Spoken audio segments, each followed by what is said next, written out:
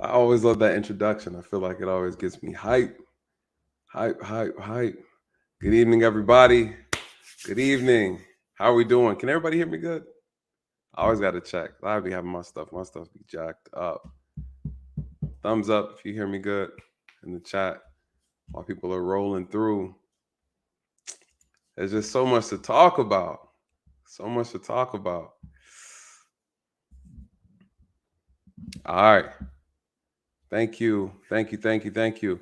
Welcome back, everybody. This is the Real Nathan Daily. Welcome back to my channel. As you know, I'm the law enforcement translator. Listen, I try to give you guys some real conversation over here. Unlike a lot of other channels, we take a deep dive into these topics.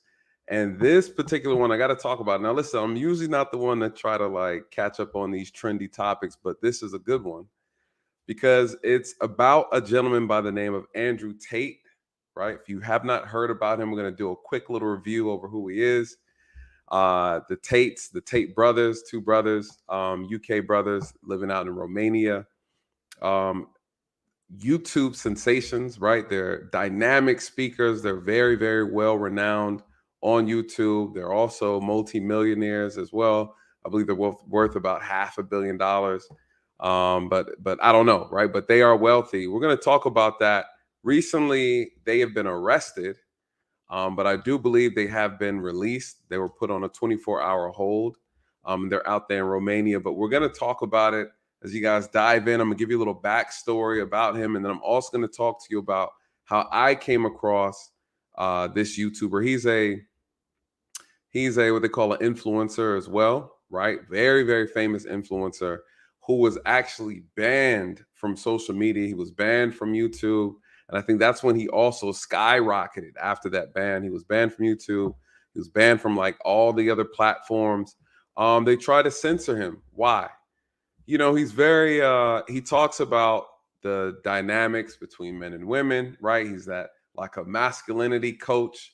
He talks about the relationship between men and women. He talks about Western culture and how toxic a lot of the teachings are here in the West. He talks about the government. He talks about the corruption. He talks about life. He talks about society in general.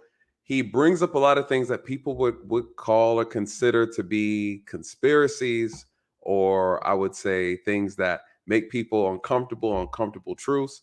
And you know, unfortunately, when you tell the truth nowadays, it's a problem, right? It's a problem. People prefer you to lie. People prefer to be misled and misguided. So he has conversations about things. You know, he really exercises that concept that's been lost, this lost art of freedom of speech, right? And so I think there's a lot of things that he talks about that I align with, that I agree with, and there's some things that I don't agree with, right? But for the most part, there's a lot of things that he discusses and talks about that I agree with. He also talks about entrepreneurship. He talks about and inspires young men to find themselves, find their purpose, chase their purpose. And you know, he has some views about women and relationship that some people don't like, right? He kind of reminds me of kind of like a Kevin Samuels kind of guy in a sense where he's really pushing some harsh truths. And some people don't like the way that he comes across sometimes, right? He has like that shock value and the things that he discusses. Listen, I tell people all the time, bless your heart. When the truth hits you, it hits you. It's not my responsibility if it hurts your feelings, right? So the truth doesn't care about your feelings. I talk about it all the time on this channel. I say facts over feelings. I can care less how you feel when the facts come across the table. And, you know, all that political correctness doesn't live over here. It doesn't live over there on his channel and the things that he puts out, you guys. So listen, he has sparked a lot of controversy. When you watch his content, when you watch his videos, some people can't handle what he says. Regardless of how true it is, it cuts deep for some people. Why? Because it makes them uncomfortable, right? Andrew Tate says things that makes people uncomfortable. But people need to feel uncomfortable. Why? This world, this country has gotten way too comfortable with a lot of things. This is the reason why so much chaos, right? It's so much chaos. People are afraid. People, you know, we've started to make adjustments with how we deal with people simply because we don't want to offend them.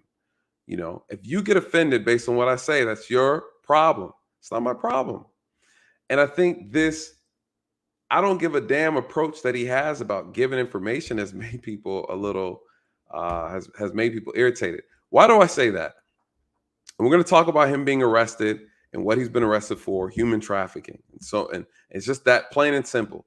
But I got to tell you his business that he started, you guys. He has a very unique background as far as how he's become successful. One thing you can't take away from him, his work ethic. Him and his brothers are very diligent, hard working. They put a lot of work in, and they're millionaires. And then they're influencers. So they go on YouTube, they have expensive cars, live lavish lifestyle, a lifestyle that they earned and worked hard for. Now, some people call him a modern day pimp, right? Why? Because the way he started his business, well, he was making a little money doing kickboxing. He's a world class, I want to say world class champion, something like that. And, you know, again, I came across him early this year based on a stream that he did. I'm going to play a clip of that so you guys understand where and how I came across him, because I've never really been a big fan of social media. And so as I got into doing YouTube, I came across a lot of other YouTubers. And so I did come across his content. I was like, oh, wow, this is dope. You know, and I agree with this. A lot of things that I say on this channel, he has also said it, or he does say it. And what caught my attention was a conversation he had on someone else's channel in reference to the relationship with police in this country in the West, as well as the views on race and racism. You know, he made such a very, very unique argument that I also kind of like, yeah, I second that. So this is going to be interesting, you guys, because I've only mentioned him once before. I played like a clip of him before on the channel, but I haven't really did like a deep dive into it. So today, when they released this information about him being arrested, I was completely blown away, but I wasn't surprised. You guys, unfortunately, when you get into a certain status and you can't be bought, right? When you can't be bought, you're not easily censored. What do people do? What do they do? The people who have power and influence, when you start to become a problem, you guys, they do a couple things. One, they try to tarnish your name or your reputation, try to damage your name. What do? They try to make you out to be crazy, right?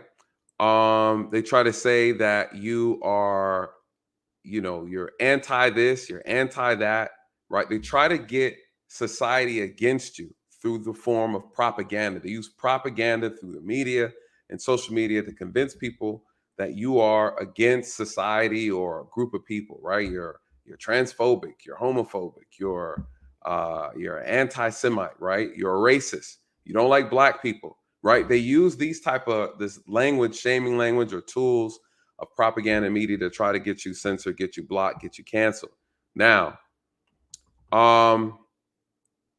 question, Family Value said, yeah, this is the second time. The first time he was, I think, swatted, which is a technique that people do. You have people who will make a false police report on you, right? Say, hey, I've been held against my will. Here's where I'm at. And then they rush into your home and with the SWAT team, blah, blah, blah. Anyway, they make a false police report of a crime. And then they send the SWAT team out, right? They call it swatted. It's like a little technique. I won't say it's a technique. It's something that people do, which is illegal, right? You're making a false report, a false police report. So that is a thing. So what is another way, right? You know, they shame you, they try to censor you by saying that you're against this group, against that group, or whatever, right? So we see that happen all the time. That's like the standard everyday play they use to try to censor people. Oh, you're anti this, you're anti that, you don't like black people, you don't like women. So because of his views on society, his views on women and relationships, you know, he's like, women need to be submissive, you know, women need to respect their husbands, women here are out of control. So he makes a lot of statements.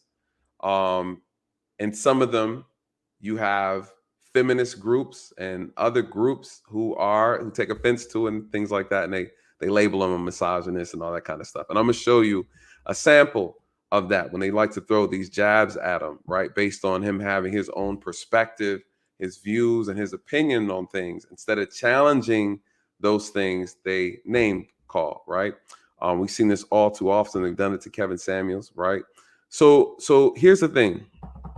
What's the other technique, you guys? If they can't censor you that way, what they do is they then try to falsely accuse you of committing crimes. We've seen this happen all the time, right? They might say that you're under the influence of drugs, you're crazy, right? Or you committed some type of crime. A lot of times, it's always some type of a sexual act, right? Something that is that will lead people to believe that you are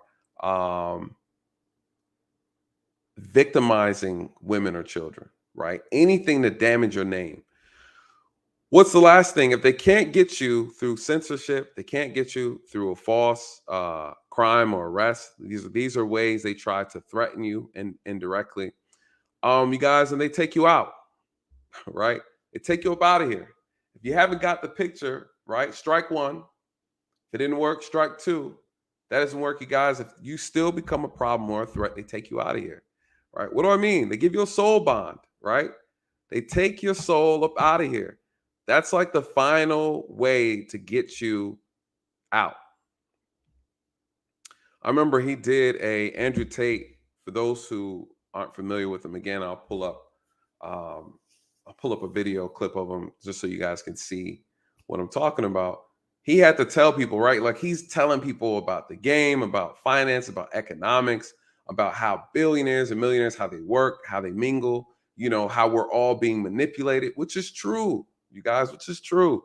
I talk about it all the time, right? I talk about it all the time. But guess what? Unfortunately, the way this thing works, if you're not aware, a lot of times on this channel, I try to talk about things discreetly and hope that as I drop these crumbs of wisdom, that you pick up on them, right? I can't just sometimes just give you the gems. You have to be able to mine them for yourself. I give them to you, but I say, hey, here it is. But you still got to mine them. What I mean, you got to dig through. You got to shuffle through the information. Sometimes you just can't feed people the raw truth. They can't handle it. And there's a lot of people who don't want you to know, right? We mine jewels over here on this channel. This is why a lot of people will email me. I get emails and emails and say, hey, we don't get notifications from your channel.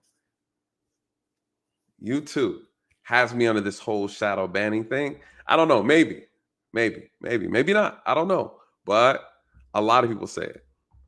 A lot of people say it. I get emails all the time. They get no notifications. Maybe I'm not doing something right. I don't understand the whole algorithm thing. So maybe not. I don't know. But they don't want a lot of information to be talked about, especially when you're having conversations that are stimulating of the mind. It allows you to think deeper, you guys. When we have these conversations, we jump off to the deep end. Off to the deep end. So, I think one of the things about this particular person, Andrew Tate, he says a lot of things that's triggering to people, to some people. And to others, they understand exactly what he's talking about. He is an advocate for men. And unfortunately, there's a lot of people who do not like that. Why? Because it goes against the agenda to feminize men. That's a fact, right? That's a fact. And I think it's a very dangerous thing when someone decides to go against the status quo, goes against the agenda that the world or the country has set. Why? Because it interferes. When you have strong men, you have a strong society, you have strong families. Those things are a threat to the things that they are actually trying to do against their own people, right? Their own people. So again, when we start diving into like the truth, a lot of people can't handle what's actually going on. And the problem with him is they try to cancel him because of the things that he was talking about. Now, granted, he says some triggering things to some people who might get triggered. The things he talks about should not be controversial. It's only controversial because we believe it's something that we shouldn't be discussing. There's no such thing as controversy. There's just things that people feel uncomfortable about talking about because society has told you that it's taboo. It's not taboo. The truth is hard for some people, you guys. That's why I have so much pushback on this channel when I have conversations about stuff. Some people can't handle it. it's like it disrupts their equilibrium, right? It throws them off. I tell people all the time that the truth is a liability to the elites, right? To the people who are making all the money, who are orchestrating all the things, right? People look at them all the puppets. Well, I say the puppets are puppets, but it's the strings you got to follow, right? The strings, the puppeteers, the people who are really, really manipulating things behind the scenes. You don't see them. And to them, truth is a liability. It's a liability. And the lies are profitable. It's profitable. Confusion, chaos, lies. That's where all the money is. The truth, man, it disrupts what's being put out. That's causing a lot of dysfunction, and dysfunction is profitable. Yep. Dysfunction is profitable. So, you have the 1% up there making money off of people's ignorance. And you have somebody and people come out and start telling truth. It causes a problem. Causes a problem. That's why anytime you come out here and start speaking truth, they try to shame you. They try to embarrass you. They try to discredit you. They call you crazy. They call you a conspiracy theorist, right? If that doesn't work, what else? Then they try to throw some type of bogus criminal charge against you. That's like another way. Then what else? If that doesn't work, you guys, they give you a soul bond. They take you up out of here. Permanent solution. They do it. They do it all the time, all throughout history. And a lot of people, what does it do? It keeps fear circulating throughout society. The fear is what keeps people's mouths shut. Or money. Or money. But when you have money, you can't be bought. And some people have integrity. They have enough integrity to know that you cannot assassinate my character. You can't assassinate my character. Some people can't be bought, you guys. They just can't. And I think that's the moral of the story. Some people cannot be bought. Hate them, like them, or love them. Some people can't be bought. You got to respect them. Hate them, like them, love them. You got to respect them. And, this is going to be very interesting. So let me, we're going to talk about what happened. So allegedly, they are stating that he committed the offense of human trafficking. That's what they're saying. Allegedly. You guys, personally, I think it's BS. For those who don't know his history and background, I know a little bit. I'll share a little bit about you, about how he started his I guess you would say his enterprise, right? His wealth, where it came from. He started off kickboxing. He was making money there. He then took his money, him and his brother, they invested into a webcam model studio type of setup. He had girls who were webcam girls, right? Kind of like OnlyFans before OnlyFans came, right? He started that, his own little thing. He made a lot of money off of it. For those who don't know about the whole webcam modeling thing, obviously, it was basically a business where people pay to see a bunch of girls, right? I don't know. I don't know the name of that business. I don't know if he still has it. I don't know if he sold it, but that's how he started, right? That's how he started. And so when he did that, he made a lot of money. So I don't know if he sold it, but I do know the money he got from that, he started doing other businesses and making money and so forth and so on. Anyways, the guy, him and his brother are worth roughly $500 million, right? $500 million is what he's worth. But that's the business that he started in. And then, of course, he's done other businesses. So I say that to tell you that this human trafficking thing, right, is they're looping this towards that side of his business, right? This man has multiple wives. He just recently, or not too long ago, he has converted over. I believe he was Christian before. He converted to Islam, right?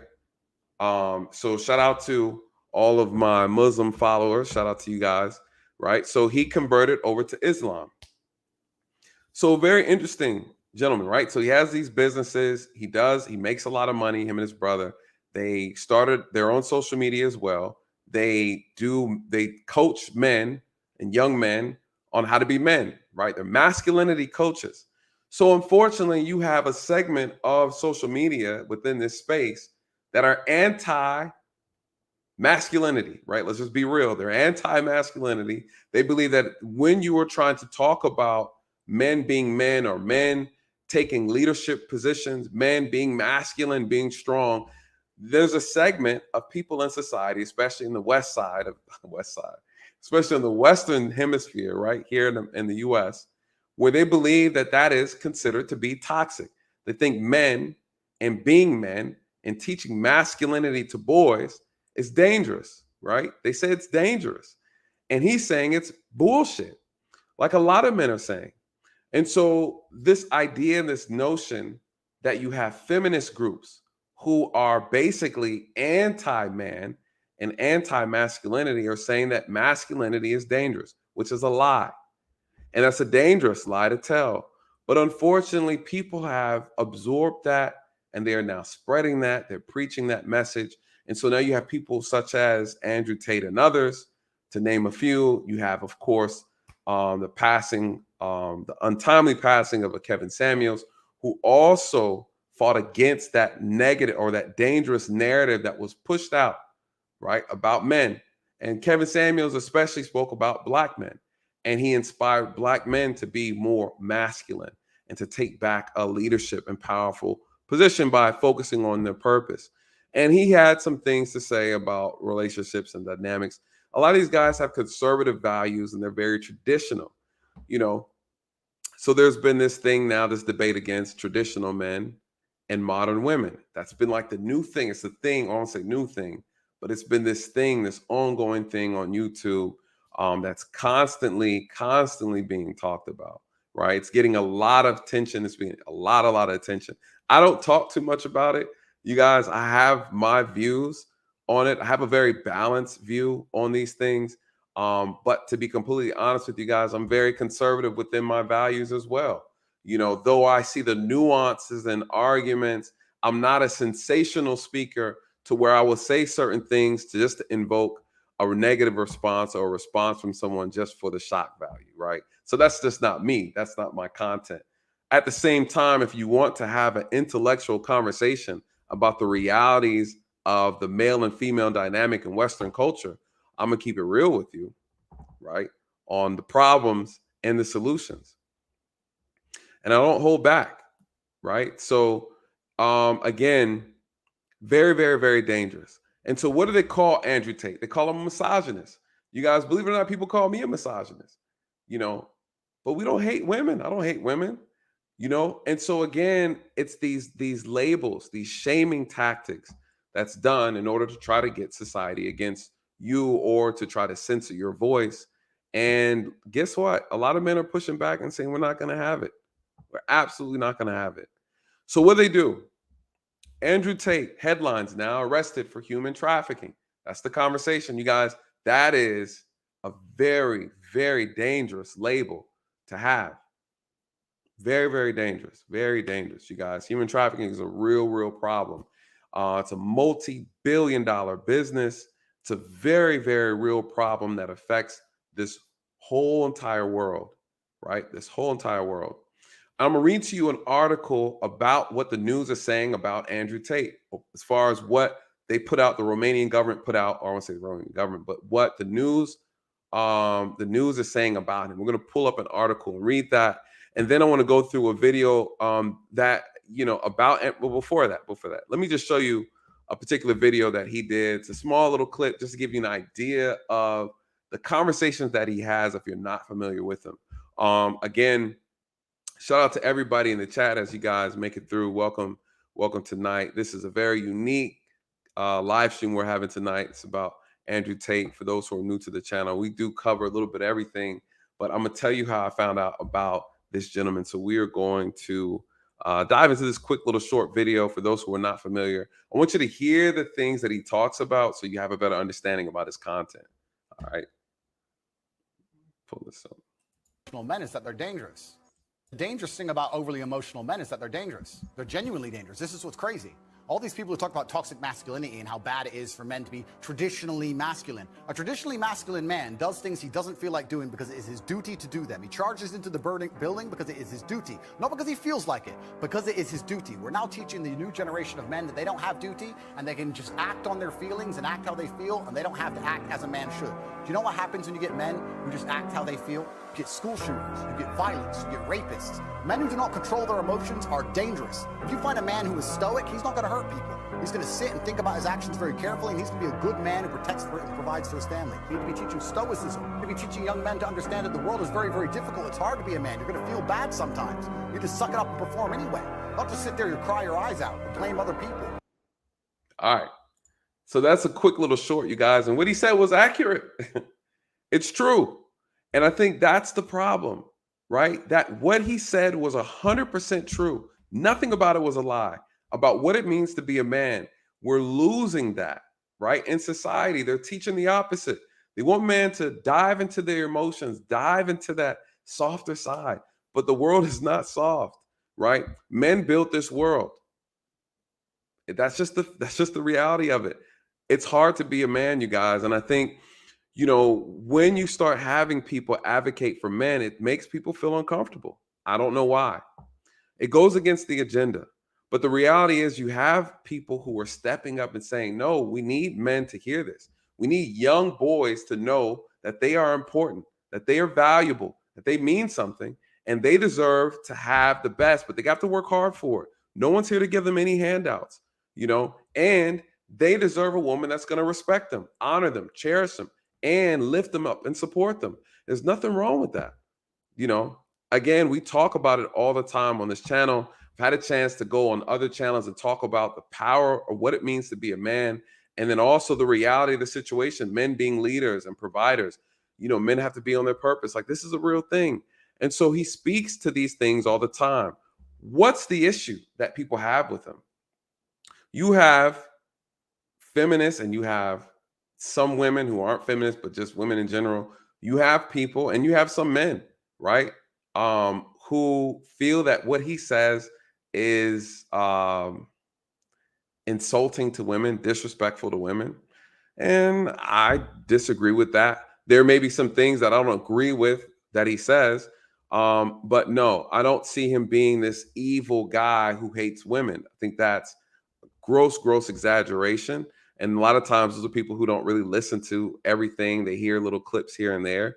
But he has a perspective that some Western women don't like. It's the same perspective some women don't like who might look at other cultures and see that women are very submissive to their husbands. They say, oh, why do you have to do that? Why do you do that? You shouldn't do that. Whatever. We don't do that over here. But it's just a different way of living. It's a different culture. It doesn't mean those women are being mistreated simply because they're submissive, right? And so again, that's always like, for some women, it's like if they hear that word or you ask them or you say, hey, I need a woman who's submissive, blah, blah, blah, it's like they have this meltdown, this malfunction, right? That's a word that makes some women feel uncomfortable. Over here on the West Side. You know, some people are saying the timing of this arrest is very suspicious because he has had some powerful discussions online. Mind you, he's been canceled, right? So they deleted all of his social media accounts and things like that, trying to prevent his words from being brought out into the mainstream. There's a guy named Piers. What's his last name? Piers, whatever. I can't think of his name. I will say this. There's a guy, this British guy. He has his own news thing. What is his name? Piers something. I'm gonna play a clip. And Piers Morgan, thank you. I'm gonna play a clip of how he describes Andrew Tate, right? Piers Morgan is I would say, he's what's wrong with the world today, right? You know, he's a paid anarchist, is what I'll say. A paid anarchist. What do I mean by that? He's someone who's paid to create or to help push the agenda of destruction within this world. And these people get paid really well, you guys. They get paid. They're part of the propaganda machine, is how I like to put it. I'm going to pull up a clip with Piers Morgan because I want you to hear how he describes Andrew Tate. and this guy he's wrong, right? He's wrong. But I think it's important for us to see that, so you guys can hear the other side, and then I'm gonna play a clip of how I came across Andrew Tate, and then we're gonna go across this article about what they are saying he's being accused of, and then we're gonna go from there, and we're gonna talk about how they found him and so forth and so on with the pizza box. All right, let me see if I can find a quick this clip with Pierce. I think this will be Andrew Tate and Piers Morgan. This will be, yeah.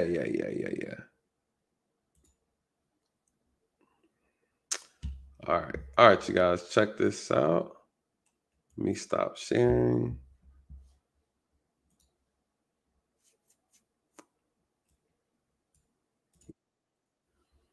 Okay, bear with me. I didn't even think to add this, but this is actually perfect. Let's do Chrome tab. Okay. So one of the most here we go. So this is Piers Morgan. If you guys probably seen him before, right? You've probably seen him before. Let me just give you a little background as to what he says and how he tries to describe Andrew Tate is how those who dislike him, this is how they view him, right? This is the perfect way, because when I watched this interview initially, I was so irritated, but Andrew handled this extremely well, very professional, very respectful, but at the same time, he stood his ground, and he was very, very surgical with how he dismantled Pierce's foolish arguments that he was trying to make. Highly, highly, highly skillful speaker. And listen, this was a great, great, great discussion. If you have not seen this interview, Piers Morgan, though, is very articulate. He's very sharp. He's very smart. You guys, he gets paid good money to do what he does, which is to push this agenda throughout the media. And he does a great job at it, right? Very liberal views. Piers Morgan has extremely left. But, and he's a great debater. One thing I will say, he's a great debater, but I definitely believe Andrew Tate surgically dismantled his arguments, and then also in many cases made him look foolish. So he made a lot of emotional arguments that Andrew was able to dismantle in a heartbeat. So listen to the way he describes Andrew Tate. This will give you an understanding as to how they label him, how they label Andrew Tate, and then also why they feel him or see him as a threat. And so let me play this so you guys get a better idea. Piers Morgan Uncensored, one of the most infamous men in the world. Andrew Tate's misogynistic tirades have been viewed billions of times online. He's now misogynistic tirades. God. Misogynistic tirades. That's how he's being viewed, right? So I want you to just hear how his choice of words, misogynistic tirades, and also fair use. Let me throw that up there. Shout out to S-Eds, always reminding me. Shout out to the members of the channel as well, and shout out so much to my moderators. Thank you guys so much. Misogynistic tirades. Not been effectively banned, though, from the internet. He doesn't think that's fair. Tonight, I'm going to try and work out if it is.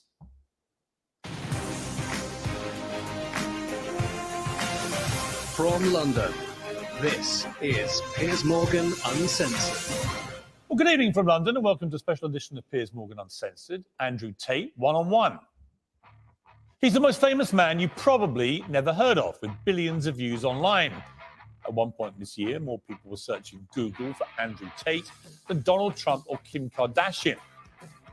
A former professional kickboxer, he was kicked off Big Brother in 2016 after a video emerged of him striking a woman, in what they now both claim was a consensual sex game.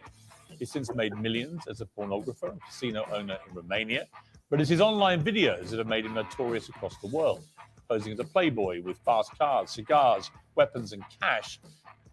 He rants about his often scandalous views on women. Or instruct a female to provide sustenance. Cook. So I think my sister. So that's the thing, right? You got some people are uncomfortable because he's like, woman, go make me a sandwich, right? So people are like, oh, I can't believe he told her to make him a sandwich. It's like, why? Right? So again, people have these things about him when they hear the way he speaks, right? It bothers them, type of thing. But they call that misogynistic or misogyny, and that's absolutely not true. You guys, misogyny is just the the dislike or the mistreatment of women and so on and so on. So nah, stretch. Sister is her husband's property, yes. Tells young men they can get as rich as him by paying for his digital life lessons. I have 100 business tips I'm going to teach you, which will allow you to make your own money instantly. But amid a global media backlash, the net has closed on Andrew Tate. While millions still share his videos, he's effectively banned from the web, booted off Facebook, YouTube, Instagram, Twitter, and TikTok. To his fans, he's a misunderstood satirist and the victim of big tech censorship. To many others, he's a malicious misogynist. Tonight, I'll try and get to the truth. Well, some of the opinions Andrew Tate shares in his videos are undeniably deeply offensive. We're going to show you some of them on this show. I think you should see them for yourself, not simply hear what he says about them or what other people say about them. Tens of millions of people across the world follow Andrew Tate, and with a big following comes a big responsibility, as well as a public interest in holding his views to account. If outrageous opinions are read aloud, they can be challenged and exposed for what they are. If they're silenced, the person holding these views can become a martyr. So that's why I invited Andrew Tate to come here tonight, and he joins me now live. So Andrew, well, welcome, first of all. You come all the way from Romania to do this interview. Correct. What do you hope to achieve from this interview? Why are you here? It'd be interesting to have a conversation with you. You've certainly been the subject of your own divided opinions in the world. There's a lot of people who would say some of the things you say are perhaps dangerous or toxic. So I thought you'd be a good person to speak to about this subject. I didn't know much about you before this year. And then I suddenly became very aware of you, as the world did, because as I said earlier, you were the #1 subject searched on Google ahead of Donald Trump. Yeah. I didn't think it was even possible. Why did you get suddenly so popular / infamous, do you think? I exploded. I certainly didn't do that with magic. I've been on the internet for a very long time.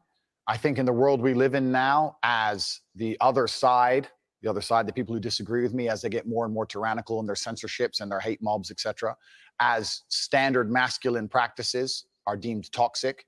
I didn't put a magic spell on everybody. I managed to accumulate a large amount of affinity with the male populace across the Western world because I'm simply saying things that many men believe, think, and feel. The problem I would say is I want to play you just a clip off the top. This is from Joe Rogan, who's somebody I absolutely love. Sure. And I think it explains to me what...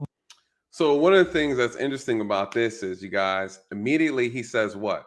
Look, this isn't magic, right? I'm basically resonating with the men of the world. I'm resonating with men in Western society. Why?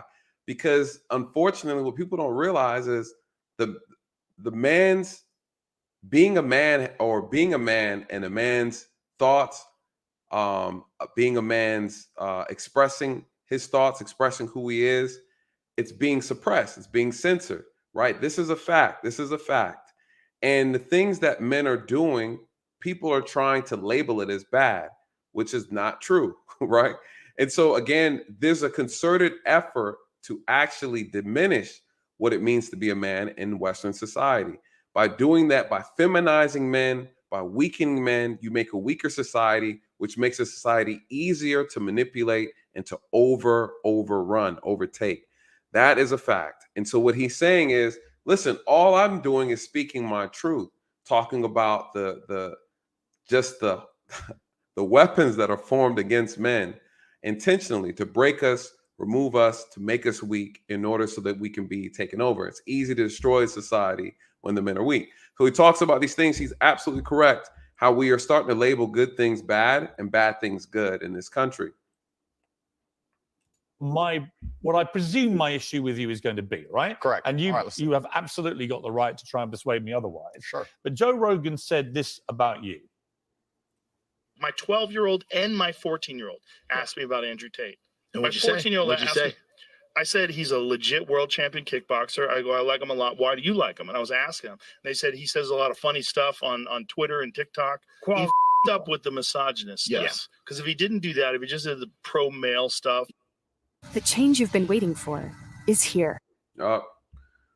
Commercials. Let's fly through that.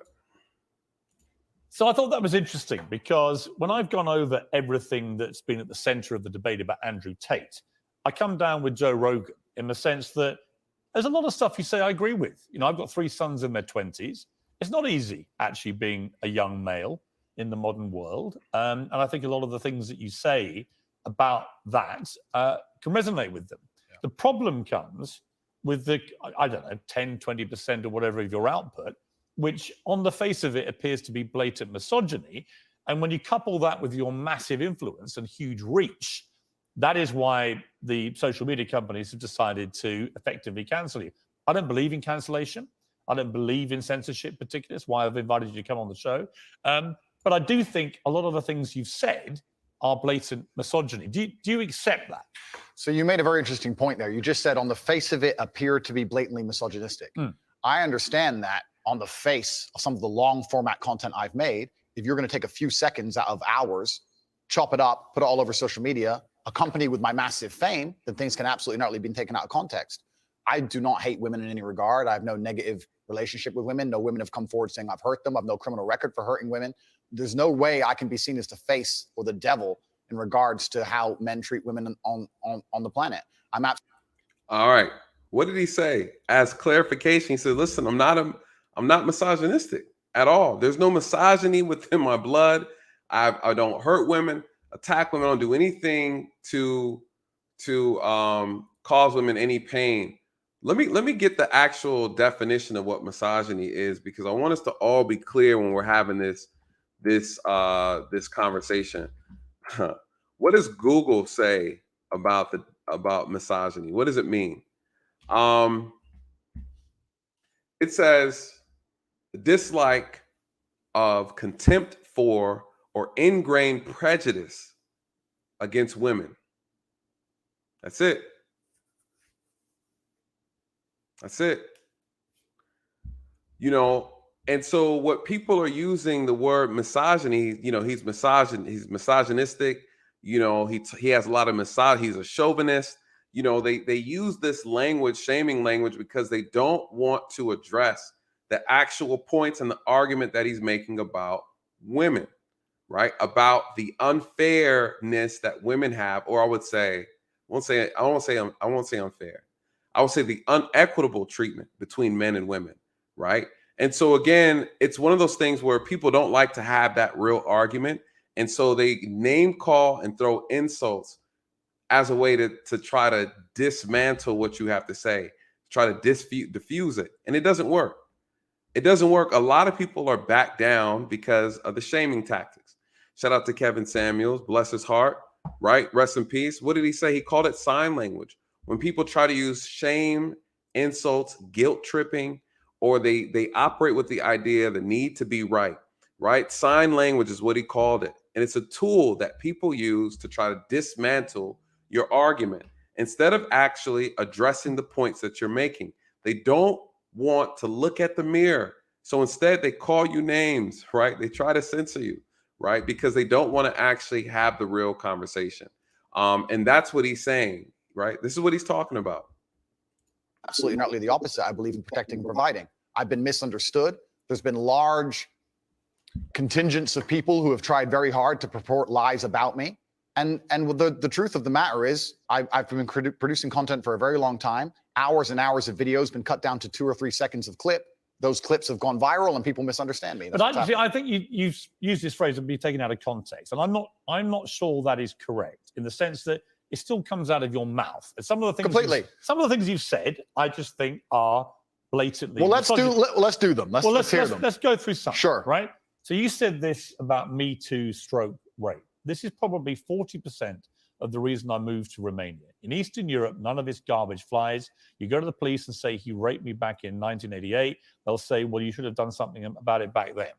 Yeah, so the point I was making was obviously at the height of the Me Too scandal, and also if we look at Amber Heard and Johnny Depp, there's been a lot of high-profile cases where men have been accused of things they did not do without evidence, and their lives have been completely and utterly destroyed. Right. When I say these things, people sit and say that, oh, he hates women. I don't hate women. I think rape is disgusting. I would take a stronger stance on rape than the British government. I think these people should face the death penalty. But to sit and say that women without evidence can go forward and just make up accusations against men, even though they've been repeatedly proven to destroy men's lives at will, is absolutely and utterly What about a asinine. woman who Now, what is he saying? What Pierce is about to do, he's going to try to deflect. And in this deflection, he's not going to answer or address or acknowledge what Andrew just stated and acknowledge the fact that what he said it is accurate, you guys. Me as an officer, I've seen it countless times again, where people blatantly just believe women simply because they're a woman. And I have seen women lie on men, send them to prison, right? Ruin their lives, destroy their careers off of a lie. Off of a lie. Again, I've seen it happen. You've also seen it happen. People use the word grape, right? As we know, we got to say it for YouTube, saying they've been sexually assaulted by a man and it wasn't true. No evidence, but they were believed, right? Convicted. There have been men who've done years in prison behind a lie. Later find out that though there was no evidence, no DNA, no nothing, this man was still convicted. Then they find out this lie, he's released, and the woman is not even punished for the lie that she told against that man. You guys, I've done shows on that, done videos on it as well. This is true. What he's saying is 100% accurate. Now, what people like to do is now shift it and turn this into an emotional argument, right? Emotional argument. What you're about to see Pierce do is very, very interesting, but a lot of people tend to do this when they make this argument. You cannot dismiss what he just said at all. But people don't want to what? They don't want to acknowledge this part. The fact that women lie. The fact that women will lie and make up a story to get men in trouble. You guys, just because you're a woman does not mean you're above being held accountable, period. We can all agree that this act, the sexual act against women, rape, is wrong, 100% wrong. And me personally, I think men should be castrated for doing it, right? That's me. And you're talking about someone who's put handcuffs on rapists, who's chased them down, right? So trust me, I'm telling you, we don't like it. We don't agree with it. It's not acceptable. But what's also not acceptable is when women lie on men about doing that said act to them, period. So what should be their punishment? Me personally, I can be petty. I believe a woman who makes that false allegation, that lie against a man, should get whatever years of punishment, penalty in prison that he would have got for the act. That woman should get it in return, period. What do people say in reference to charging women for lying? Well, we don't want to discourage women from coming out and speaking, right? We don't want to discourage them from coming forward, right? Now, I get it, but I don't agree. I don't agree. I hear what you're saying, but I have to humbly disagree with you. You guys, listen, my profession has been putting charges on people, right? Prosecuting people.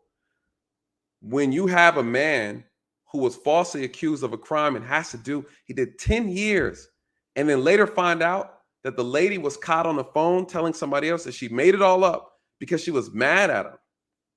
You guys, and then he gets released from prison. He doesn't get those 10 years back. What should be her punishment? What should be her punishment? What should be her punishment? She robbed this man of 10 years. What should be her punishment? You guys, I think she should get 10 years in return. Some people say, oh, that's harsh. Bless her heart. Bless her heart. You know, how many men are in prison today behind the lie that a woman told? Listen what Piers has to say. I'm gonna wind it back just a little bit. Listen how he responds to what Andrew's saying about this. Things they did not do without evidence, and their lives have been completely and utterly destroyed. Right. When I say these things, people sit and say that, oh, he hates women. I don't hate women. I think rape is disgusting. I would take a stronger stance on rape than the British government. I think these people should face the death penalty. But to sit and say that women without evidence can go forward and just make up accusations against men, even though they've been repeatedly proven to destroy men's lives at will, is absolutely not. What about a woman who was raped back in 1988 and goes to the police? Then the man should face absolute and complete justice. But do you understand that when that clip appears on TikTok as a clip, and all right, as a clip, completely okay, but it's still something that came out of your mouth. Do you accept that when that appears on TikTok, a lot of young, maybe not as smart as you, young men, right, impressionable teenagers, will read that and go, what's he saying here? Is he saying that rape doesn't exist? No, I completely. I'm not going to sit here as a professional and say that I can't be taken out of context. What I will say is that one small sentence you've taken was from a 1-hour video where I explained that, of course, rape is disgusting. Of course, everybody should be punished for their crimes regardless of when they happen. But people are not perfect, male and female. And if you give women the opportunity to destroy men's lives without evidence, there's going to be a contingent of women who will do that. Yes. I'm trying to make a balanced and nuanced argument in a world where people have no attention span. They're going to take a few seconds, put it online, decide someone's good or bad, not be interested in the longer format video. And here I am. No, I'm certainly a person who takes personal responsibility. That's who I am as a person. But we live in a world now with TikTok videos 5 or 6 seconds long. There's no content. Do you think women are the property of men? No. The point I was making. Why have you said they are? Because I made a. All right. So before he gets in that, what is Andrew trying to tell Piers? This is what's going on in society today. When someone can listen to 5 seconds of what you have to say and then create an entire narrative about it, people can chop up what you say. And it interferes with the perspective a person will have over you. And what he's saying is people have taken my content out of context. Again, I have to give out a shout out to Kevin Samuels. Same problem, right? Same problem. Average at best, right? People took that stream that he did and was like, oh, he hates black women, right? He hates women. Why? Because he told women that if you don't do X, Y, Z, you are not going to get the man that you claim you deserve to have. What are you bringing to the table? People don't like the truth. Why? The truth hurts, right? It's so much easier. It's so much easier to lie to people. It's so much easier. So much easier. So this is just a snippet. You know, I'm not going to play this whole thing, you guys. I just wanted to give you an idea of what the conversations are like when they're discussing Andrew Tate and what it is about him that people try to attack. He says certain things, people take it out of context, right? Completely out of context. He had a discussion and said a wife to a husband. As a wife, you're your man. That's your property to your husband, right? Of course, people don't like that, right? It goes into this whole be submissive argument. And this is, I'm gonna play this last piece before I go into the next clip, and then I'm gonna dive into the actual article and reference to what they're alleging that he did and why the arrest was based off of human trafficking, how they came to that, how this story unfolded. Let me play this last little clip so you can hear this discussion between the two. A religious point. I said that when a man marries a woman, the woman wants the argument in a world where people have no attention span. They're going to take a few seconds, put it online, decide someone's good or bad, not be interested in the longer format video. And here I am. No, I'm certainly a person who takes personal responsibility. That's who I am as a person. But we live in a world now with TikTok videos 5 or 6 seconds long. There's no content. Do you think women are the property of men? No. The point I was making. Why have you said they are? Because I made a religious point. I said that when a man marries a woman, the woman's father walks her down the aisle, and hands her away to the man. Traditionally, this is what it says in the Bible. I'm a religious person. I believe in God. I live in the most religious country in the world. So you do think that the woman becomes the man? I think she takes his last name. I mean, let's watch the clip that you said about this so that we can get it in context. So I think my sister is her husband's property, yes. When a bride is walking down the aisle to marry the groom, the father walks next to her and gives her away. True or false?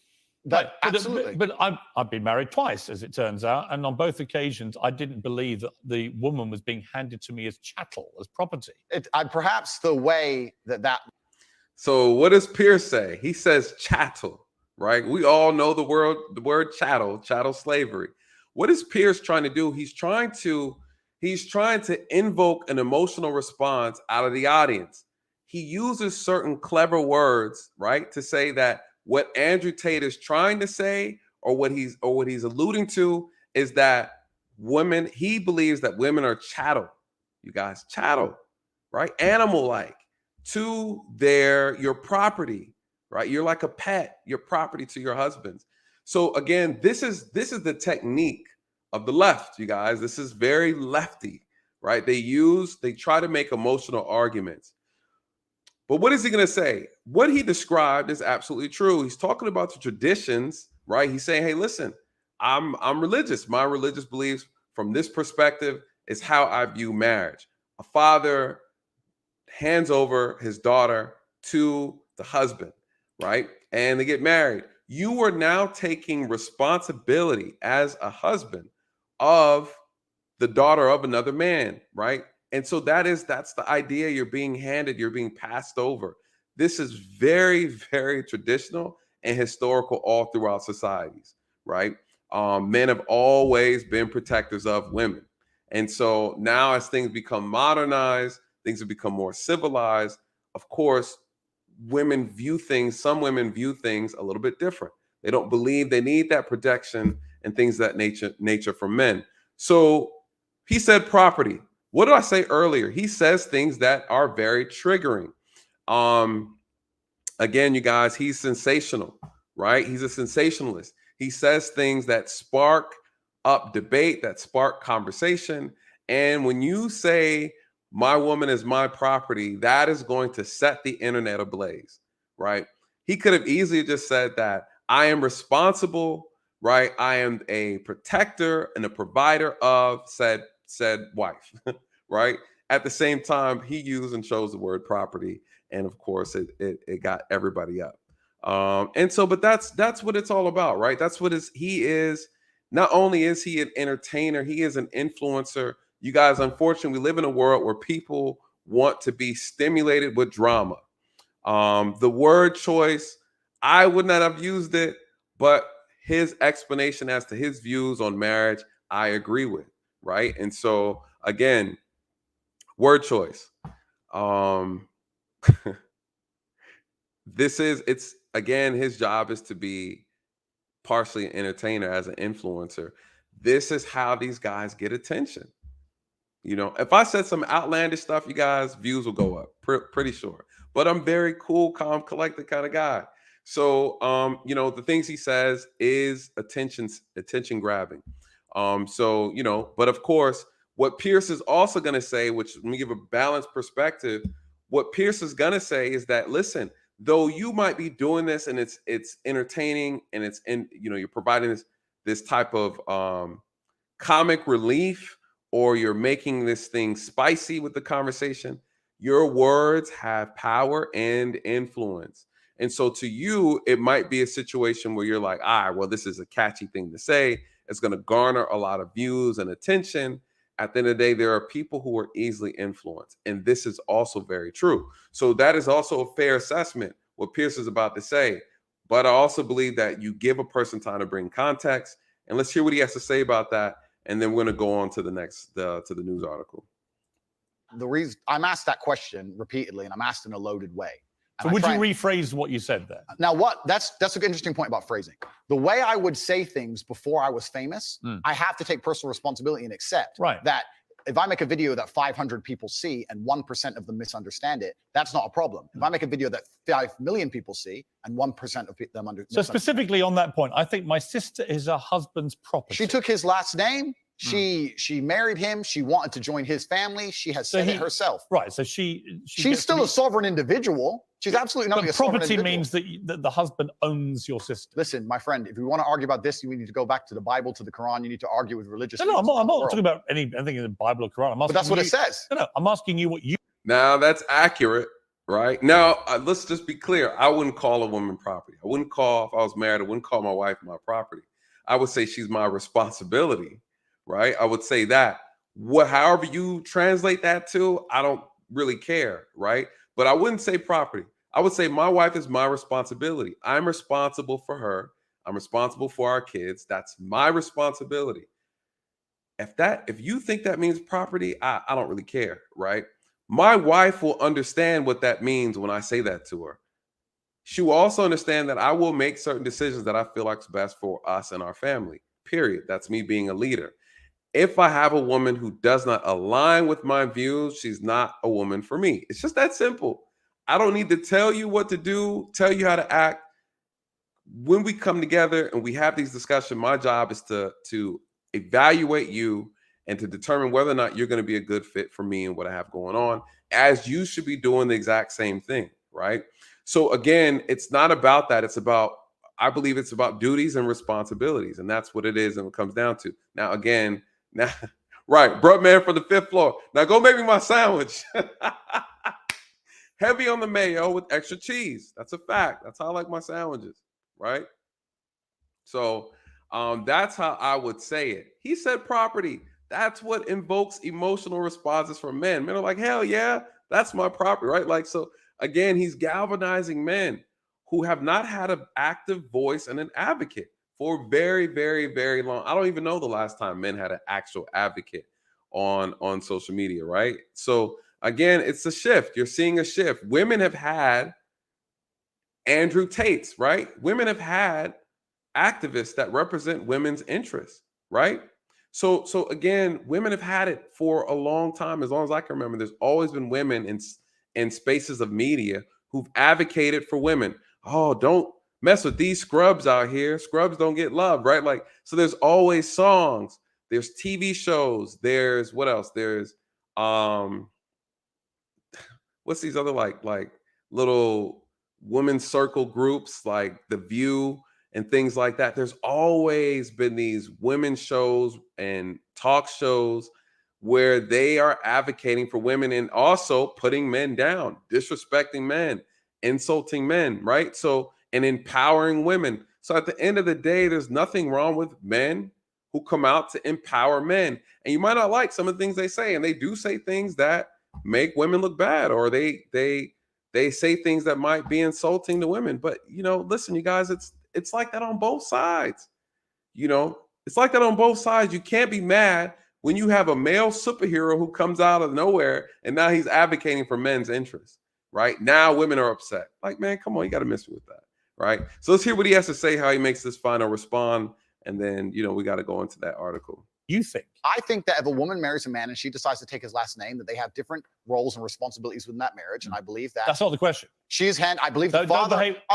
The father hands her. Don't behave like a politician. The father hands her to the man. Right, but don't be a politician, because I think you're a straight talker, Sure. right? You keep telling me you're a straight talker. I think my sister is her husband's property. Do you regret saying it like that? I understand that with my newfound fame, perhaps it could be phrased differently. However, I still believe that a woman is given to the man in marriage. That's what I believe. Yeah, but not as property. No, the property is the word that other people use when they ask me the question. But as an equal partner in a loving union, that's what marriage actually means. It doesn't mean that when you get married, the woman is given to you as a bit of chattel. Agreed. So why say it? He never said that.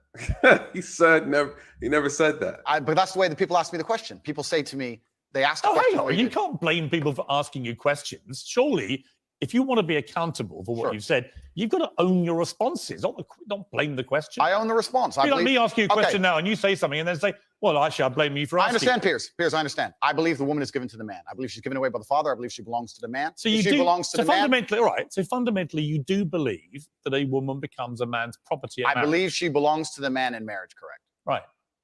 Oh, you see, that to me is misogyny. How is that misogyny? Do you see what they're doing? This is where he's getting the label of misogynist, right? Being a misogynist.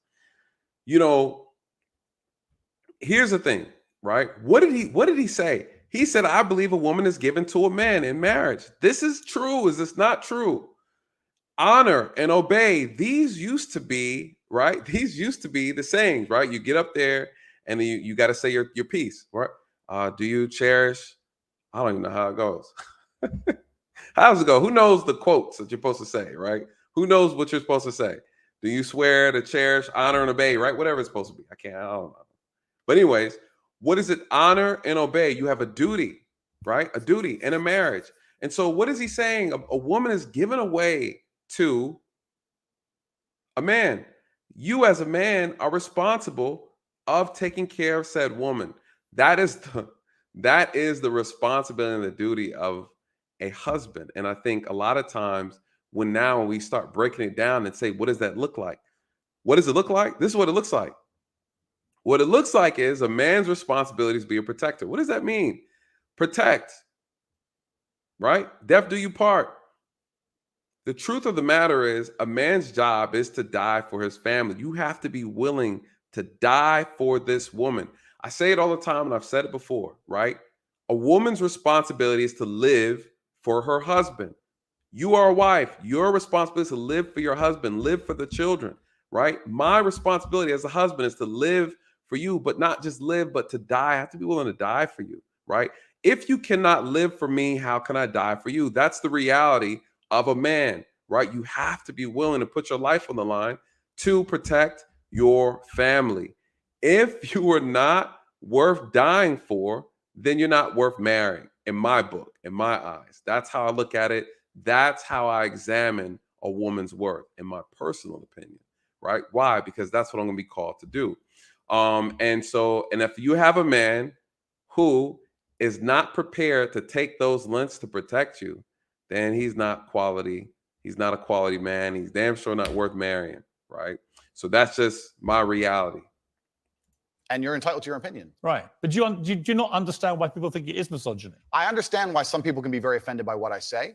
What they do is they take a point like that and they ignore all the other points I make the other way around. Yeah, but that's why I've repeatedly asked you about that line to see if you've changed your position. But the reality is you haven't.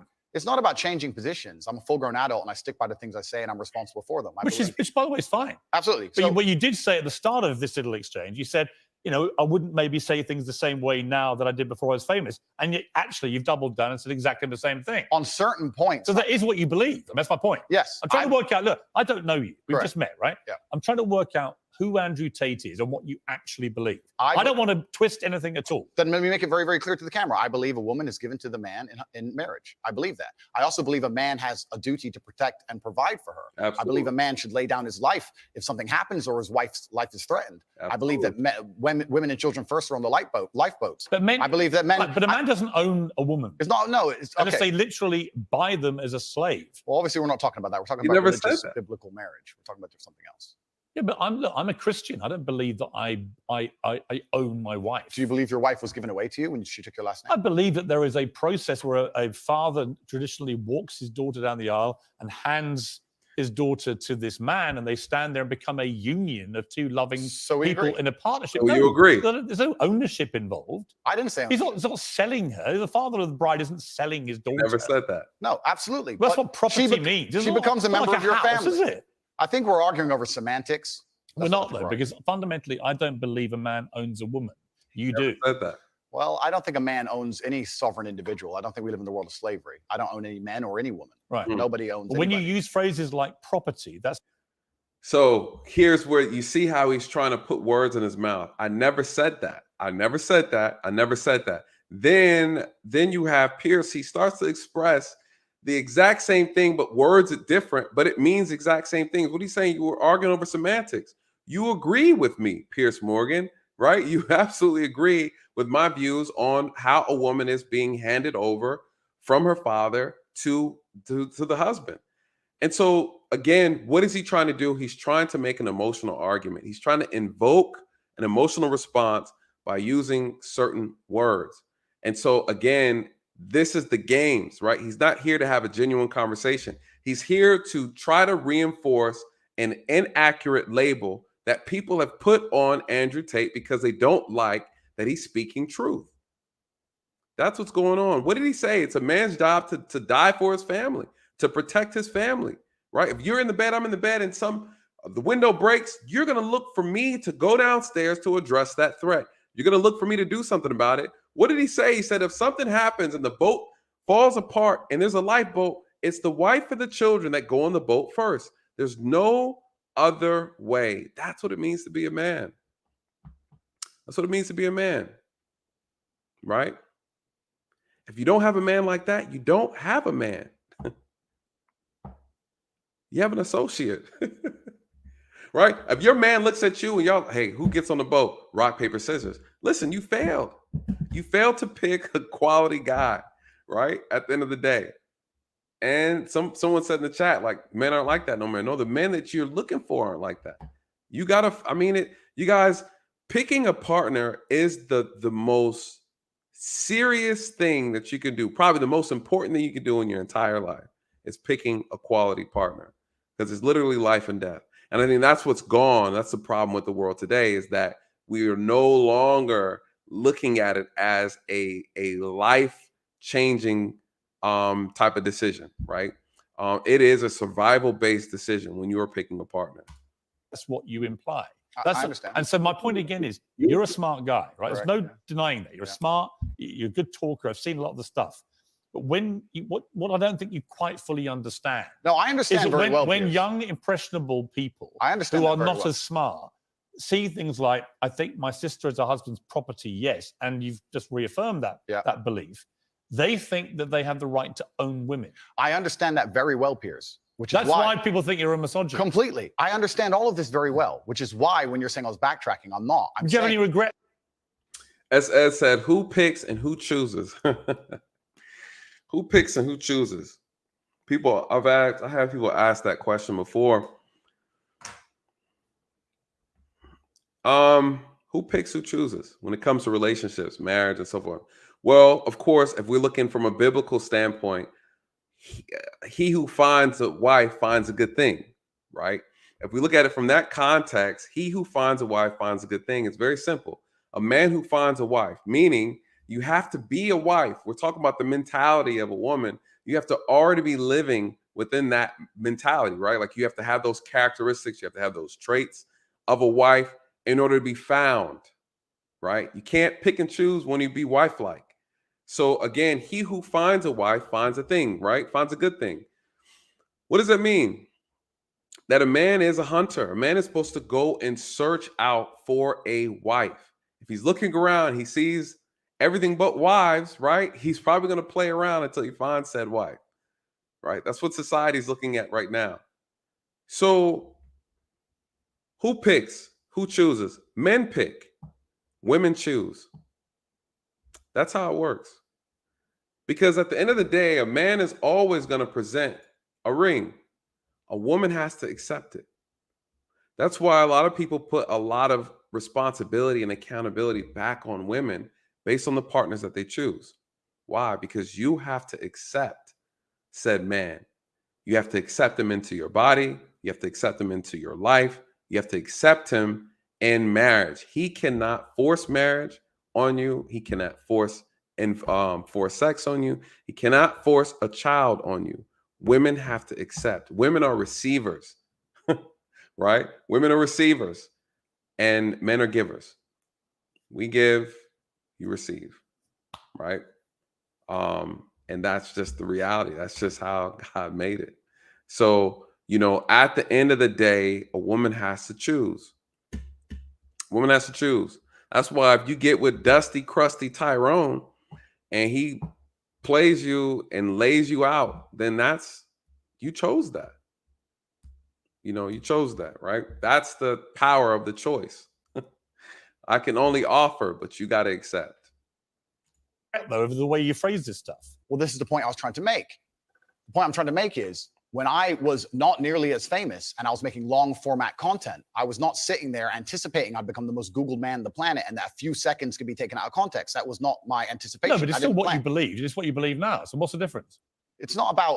You're asking me, you're saying that young people who are impressed. If you said to me, look, Piers, honestly, I've had time to think about this and I wish I hadn't said it. I don't believe that. That's one thing. Actually, you've said the opposite. You said, actually, that's what I think. Yeah. I think that it doesn't really matter whether you recorded it when you're famous or not famous. It's what you actually believe, right? I believe that a man has a duty to protect and provide for a woman. I believe that a woman's father gives her away to the man. That's what I believe, and that's in my marriage. That's the circumstance I'm going to live under. If people want to live in a different scenario, that's completely theirs. Their prerogative. You went on to say about authority over women. If I have a responsibility over her, I must have a degree of authority. This is the last part that I got to play because this is very important, because I think this also gives a very interesting perspective, so that you guys can understand who this person is. For those who are not familiar with Andrew Tate, he's about to answer a question about the authority that women have within a marriage, right? And how much authority does he has as a husband in said marriage? And I want you to hear his perspective. Why? Because this is how people are trying to make him out to be a misogynist, because of his perception. I would say, correction, because of his views and his perspective on said subject matter. This is how people are trying to label him this way. And this all ties in to this whole entire thing, the headlines, and who they are trying to label him out to be. Why is this important? Because, you guys, the power of the media is very, very, very dangerous. Why? Because they have the ability to make you out to be someone that you are absolutely not. They have the ability and the power to actually get other people to believe that you are something that you are not, right? They can choose to build you up, or they can choose to tear you down, and they have the means to do so. And they do it through propaganda. And so when you're hearing the conversation, I want you to hear the counter argument that's being made. And I want you to hear how Piers Morgan is trying to manipulate the conversation with a lot of his talking points that you see them use often through left-wing media. This right here is classic. Then I'll put a link here so you guys can watch the whole one at another time. But just in order for you to see. Yeah. For the same reason, if I have responsibility over and people are going to use their mind, it's an example, an analogy. Responsibility over a child, I have to have some authority. Yeah. So you believe, as part of your ownership or your property of the woman, you have authority over her. No. You see, and there he goes again, the leading question, right? It's almost like you're trying to tell me what I said. I never said that. You guys just heard over the last few minutes, he kept telling him, I'm not saying that she's property. I am saying this. And he's repeating it again in order to try, once again, to try to shift the narrative on the conversation and manipulate people who are watching, who are going to have an emotional response instead of actually listening to what's actually being said. Oh, I believe if you have that's what you said. I believe if you have responsibility over something, you have to have a degree of authority, or you can't be responsible. Yeah, but authority means, again, that you're the boss. The point I'm making, if you'll please let me finish Sure. at this point. The point I was trying to make was talking about the safety of a woman. She was walking alone at night. And I was saying, well, I wouldn't let my woman walk alone at night. And they said, well, you're not in charge of her. You don't get to decide what she does. I said, I understand. But if I'm responsible for her safety and I'm the person who's burdened with making sure she is safe, I have to have the authority to say, don't put yourself in unsafe situations. The two things are linked. Well, you don't have authority. You have you can absolutely have the. You see what I'm saying? So he's absolutely correct. You guys, what the problem is with Andrew Tate and those who don't like him.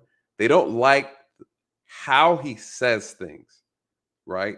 Everyone's always attacking how it was said. The truth of the matter is he's absolutely correct.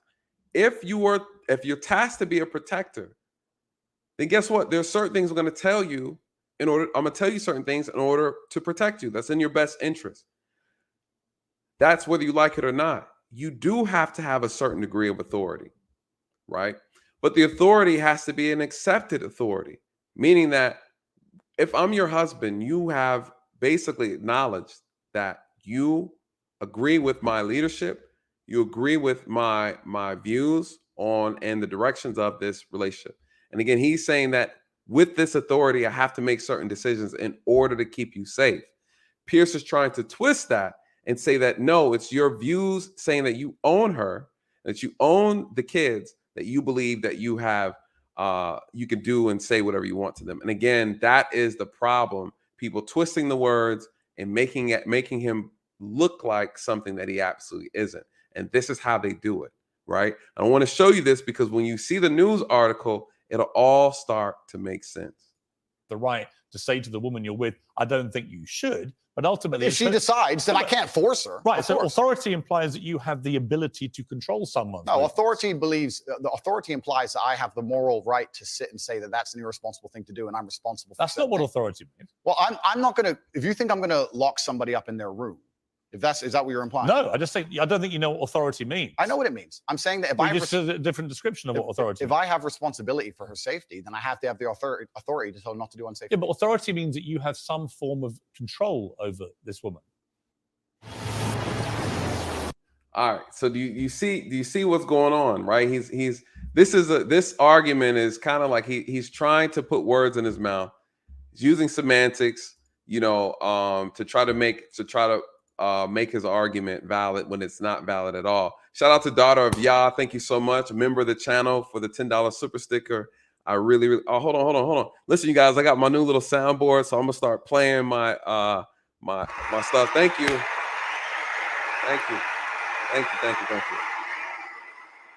Thank you so much, Daughter of Yah. Yeah, so I've integrated this thing, so I've been practicing. So shout out to you. Thank you so much for that.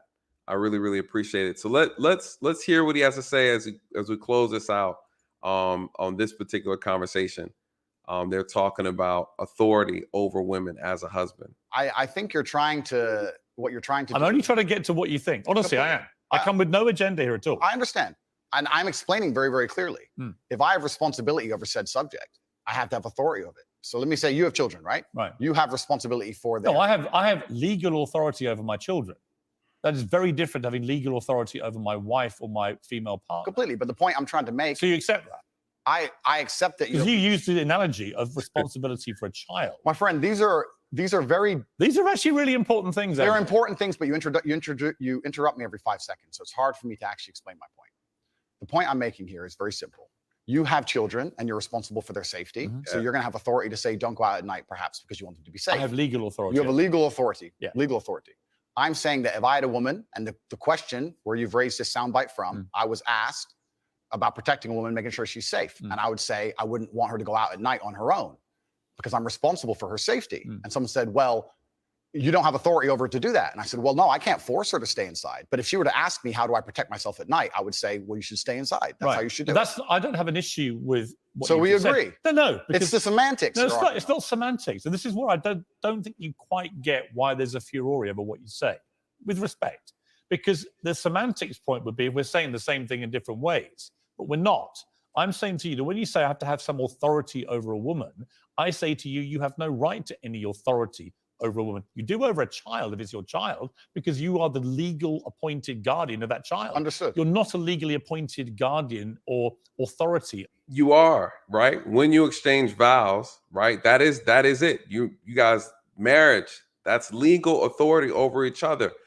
If something happens to me, God forbid, and I'm married, my wife has legal authority to decide whether or not to pull the plug or hold the plug. Right? There's a legal authority over each other. That's why it's called a union, right? So there is legalities. There is legalities as it relates to marriage, right? And again, I think where these conversations get skewed is people are talking about relationships, boyfriend and girlfriend versus husband and wife. You have a legal authority over your children. Yes, that's a fact. Do you have a legal authority to protect? The thing about protection is the reality is as a man, yes, you're supposed to protect your woman. There's nobody saying in some type of legal contract that you have to say defend her and protect her. Meaning, and what that means is if we go out in public and someone tries to take my woman's purse, I don't have to necessarily protect her. I could sit back and be like, give them the purse, call the police, right? We could do that. But the reality is this, at the end of the day, we all know what your responsibility of a man is, what you're expected to do, and I think what Piers is doing is arguing semantics because he doesn't want to concede his point because he knows he sounds retarded trying to make this argument, right? And again, this is what people are trying to do is make an emotional argument and say that technically I hear what he's saying. I do not like what he said. Well, I hear what he's saying. I don't like the way he said it. That's what this is all about. This has nothing to do with the fact we all know as men we're supposed to protect, right? He's saying I have an authority. I need to have a certain amount. What I would have said, right? What I would have said is that when your woman respects you as a man, she grants you certain privileges to make decisions that are in her best interest, right? Or you can say, I have to have authority. Yes, she has to give you that. A woman has to give you that authority, right? Give you that trust in order to make that type of decision, right? My woman trusts me to give her advice that she knows is in her best interest. So technically, yeah, she's giving you authority. That's what it is. It's semantics. You don't like the word. At the same time, what I'm doing is, in fact, that word that you do not like. It's authority. But that authority is given through respect. And so when a woman respects the man, she gives him that type of privilege, you guys. And privilege can be always taken away. So again, what they are arguing is semantics. It's semantics. But what they are not saying is that respect is there. You know, respect is there. Because if a woman doesn't respect you, she's not giving you any type of authority. Because that's really what submission is at the end of the day. A woman saying that I trust you enough, I respect you enough, I acknowledge your leadership, I acknowledge your purpose and the direction that you have, I acknowledge and respect the man that you are, that I am giving myself to you. I'm trusting your guidance. I'm trusting who you are and what you stand for. You know, that's submission. That's all it is. It's powerful, actually. A woman giving her trust to you as a man, trusting that you would lead her in the right direction. That's powerful. I think it's a very, very, very powerful thing that women have. And submitting to a man and giving that trust doesn't mean it cannot be taken away, right? There's no such thing as blind submission. There's nothing blind. There should be nothing blind about a woman submitting at all. It should be very clear and straight to the point, a very well-conscious decision. I think it's one of the most powerful things a woman can do next to giving birth to a child for said man, right? Over your wife or female partner? Legally appointed, absolutely not. I agree. However, when it comes to things like personal responsibility or personal safety, men, largely by society, are accepted. We're the protectors and providers. We can sit here and pretend that in the world we live in, if me and my wife were walking down the street and men were to come up and try and attack us, I wouldn't be the one fighting. But we both know in reality I would. Right. I have a degree of responsibility to protect her. So if I have a degree of responsibility to protect her physically, then the point I'm trying to make is I will do my best to make sure she's never putting herself in unsafe situations. Do you wish you hadn't used the word authority? The authority is something that she would give to me. She would come to me and say, how can I make sure I'm as safe as possible? But I don't want to interrupt you. I just want to point out that's not what authority means. If someone gives, a person can give voluntary authority is not authority. No, but that's the point. It's not. Piers. Andrew, stop. Piers, if a woman comes to me and says, I want you to keep me safe, she is handing me authority for her safety. But do you understand the difference between having... If I'm your bodyguard, right, and my job is to keep you safe because I'm your bodyguard, then you need to do what I say. Why? Because you've hired me to protect you. That's all it is. You don't like how I said it. It doesn't change the fact that what I said isn't true, right? I'm your bodyguard, period. So if I'm guarding your body, then you need to shut up and let me guard. And if you don't like it, you need to find another bodyguard because this is the way I guard my body, all right? My body, your body belongs to me. I'm responsible for it. They don't like the way it's said. It doesn't change the fact that it means the same thing if I say it differently. Hey, my responsibility is to protect you and guide you through the streets and make sure that you're not harmed. It's the reason why you stand on this side of the sidewalk when the street is over here. It's the reason why I walk a little bit ahead of you and you a little bit behind me. It's to protect you. Listen, I was dating a lady who would always try to walk in front of me. And one day I had to pull her to the side and say, listen, you don't walk in front of me, right? You need to be slightly behind me. I walk first. I step forward first, and you walk behind me. There's a reason for that, right? There's a reason for that, you guys. I'm over here walking with you. Hey, you over here by the street. I pull you to the side. No, you need to walk on this side. You guys, that's how I was raised, right? That's how I was taught to be a protector. You know who taught me? A man taught me. And this is what I'm talking about. So again, we got to be mindful, and so when I'm dealing with certain women, it's just like, I walk how I want to walk. I walk first and then you trip up, right? I'm supposed to trip first, right? I'm supposed to fall into the danger first. That's my job. That's my job. So, but this is interesting, right? So let's dive into this, you guys. I wanted to just give you just a snippet. Listen, this guy makes so much content about everything. Nothing is off the table. And then I'm going to play a clip. Well, let me go through the article and then I'll talk about the clip of how I came across Andrew Tate. I enjoy his content. I see how they try to misrepresent him all the time in the media, all throughout social media. Again, as I said earlier, I understand how they try to pick apart some of the things that he says and then label him. Listen, they try to do it to me. I understand. Listen, I understand. And so let's look at this article. And this is, let me see if this works. Okay, they fixed it. This article talks about the arrest, right? This is about the arrest. And I don't know how they do things in Romania, but basically, for the most part, they have him on a 24-hour hold in reference to the allegations of human trafficking. And this ties into the business that he's been associated with when he started his entrepreneurship. But I don't know if he's still doing said business, so I don't know. But this is what was said. So let's dive into this piece right here.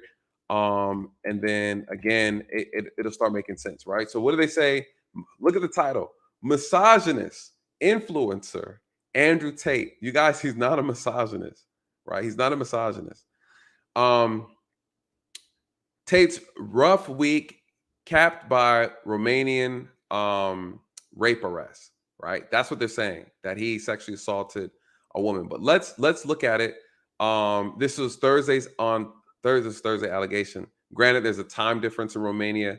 From what I've heard already, he's already been released. But let me go through here and see what they're saying, so you guys can actually, let me minimize. Well, I can just read it from here. All right. Yeah, let me drop myself down so you guys can see this. Wrong button. Okay.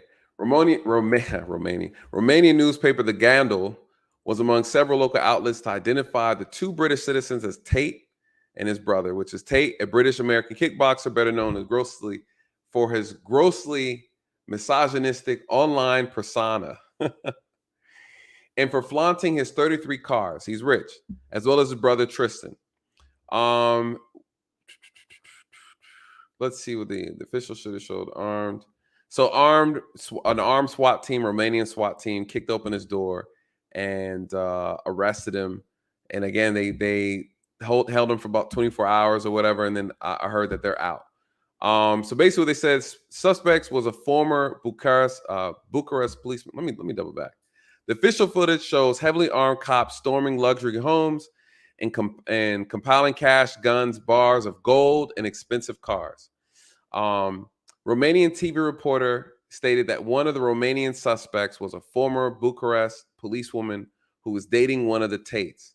The brothers are accused of luring women to lavish villas using what Tate called the lover boy method, in which they stuck up a relationship over social media before convincing the woman to come to Romania to pursue a romantic relationship, which is not against the law, right?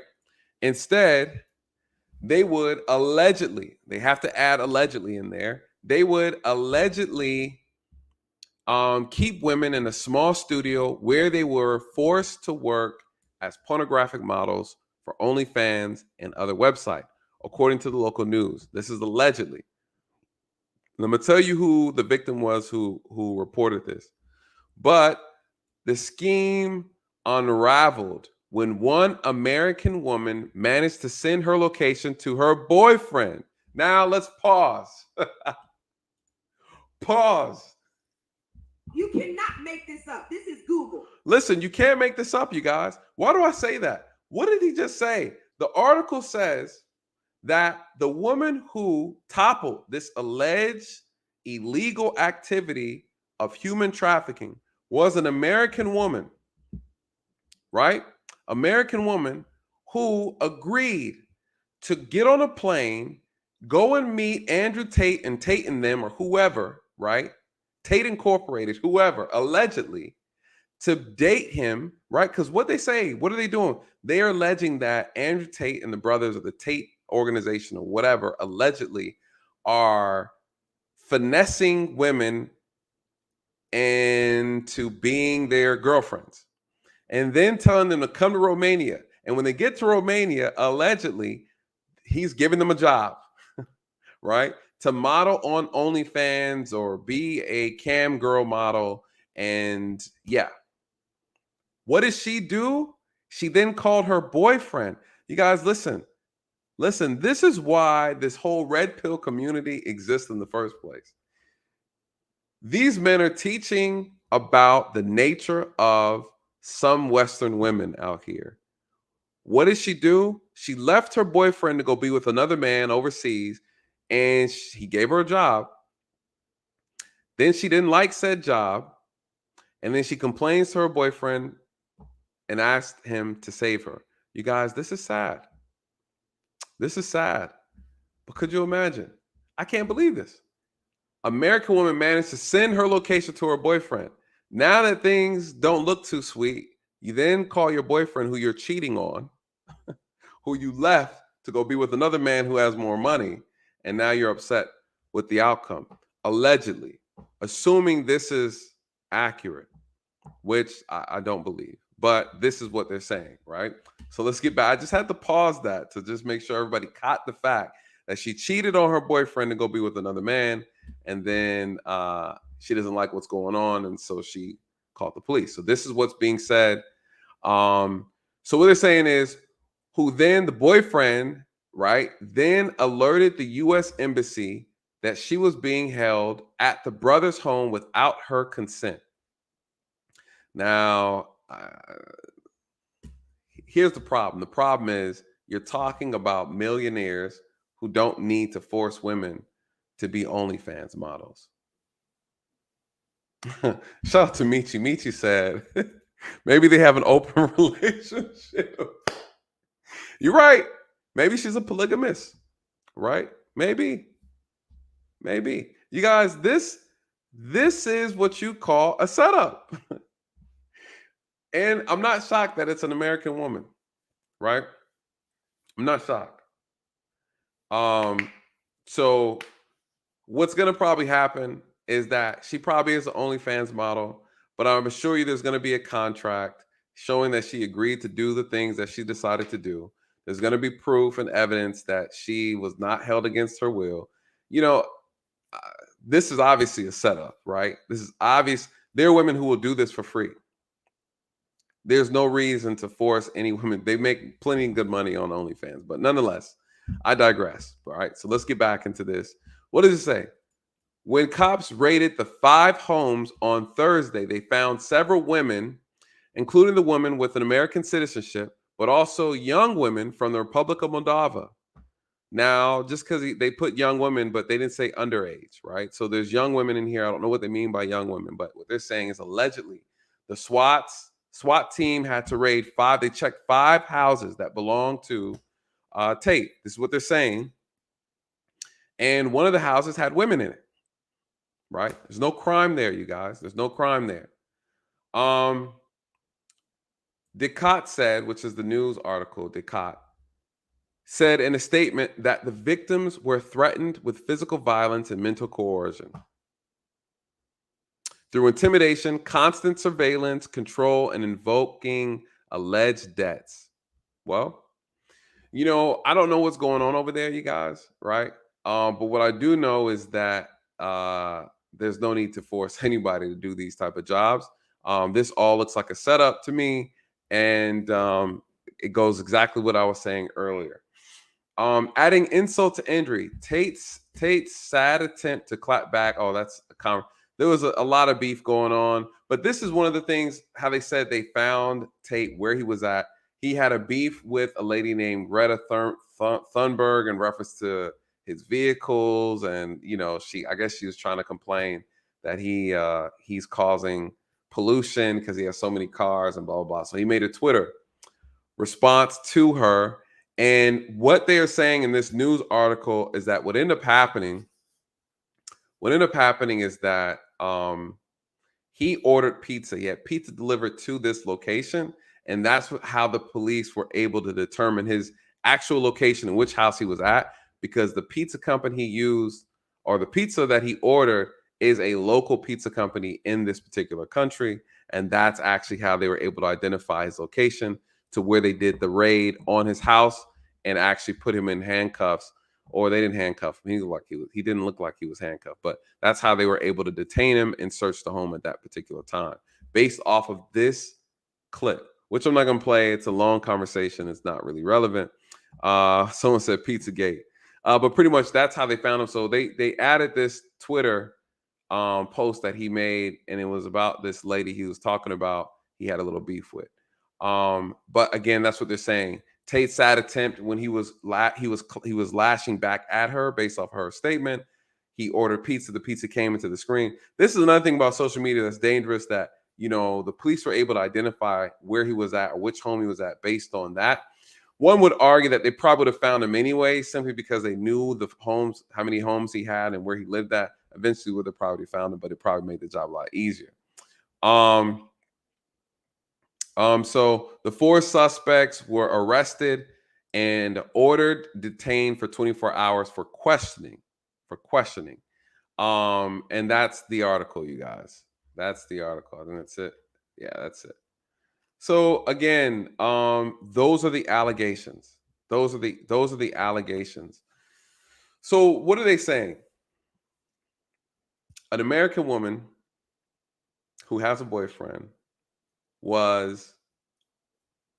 decided to leave America, go to Romania because of a job application, right? Who knows what was said, but this all seems like a setup, to be completely honest. But I will tell you one thing, and one thing to be true, this is not an uncommon tactic. This is not an uncommon tactic that is used in order to topple wealthy people, famous people, and celebrities. We've seen this done with, you know, someone, for example, like Cosby, right? We've seen this done with someone like, what's his name? Kobe Bryant, right? So again, women lie and women tell the truth. But what you can't say is believe all women, because they lie. People lie. But a woman's lie is very powerful. A woman's lie is very powerful. Ain't nothing more dangerous than a woman's tears. Shout out to you. You're right. Boosie had 30 hoes at the crib, and he told the police officer that if he needed a little top off, to come by the house. Right? Not only did he bribe the officer with some fellatio, he said, "Listen, if you come to my house, I got 30 hoes, and if you need your top pop, come by. I got you. Right? My hoes got you." So, you know, if that's not a brothel, I don't know what is. You know, I don't know what is. So, you know, this is Andrew Tate. This is the situation that he's in, you guys. He is being attacked. They're trying to find ways to attack him. You know, the man is way too intelligent. He's way too rich to fall based off of this type of a situation. No way. There's no way. Absolutely no way. You know, I want to hear you guys' thoughts. I'm gonna bring you guys up. Want to hear If you guys want to bring anything to the conversation, I will drop the link. Come up, get your thoughts. I want to hear your thoughts real quick, and I'm gonna cycle through you guys. In the meantime, I'm going to show you a clip real quick in reference to how I came across Andrew Tate. And when I say he speaks on all topics, he speaks on all topics. So a lot of people know him for a lot of things initially, reference to his views on money and business and women and relationships. But you guys, he also dives deeper into a lot of other conversations about power, about economics, about religion, about relationships with people, the power dynamics in this world and different countries, race relations. He talks about a lot of things, a lot of things. And I appreciate the views and opinions that he brings to the conversation. Some things worthy of debates. And then some things he does it's attention garnering, right? Like he's a social media influencer. Everybody has a technique. So I will play that clip. I will drop a link for you guys that the moderators could just post this throughout. You guys, if you want to come up, those who are new to the channel, definitely I'll bring you up. Want to hear your thoughts. My rules on this channel, you guys, you got to cam up, right? Those who want to debate, I'm always open for a debate. My rules are, if you're going to stand up, you got to cam up, and we can definitely have a conversation. So let me get my first takes. DL Saint, let me bring you up, brother. What's up? What's up? What's good, fam? Good to see you again, man. I haven't talked to you since Suzette Speaks show. We were talking about, how law enforcement do their thing, man. It's good to talk to you again. Hey, man. Yeah. Welcome back, brother. Welcome back. Welcome to the channel, man. Hey, thanks for having me, man. Absolutely. Shout out to you for even covering it, bro. I mean, you taking a chance, man. You putting the target on yourself, bro. So welcome to the clan. Hey, you got to, because at the end of the day, I'll always talk about controversial stuff over here that goes against the narrative. I'm not a stranger to it, even though I tiptoe around certain issues. I'm not afraid to speak on it. But this is something, man, that I think it was definitely going to have to come up. And you did, and salute to you for doing a good job too, bro. Like, I mean, you had to really go into and delve into it and what's going on. It's funny when you talk about the first time Tate and his brother Tristan were taken into custody over the American woman who said, "I'm here against my will." Yes. There's a little bit more to that story. It's like just full disclosure. You know what I mean? I move in the red pill world. I'm cool with the Fresh and Fit podcast. I'm cool with Myron and Fresh. So I've met Tate, in person. You know what I mean? So it's one of those things. I just want to get that out there because I don't want somebody to be like, you know what I mean? Oh, he's a plant. All right, y'all, just letting y'all know. That's up front. But the way the story goes, allegedly, this particular woman, this American woman, was in over there in Romania and hanging out, and she wound up going back with Tristan to their home. They have a really nice home, and this is a normal thing. They're just kicking it. Well, apparently her boyfriend got a hold of some picture on someone else's social media that had her in the background at the house. Yo, baby, you told me you was at so-and-so's. Why are you over at the Tates? I don't want to be here. I came with Susie. They won't let me leave. They won't let me leave. So boyfriend calls the American authorities, who in turn reach out to their foreign contacts, who then in turn get heavy, and they went into the house. Of course, this was hours later. It takes time to do all this, right? Yes. They went to the house. Everybody had to come down. They scrubbed the house. What I mean by that, they took everything they could as far as evidence, which includes surveillance. One thing Tate and his brother's big on is security. Absolutely. So every inch of that home is filmed 24 hours a day, 7 days a week, whether they are there or not. Right? And so they get this footage, and you can see this woman who was there. They won't let me leave. Outside of the home. This is all on film. Outside of the home, picking up pizza, right? And bringing it back into the house. So Andrew and Tristan and everyone else who was taken down went down to the police department. They filled out forms and they were back in the house just as soon as they filled out the form. Now I don't know how the legal system works over there, and we know there's an element of corruption there. It is what it is. Right. The Tates are well liked over there. Yeah. So I just want to get that out there, just so y'all know. Again, believe all women, and again, no one outside of the Tates were held to any kind of scrutiny or held to account for anything like that. So just to give y'all that idea of what's going on. Like what's going on here now, I don't know, man. This is something different.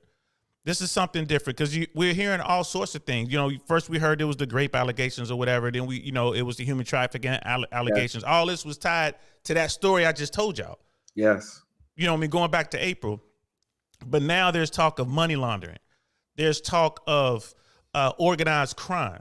Yep. Right. The Tate spent a lot of time in Dubai. Andrew Tate recently converted to Islam. Yes. Now, here's the thing.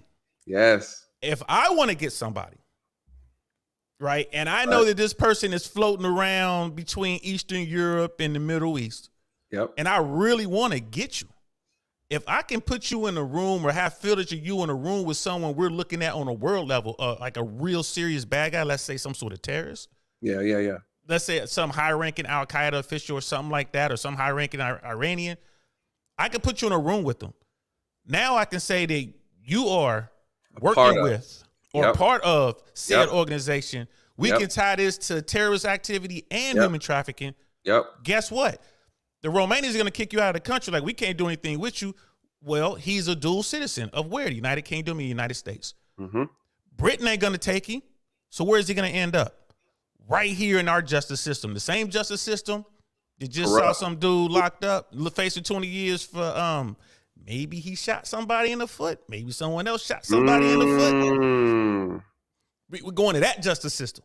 Yes, sir. So y'all see what it is. I'm not a tinfoil hat kind of guy, but I'm just kind of looking at this like, whoa, this is awfully convenient. If you look at it, the pieces all come together. And the truth is they've been trying to target and censor him for a while. And again, there's a concerted effort to censor the speech of men who are trying to uplift and inspire and empower men. That's just a fact. And that's what it all comes down to. Yeah, we can argue how it's being said and how you don't like the tone, blase, blase, but it doesn't change the fact that there's male representation. And there's nothing more dangerous than a strong, powerful, independent thinking man. And they don't want that. They don't want that. And, what's interesting is that's why it's like, the media and the propaganda is so dangerous. But, they've talked about, and I've seen some clips talking about how they've tried to kind of like influence him and try to bribe him, buy him out. And he's just like, nah. And, they use the trafficking thing because it's a very easy charge to throw on people with money who have that level of celebrity, that lifestyle. Essentially, you take a woman from one country to another, and then she says, I felt like I was forced. That's trafficking. That's trafficking. I felt like.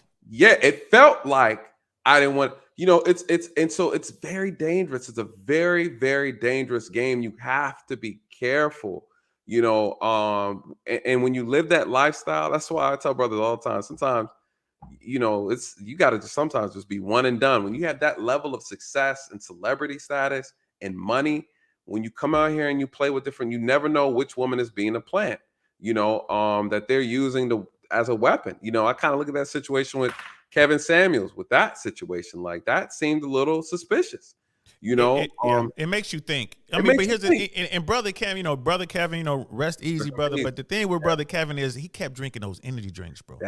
Yeah. Well, I mean, energy drinks, that's a thing, but anything that will make a situation look natural, right? If you trying to take somebody out, you got to make it look natural. Make it look natural. You got to make it look big. You got to make do it like that. Or make it look big and believable. Bigger than life. I mean, and look at Drake. Remember the thing with the hot sauce? Yeah. Right. Yeah. Okay. Yep. It was clear what she was trying to do. Absolutely. Legally. Why was it his fault? there was nothing he did other than protect his sperm, literally. But if and they were trying to get him on some sort of charge. Yeah. But if I decide to put hot sauce in my condom, where I discarded my jeans, right, my body fluid in, I can do whatever I want to. It's mine. And I put it in said trash can in my house. And you decide you want to go and put it in that's on you. That's your. Yes. So what is it? There shouldn't even be a conversation. The fact that was even something talked about blew my mind. You know, but then, was it Chris Brown on the boat with the Chris Brown was on the boat. Chris Brown was on the boat, and you know, these allegations. And so it's one of those things where it's like, it's when you are a man of status, you have to be careful. You have to be careful with the women and the people you decide to. That's what makes it dangerous. Like, as a man, you got to be careful. And so why? Because there are women out here that will target you. Some. We're not saying all. We're not saying most. We're saying some. Listen, we don't even got to do that on my channel. If people on my channel can't figure out that we're not talking about all, that's their personal problem. We do facts over feelings over here. The reality is there are women who do it. We're talking about the women who are criminals, the women that lie, the women that'll say anything to make money off of the demise of a man. That's the women we're talking about. If it doesn't fit, then we're not talking about you. Period. So that's the problem. And again, what I said about the Chris Brown situation is that he was goofy. Why? Because you know your sperm is worth millions of dollars. If you decide you want to be reckless and throw your sperm, that you face the risk. You got to be, you know that there are women who are targeting you. You just can't sleep with everybody. That's you facts. You can, but there's a risk as a man of means, a man of quality, a man of power, man of wealth. There is a risk. And if you're willing to take that risk, you got to dance with the consequences, you know, and it's not about fairness. It's about what it is. And at the end of the day, isn't that what the red pill community and the manosphere preaches? Yep. At the end of the day, y'all, I mean, for a lot of people don't even rock over there, and I get it. It is. Are there some extreme people over there? Yes, there are. Oh, you know what I mean? But are we gonna discard the entire message because of these folks? No, I don't think so.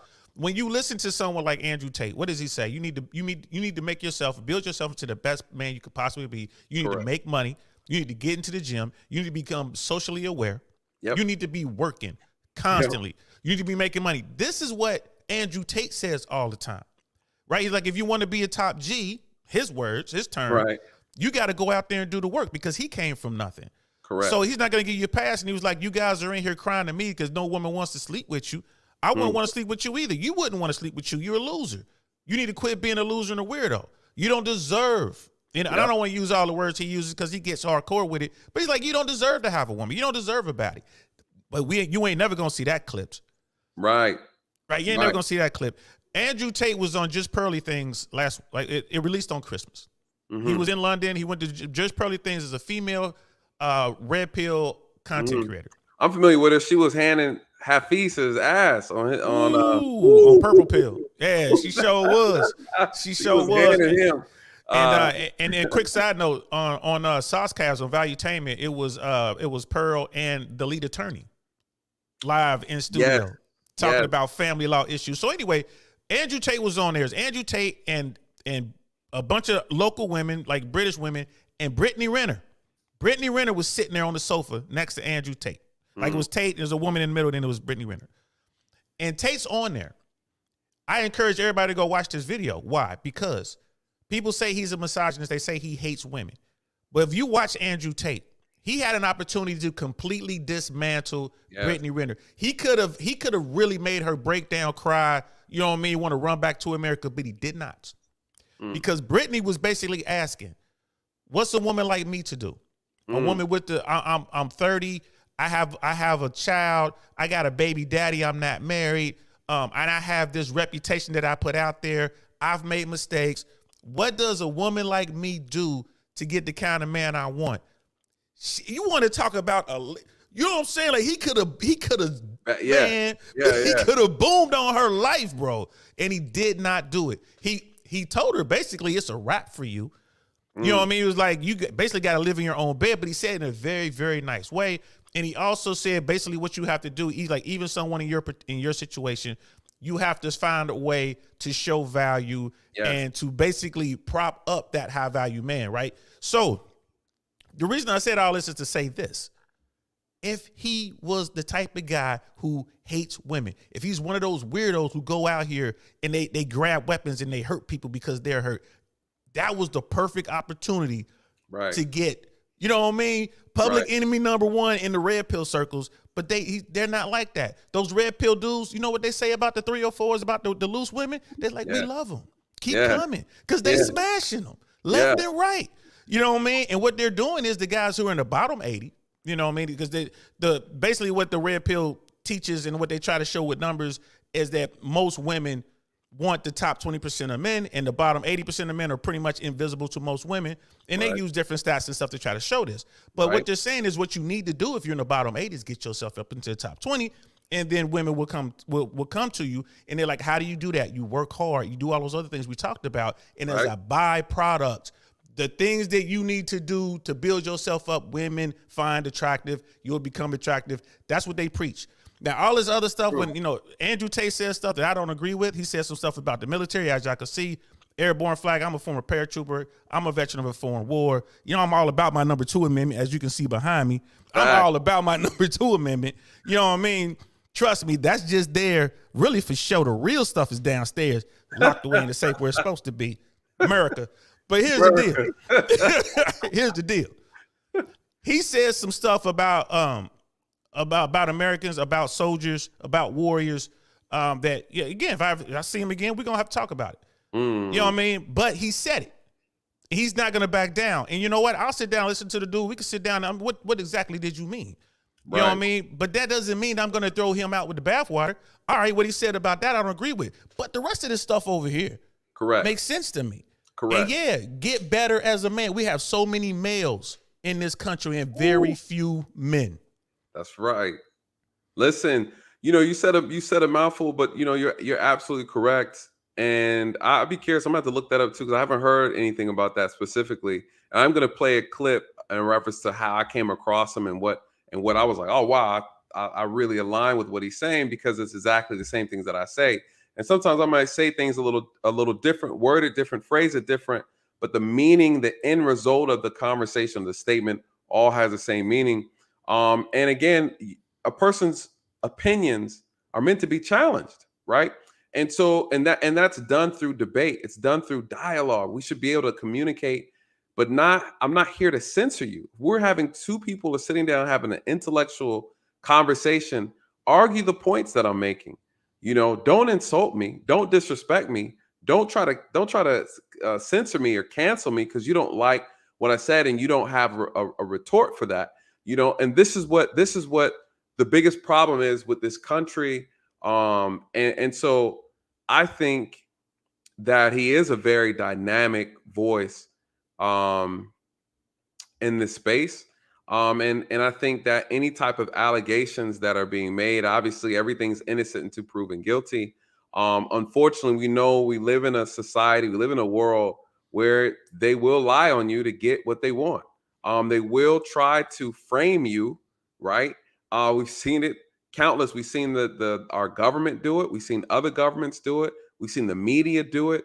So I'm not one to rush judgment simply because someone put it in the headlines. You unfortunately can't trust the media. And anybody who's so quick to just believe everything they read is part of the problem. You know, I haven't seen an article yet that has any facts other than that it was 4 men taken into custody. They were in fact arrested. There's a picture with his handcuffed. He's handcuffed and with his hands in the front and his brother's behind him. There's a picture out there circulating that. But these articles, it would be like 2 or 3 sentences that this is what happened. These are the facts. But the rest of the article is just all this other stuff. You know what I mean? It's like people in the chat are saying like, well, he traffics in little kids. No, he does not. Well, tell them words that I manifest. You're more than welcome to come up here. I want to hear your thoughts on that. You know, I'm very. If you got proof, we want to see that. I want to see it too. Yeah, I want to see it too. You know, it reminds me of what they did to try to do to Michael Jackson, right? Malcolm X, Dr. King. Malcolm X, Dr. King. you know, Cosby, right? So again, I hear what you're saying, but you're not accurate, right? So, but listen, brother, you got a channel too? You stream as well? Yeah, I mean, I do. Yes, DL saying I really want to know podcast. I actually did a show on what he said about the military. Like, I'm like you, bro. I'm 100%. You come over here.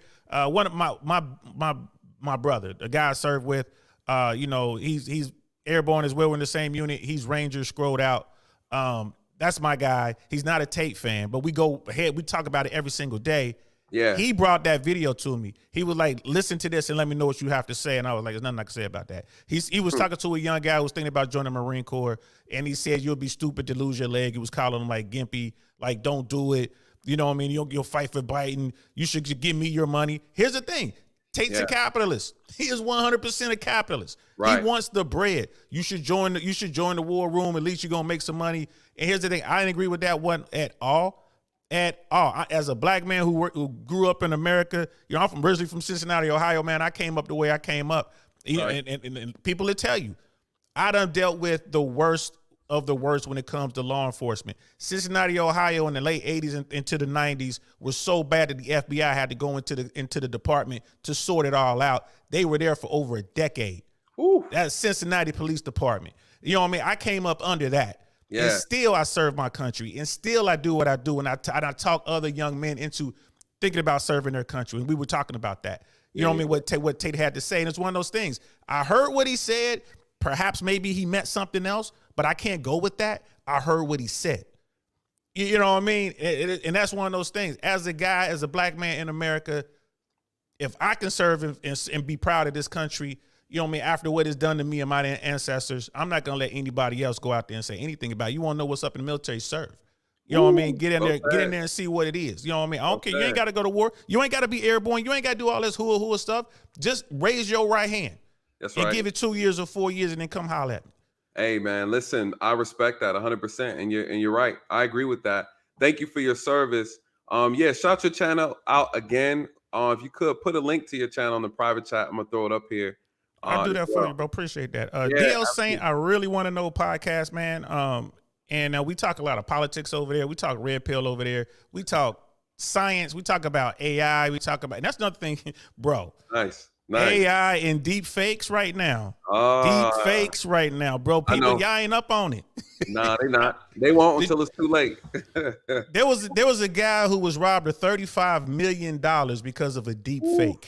$35 million. They literally talked his banker into releasing these funds with computer-generated technology. Y'all better, man. Listen, I'm gonna put it in. They ain't ready. If they don't know it's already too late. If they don't know, it's already too late. Listen, if you have a disagreement, you guys, please hit the link, jump up. I want to hear what you have to say. Listen, brother, I really, really appreciate it. If you throw your link in the back, let me I'll throw it up here real quick. Yeah, drop me down. I'll put it in the back and then I'll cut out, man. Thanks again for having me, brother. I look forward to talking to you, bro. Absolutely, man. We gotta link up. Absolutely. Peace. All right, peace. All right. Let's see. I think she got it. Thank you, SS. I appreciate it. Dropping his link in there for you guys. Please go check him out. When you get a chance, I'm actually gonna check it out. I'm curious to see his content he put in the private chat. DL Saint, I really want to know podcast. Yeah. I'm gonna check you out, brother. I'm curious to see what you got over there. What else? Let me okay, I see it. Okay, cool. Let me go ahead and do this. I want to before I get you, Raw, I see you in the back. But you got a little time. Throw your thumbs up if you got a little time. I wanted to play this clip. All right, okay. Dre gave me the thumbs down. Dre, what's your time looking like? You got time? What time is it? Oh no, you don't got time. Hold on, let me pull Dre up real quick before I play the clip. Because Dre got to go to bed. What time you got? Oh Lord. All right, Dre, hold on. Dre, like, nah. You know, sometimes when I do these streams, Dre, I forget it's late. Shout out to you. It's like game day at 1 o'clock in the morning. Hey, shout out to you too, bro. Fact. It's 2 hours in. Dre got a job. He got to work. He out here saving people. No, actually, I'm still on vacation, but I got to get up early. Yeah. Okay. I don't go back to work till Tuesday, but I got the little monster here. She getting picked up early in the morning. So that's what's up. Give her my love. Give her my love. Yeah. I said, what's up, Dre? What are your thoughts before I jump into this video with this thing? Just give us what you got. I already know you got stuff locked and loaded. Shout out to my boy DL Saints. Yo, we be kicking it on JT's channel. Yo, we doing big things over there. I think we're missing a lot, and I'm surprised you haven't mentioned and haven't picked up on it. What's that? When do they normally come after you? When you mess with what? The bottom line.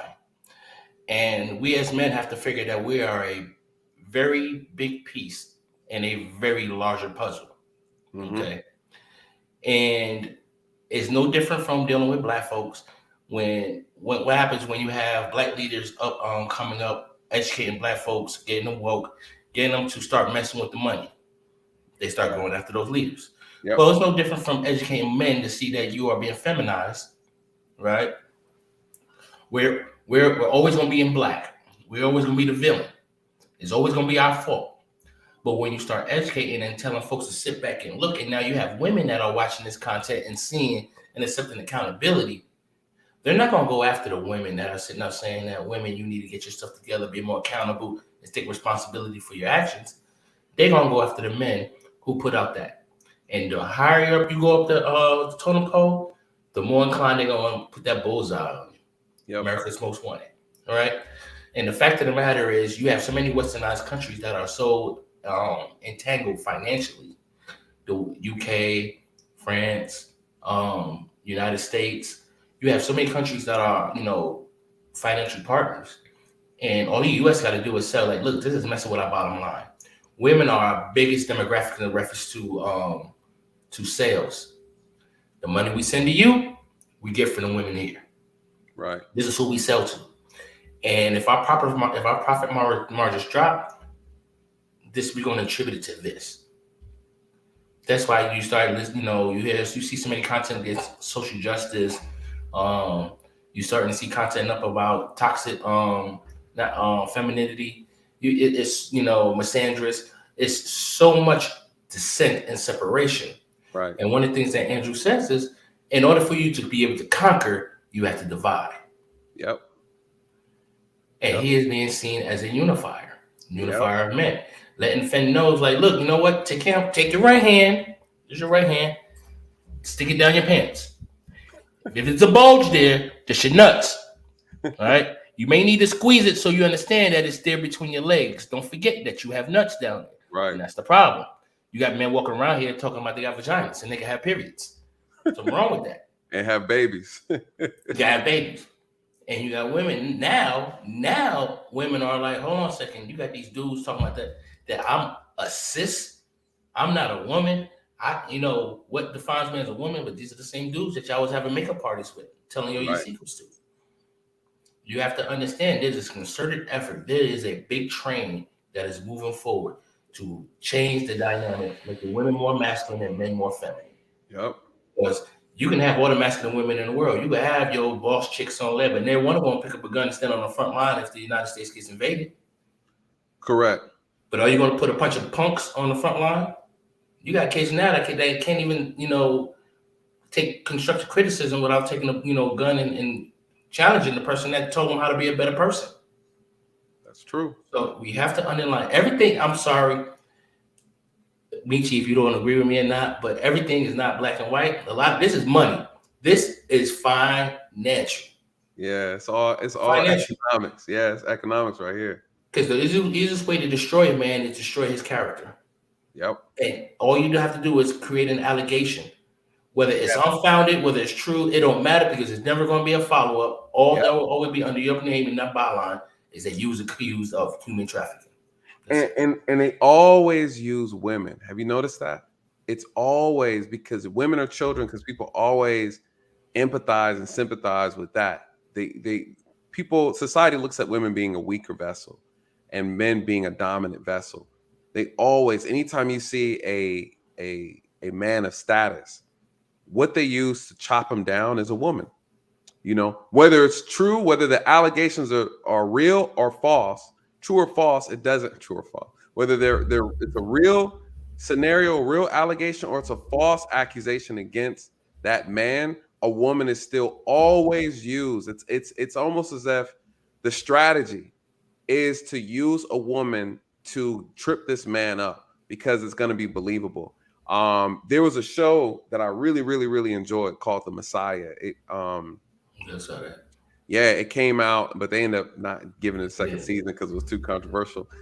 But one of the things they hired, the CIA, right, hired a woman and infiltrated her or put her into his camp to seduce him, right, in order to get some evidence on him and basically make him look, set him up, basically set him up. You know, you've worked cases, I have worked cases where you would have gang members or just a group of men who use women to infiltrate an apartment, a hotel room, target a guy, right? You know, to finesse him and then to rob him. You know, they use women on Bad Boys, the movie, the first movie, one of my favorite parts in the movie, the very beginning of the scene. What they used, these guys had a woman half naked walk across the street, right? And what they do in Bad Boys, they paused, they got distracted. And I always thought that was such a powerful moment in that movie. How women trading places. There you go. Trading places.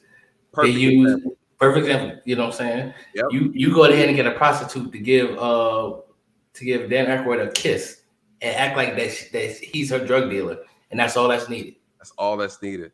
You know what I'm saying? All that. And this is just amazing. And it was like, because you had mentioned something earlier. I have a unique position to investigate rape cases. And the amount of clout chasing cases I get is amazing. It will make half the women on this panel angry and understand. And this is what you have to understand. And sisters, I'm just going to keep it 100 with you. I have no side. I have no dog in this fight. Hold on, your volume. Turn your volume. Is 2 up or 2 down? Oh, 2 out. Yeah, 2 up. Hold on, you pause on me.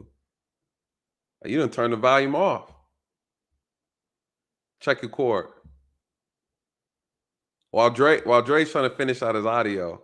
Shout out to Uncle Stu, old man from the block, member of the channel, dropping the $5 super chat. Yo, Uncle Stu, I appreciate you, brother. I appreciate you. I know this is a topic right here that you love to talk about, how men are being targeted. Now, again, these are allegations against Andrew Tate. You know, listen, like everybody likes to say on my channel, innocent to proven guilty, innocent to proven guilty. Shout out to you, Uncle Stu. I appreciate the love and support, brother. Always, always. Dre, what's your volume looking like? Audio. Now, how's this? Yeah, you low as hell though. You low as hell. Bro, here you go. All right, perfect. That's perfect. Yeah, perfect. Okay. Yeah. All right. So here's the thing. There's a lot of clout chasing going on, and there's a lot of setups. And what happens how a case get determined whether or not it's going to go forward to a grand jury to be indicted is they do a round table. And if there are too much red flags, it's not going to move forward with it. Because everything that you come up have to be presented. If you're seen seducing, like if me and Nate go out to a club and some chick is seducing the hell out of Nate on the dance floor and it's on video, and then she screams that she was sexually assaulted later on, hey, that video is evidence. You know what I'm saying? Like, oh, you know, I know Nate, he's a YouTube content creator. Everybody knows him. He's this, that, and the other. Nate, like, I don't know this chick from nothing. You know what I'm saying? And it's like, you have to see, and there's a lot going on with these OnlyFans chicks. Yes. You know, it's a lot. I'm telling you, there's a lot going on with these claims that aren't moving forward. And the thing is, what pisses me off is that I get this BS, but then I got this real victim here. Yes. That we have to try to convince the jury that she's not like these other chicks. Yes. That she is a legitimate victim. She, you know, because the defense is gonna try to make it look like a trick. She's gonna try to make it look like a whore. She's gonna try to make it look like something that she's not. And all she was trying to do was walk from her job to the bus stop. or she was just trying to get up and get some milk, and somebody kicked down her door and took advantage of the situation. Dre, let people know, for those who are new to the channel, because I'm sure we have a lot of new people who are watching this particular stream. Let them know your background as to what you do now, as far as you handle a lot of sexual assault cases, and what you're describing is how, unfortunately, because of we do have, you guys, I say this all the time when we make the statement that no, you don't believe all women, you investigate all allegations, right? It's not believe all women, you investigate everything, because that's what you're supposed to do. It's not about taking a blind person's, you don't take the word of a person just because they're a woman. It doesn't work like that. You got to investigate the facts and the evidence and the information. What you're saying is you have women who make a lot of false accusations and allegations against other men. And that, unfortunately, it looks bad when you have women who are making real allegations about crimes and acts of violence done against them. And so, just let people know your background on that. But before you do that, Dre, let me give us a shout out real quick. We had 2 Cash Apps that came in not too long ago, and I don't want to forget to read them out.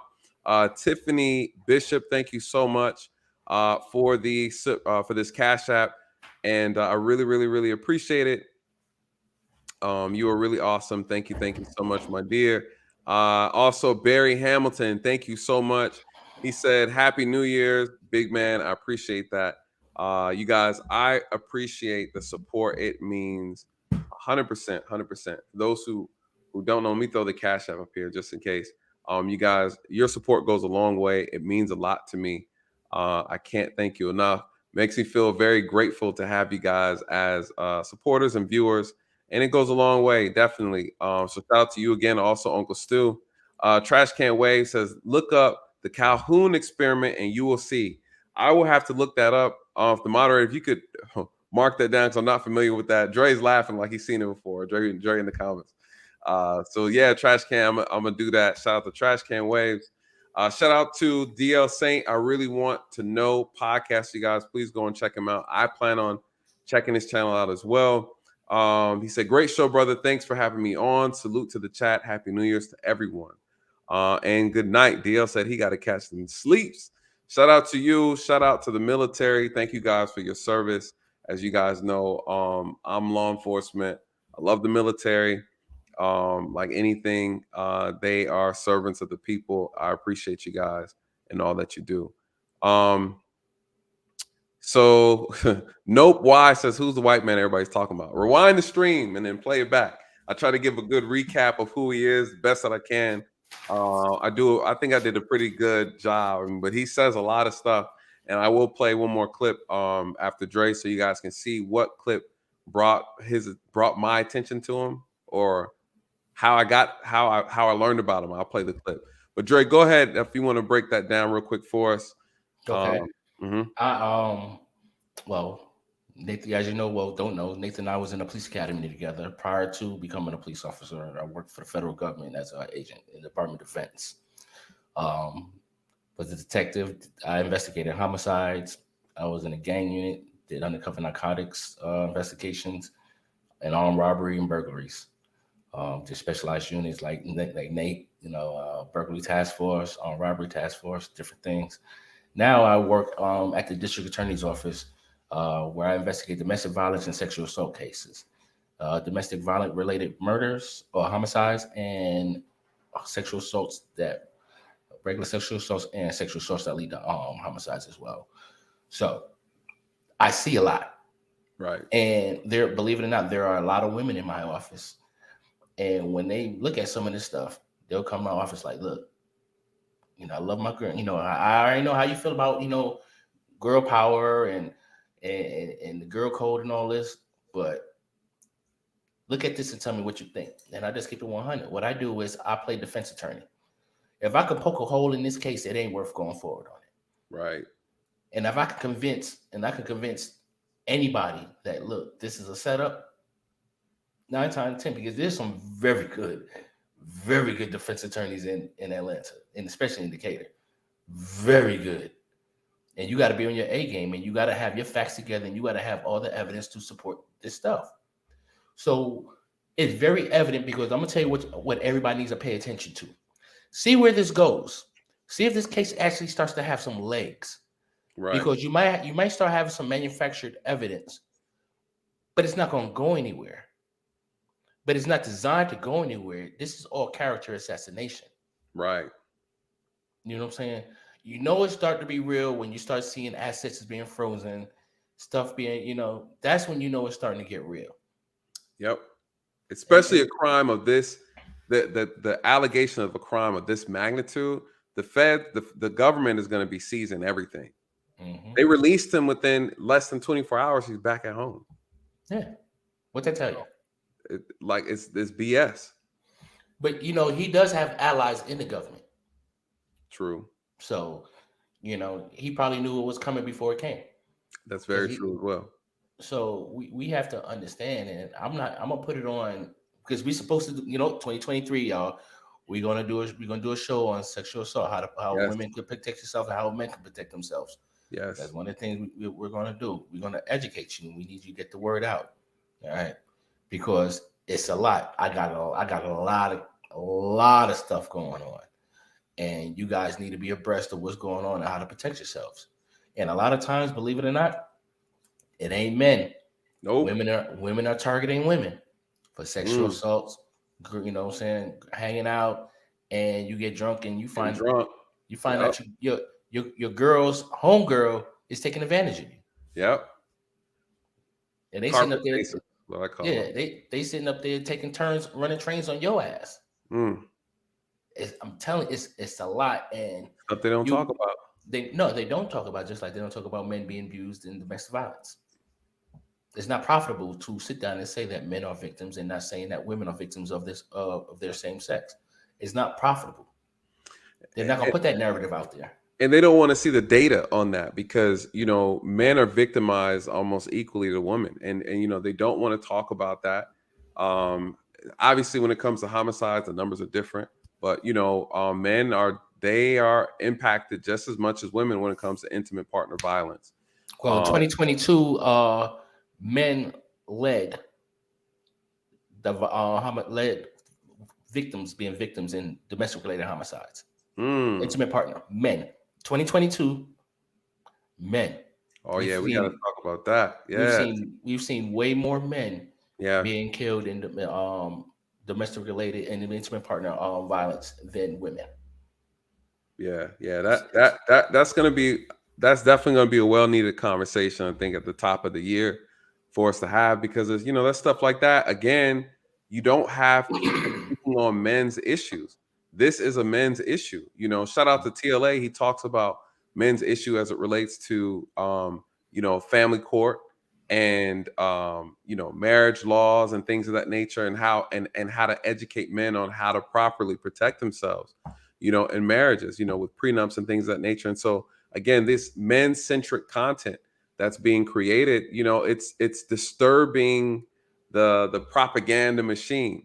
So yeah, we definitely got to hit on that, because men need to know and women need to know as well. You know, we're equal opportunities here. We make sure that everybody gets the information, because at the end of the day, we just want to see people do better, and then also have good outcomes. Look, I have 2 daughters, and my youngest one is constantly talking about kicking boys in the nuts, and I'm like, yo, you need to stop that. I said, you're gonna kick the wrong dude in the nuts, and he's gonna tap you in your jaw. What you gonna do now? Run to me? Come on. Let's keep your feet on the ground. Keep your hands to yourself. Keep your hands to yourself. Stop watching these little shows, thinking that make it seem like it's okay. Like shit, we saw, what's that? Strange New World, that Disney movie. Bruh. Wow, dude. You know there's something wrong when a 10-year-old says, like, damn, they got gay stuff going on in this movie? Yep. Yes, they do, baby. This is what Disney is on. They on the LGBT train. Yeah, it's bad. It's gotten bad, man. It's gotten bad. And again, there's certain things like the Buzz Lightyear movie, they won't even play that in certain countries, you know? Correct. So listen, you know, we definitely gotta dive into it. I think it's definitely worth a conversation. And I know you're definitely ready for it. But this is an interesting case with Andrew Tate. I think, you know, we're definitely everybody's gonna be watching, the world's watching, to see how this turns out. But I'm gonna drop you down real quick, Dre. I know you got to bounce though. Yep. I'm gonna play this last Happy clip. New Year's, everybody. Yeah. Happy New Year's. I think you're gonna like this one, Dre, because he's talking about a lot of stuff I talk about on his channel. I'm gonna bring you down. If you got to bounce, it's all good. Okay. You just bring me down. All right. Let me see. Let me run through this. We'll probably try to hit the less than 3 hour mark, but let me play this clip. This is a clip I want to show you guys. It's very important that I show you because I want you to understand how I was introduced to Andrew Tate.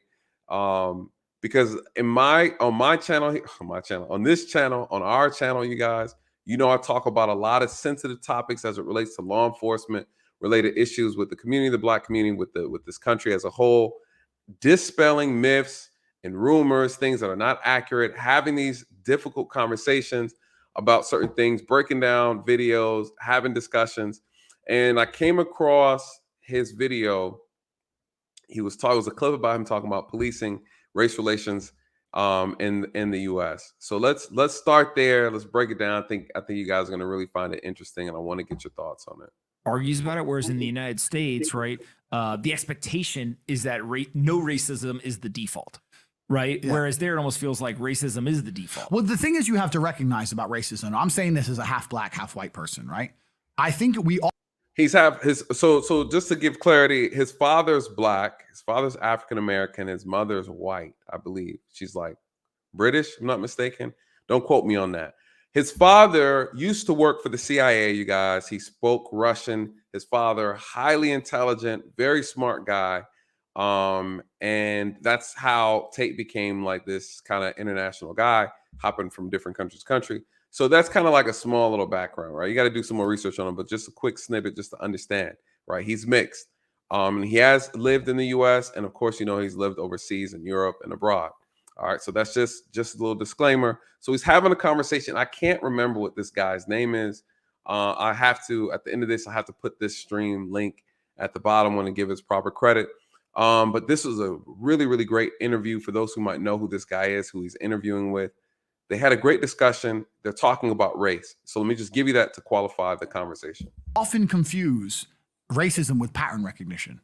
And I know this sounds bad, but it's true. If I walk down the street and a purple man attacks me, and then I walk down the street again and a purple man attacks me, the 2 years later when I'm walking down the street and I see a purple man, I'm going to be more intimidated than if it was a green man, for example. That's pattern recognition. This is how humans learn to not go stroke lions. Because remember that guy stroked the lion and ripped his head off?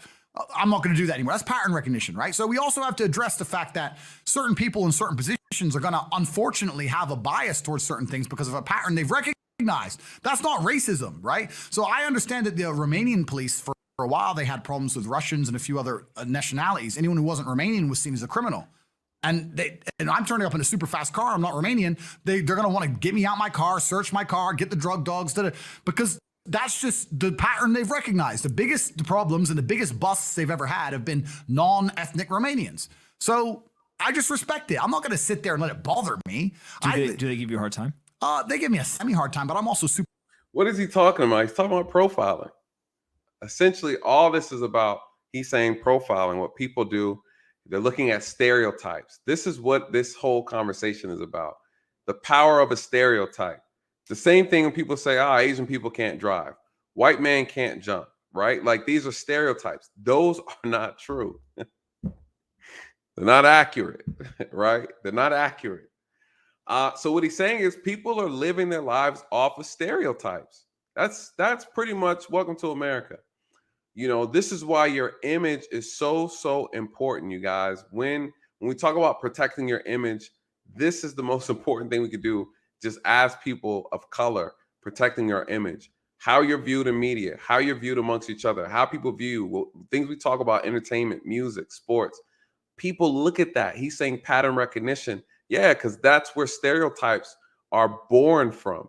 What people see repeatedly.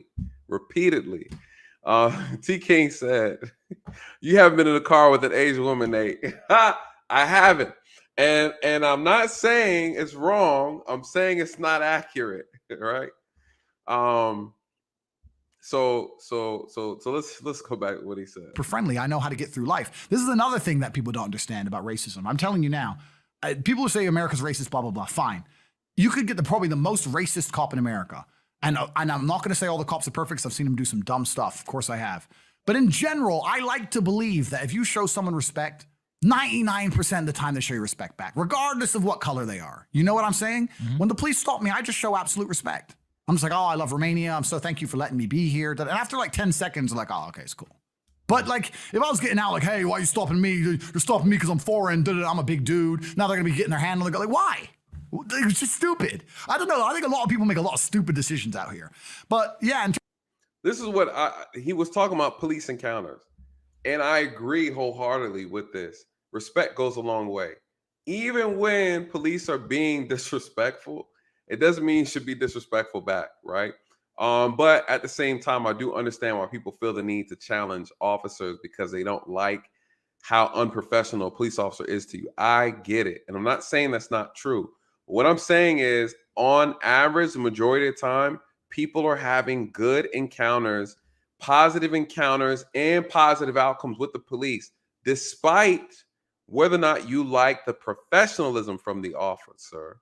You're not winding up shot, beat up, or thrown in jail, right? So there's a lot of misinformation that is put out in the media that gets you to believe that people are having negative outcomes every time they encounter the police. And so I like what he's saying there, that, hey, listen, if I get stopped, I'm just respectful. I'm respectful to the cop and I have positive outcomes, you guys. That goes a long way, period. In terms of racism, America is absolutely not the most racist country in the world. If you travel like I have, I've been to 72 countries. Basically, every country is more racist than America. I was in Iraq. Listen, that's a fact, you guys. For those who travel, right? For those who travel, there's a lot of truth to this. People don't realize how good they have it in America, despite how trifling the government can be to its own people, right? This is a capitalist country. I say it all the time.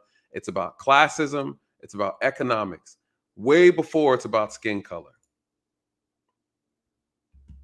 Long story. I was in Iraq. They're all racist against each other for tribe or for last name. Where'd you go? I was in Iraq. I was in Baghdad about 3 years ago. There was a member of parliament wanted to become the sports minister. And to become sports minister, he wanted to fill a stadium and have a kickboxing fight in front of everyone, but he didn't want to lose, so he fixed it. And because he fixed it, he wanted legitimate world champions to come to give it credibility, and he wanted me to give a speech afterwards. And he paid me a bunch of money and got me a government pass and a private jet from Romania to go to Iraq. And I'm kind of like, is this stadium going to just blow up? You know, when you're in Iraq and you're like in the stadium, me and Tristan are down on the grass, like far away from the bleachers. We're just like, oh man. But even to almost anyone else in the world, to be like, you know, when you're in Iraq, that'd be a weird thing to say, but yes, I do know what it's like to be in Iraq. So. Yeah, okay, so you know, right? So yeah, and so I've been all over the world, and there's racism absolutely everywhere. Africa's completely racist. They're all racist. Hutu, Tutu. Look up your history. They were at war with each other for basically no reason. Humans are tribalistic, right? And the number one way you're going to destroy racism, if you really want to destroy it, is to stop talking about it. Stop discussing it. Wow. What do you think? These are his thoughts, right? This is his perspective. I like his perspective. And I think, you know, what he's saying is same things that I say a lot of times. You know, people are keeping racism alive. At the same time, though, I will say this. If you don't like me because of my skin color, you're an idiot. You're an idiot. And why do I care? Right. So again, we give people way too much power, way too much power. I wasn't born into this world for people to like me. It's just that simple. And so again, we're trying to tell people that they have to like us because, you know, or treat us a certain way because of the color of our skin. Listen, people are people, you guys. It's just that simple. It's just that simple. We get caught up in these color arguments all the time, and it doesn't end well. It doesn't end well because then we start using them as an excuse to justify our lack of being competitors in this country. Think that's the solution? I think it's the beginning of a solution. Okay. I think if we just look at police brutality as opposed to police brutality versus white, black, Asian, let's look at a police brutality. Right now we have this Stop Asian Hate thing going on. And yeah, it sounds like a good idea. Okay, stop Asian hate. Because you see some Asian person get beat up and it's on the internet. I guarantee yesterday when that Asian person got beat up, a black guy got his ass whooped and a white guy got his ass whooped just the same. People get ass whoopings. Like, why do we have to put a race on the ass whooping? Stop ass whoopings. Why add a race in? Stop police brutality. Why out of racing? This is something, this is the clip that wanted me to find out more about him. Why? Because I agree with that statement. The police brutality issue is an American problem. The police problem is an American problem. It's a problem that everybody suffers from, regardless of your religion, your gender, or your race. Okay? It's an American problem, meaning that if you want to solve this problem, then we're going to have to solve it together, not make it seem like it's only Black people who are victims of it, right? And so again, or thinking that white people have it way better, like all that type of argument, it doesn't, at the end of the day, the truth of the matter is there's officers that are not good at their job. There are officers that abuse power. There's officers that are corrupt. There are officers that have no business putting a uniform on. At the end of the day, let's attack those issues. And again, when you attack the root, everything else will fix itself. You cannot control who a person is, what they stand for, what they believe in, and how they view you as another person. You have no control of that. You'll never fix that. There will never be a solution to that, period. There just won't. There won't be. Michi says I'm biased. Michi, come up here and tell me why you think I'm biased. And you got to cam up. You want to have this conversation. I'm ready for you tonight. I'm ready for you, Michi. Come on up. I'm not biased. It's the truth. I'm telling you what got me interested in listening to who this person was that statement that he made. Because I say that, right? The police problem is an American problem. It's not a Black problem. It's not a Black problem.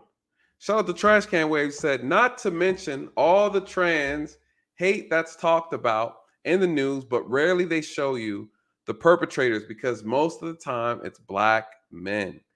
Listen, one thing I noticed about that, oh, look at the internet acting up.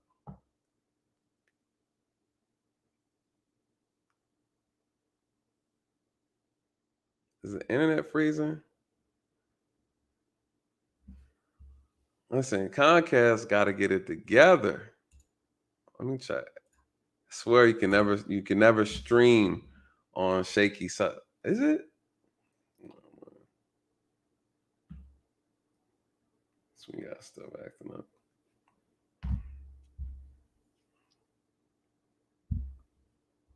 I think my internet is acting up. It's good. Oh, okay, I'm watching on the playback, so it's looking funny. Okay, cool. So Trash Can Waves, you make a good point, and again, what they fail to realize is the percentage, man. The percentage is so low, but they try to hype it up. Oh my God, same thing with Asian hate. Asian people. We're just being. No, you're not. No, you're not. Right? No, you're not. And I think the problem is the exaggeration, right? The exaggeration. They exaggerate these things so much that you start to believe it's like a epidemic, of grand proportions, and it's not. It's absolutely not. Shout out to SSS. He said approximately 240 Black people killed by police, which includes the ones with guns. And this is per year. This is true, right? There's approximately 200 Black people killed annually, consistently by the police every year. And there's approximately 400 plus white people killed by the police per year. And then when I say that there's more white people killed by the police every single year, what do people say? They say, well, there's more white people than Black people. I get this all the time. I get this all the time. What bothers me about that argument is it doesn't matter that there's more white people than Black people, because that has nothing to do with the conversation. The fact that there are Black people getting killed by the police is based off of behavior. Of course, there's always going to be that percentage, that small percentage that maybe shouldn't have been shot, where the officer was doing too much or the officer was completely criminal in nature and what he did, right, against said Black person. I agree. But we're talking about the majority, and the average time a Black man is shot by the police. He did something to get shot by the police, right? He put himself in said position. He did something he wasn't supposed to do. He didn't follow instructions. He was either resisting arrest, right? There's always something there. You play it case by case. You're like, oh, is that what happened? Okay. Right?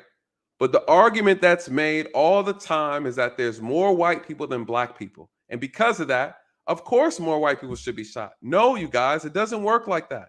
That's the stupidest argument that I've ever heard. Because there's more people, more white people, that explains why they should be shot more. No, it's based off of behavior. It's based off of crime. It's based off of your actions toward the officer, towards another person is why you get shot, right?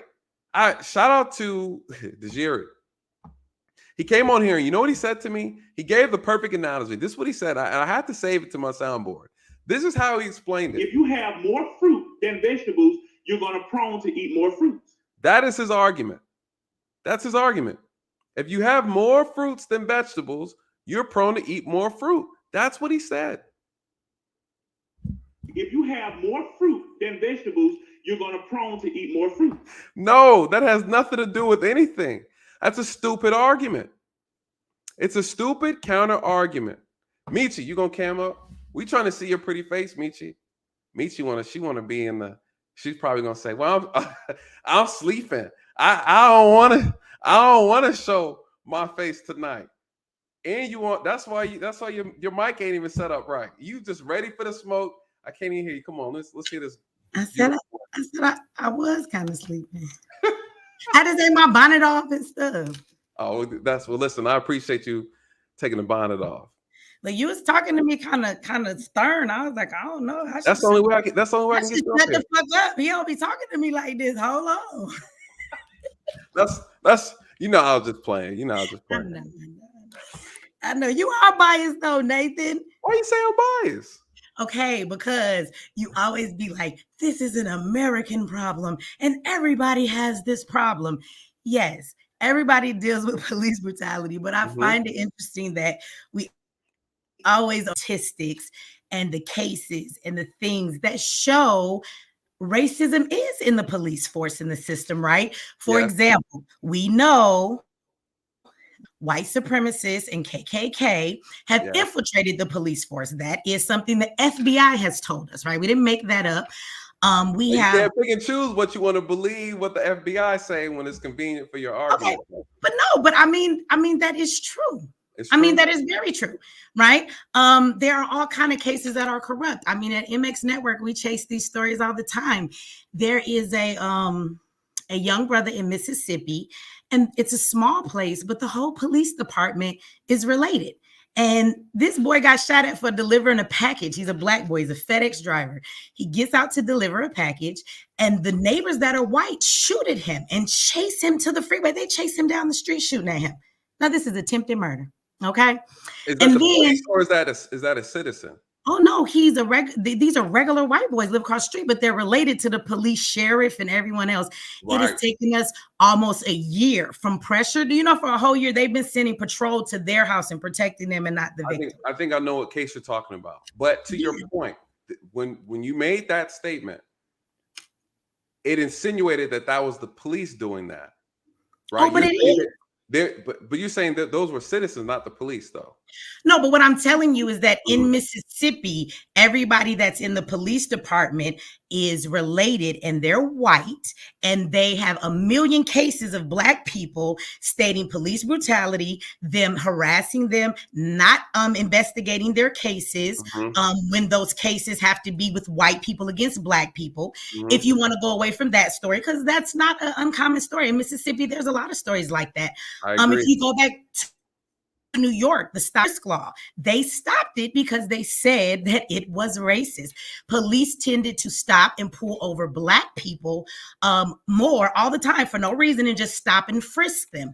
We do know that there's a high number from back in the day of black people who have gone to jail from officers stopping them and actually planting drugs on them. So like there are so many statistics that you would have to bring up when everybody wants to bring up, do more black people or white people get shot by the police? The question is, are the police used in a way that they overstep their authority and terrorize Black people, because in this society and with systemic racism, they actually get away with it more.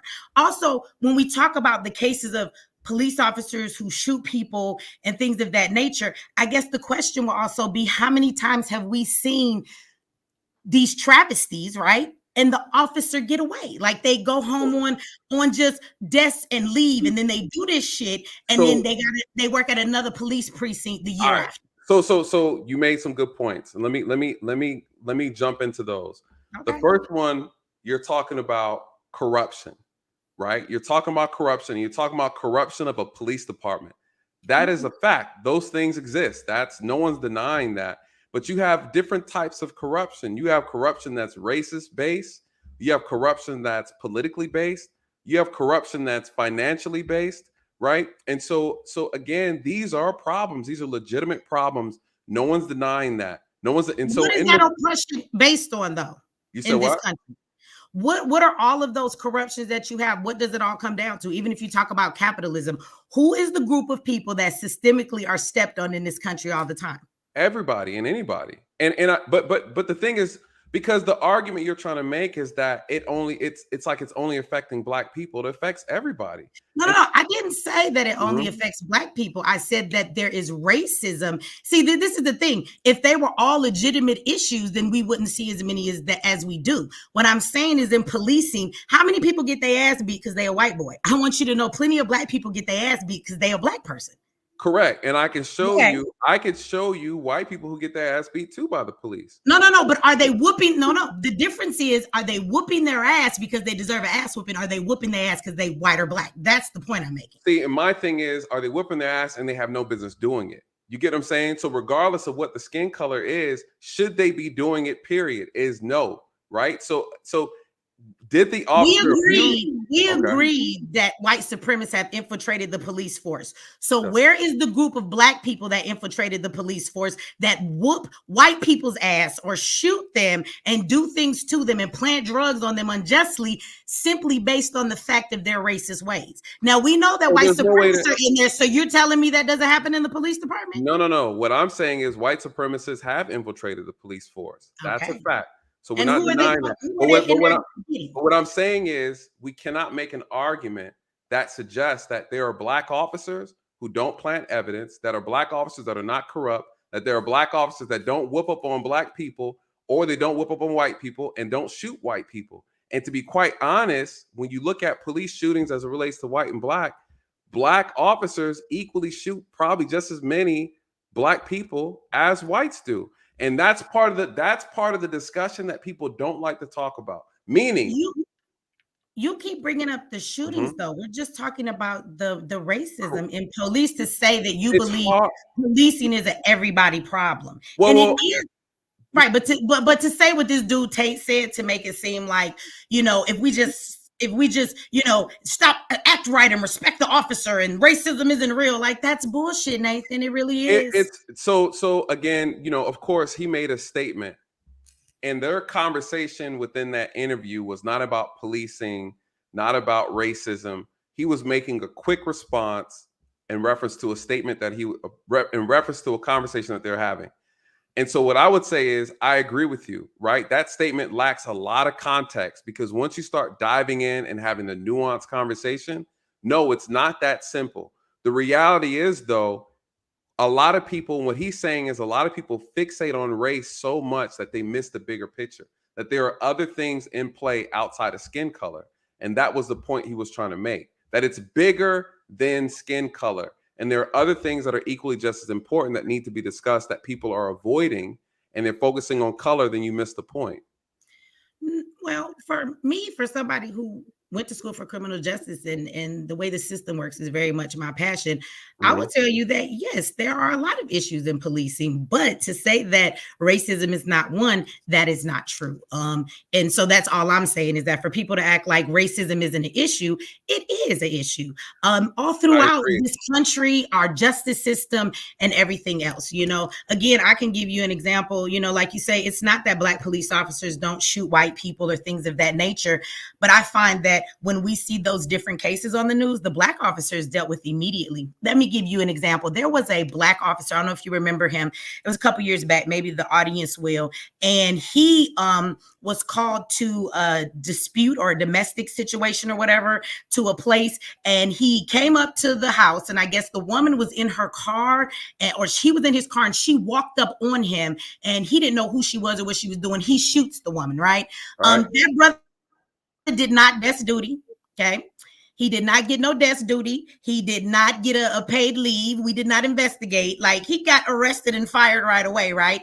And so then you can see these other actions with officers and wonder, when it's a Black person, why is it not handled the same way? They're given all the grace in the world. So when you look at the difference in the balance, and see, you're different, but I've had a lot of Black police officers actually talk to me, come to my conferences, and tell me that there is truth to this statement that I've made. Even if you are a Black police officer, let me tell you something. When you get yourself in a situation that has to do with a shooting or a mishandling, you are grace as white people. Now, you might tell me that's wrong because you're in a state where there's a whole lot of Black people that run stuff.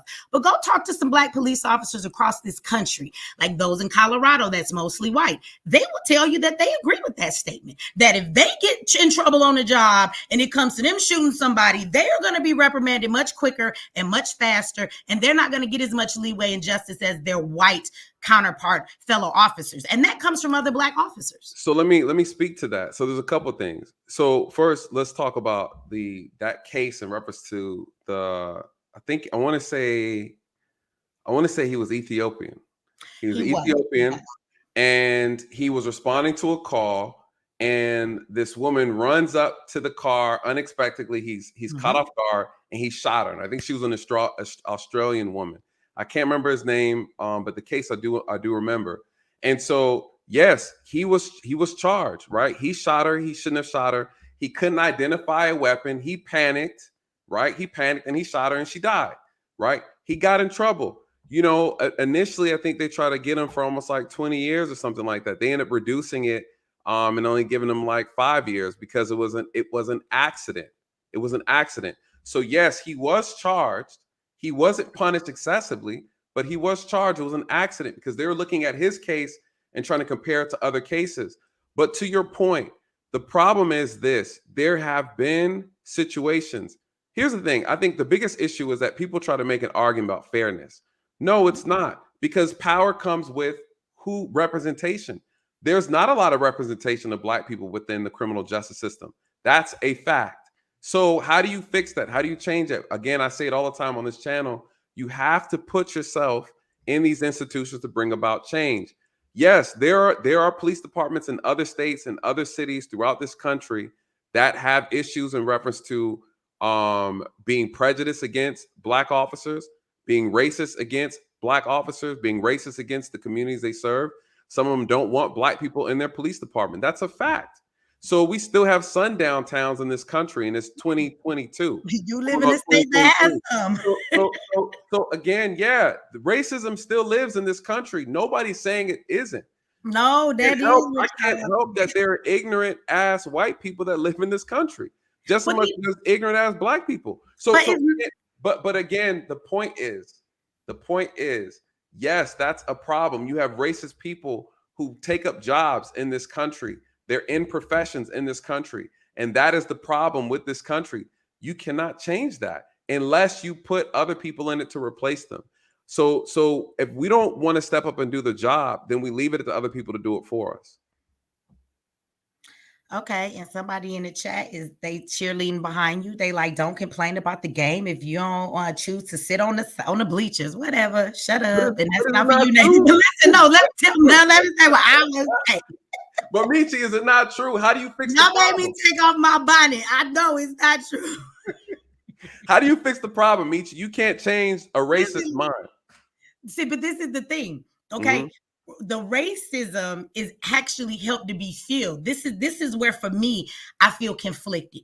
Because I agree where you say, we should be in these systems so that we can make that change, right? Be the judge on the bench, be these different things, be the police officers. But what I often find in even in psychology, the way people are, like, even if you look at, some of the psychological experiments, the Stanford prison experiment and things of that nature, what happens is the systems are actually corrupt. So the policies and the things that are in them are not actually fair to citizens of society. And so even when you get in the systems, there are only so many things you can change. And psychology tends to show that when you get into a system that runs a certain way, what you find most likely happens is that majority of the people go along with the system and they begin to conform to what that system tells them to do instead of actually changing it. So then you have politicians who are in positions, but they don't have all the power that there is, and they end up having to go along with the system. And in the long run, the system says we don't want to do anything for you. So no matter how many promises that Black person gave, the system is not going to back up those promises if it doesn't fit within the racist system. So it's a fine line with that for me. I'm conflicted in that. I see what you're saying.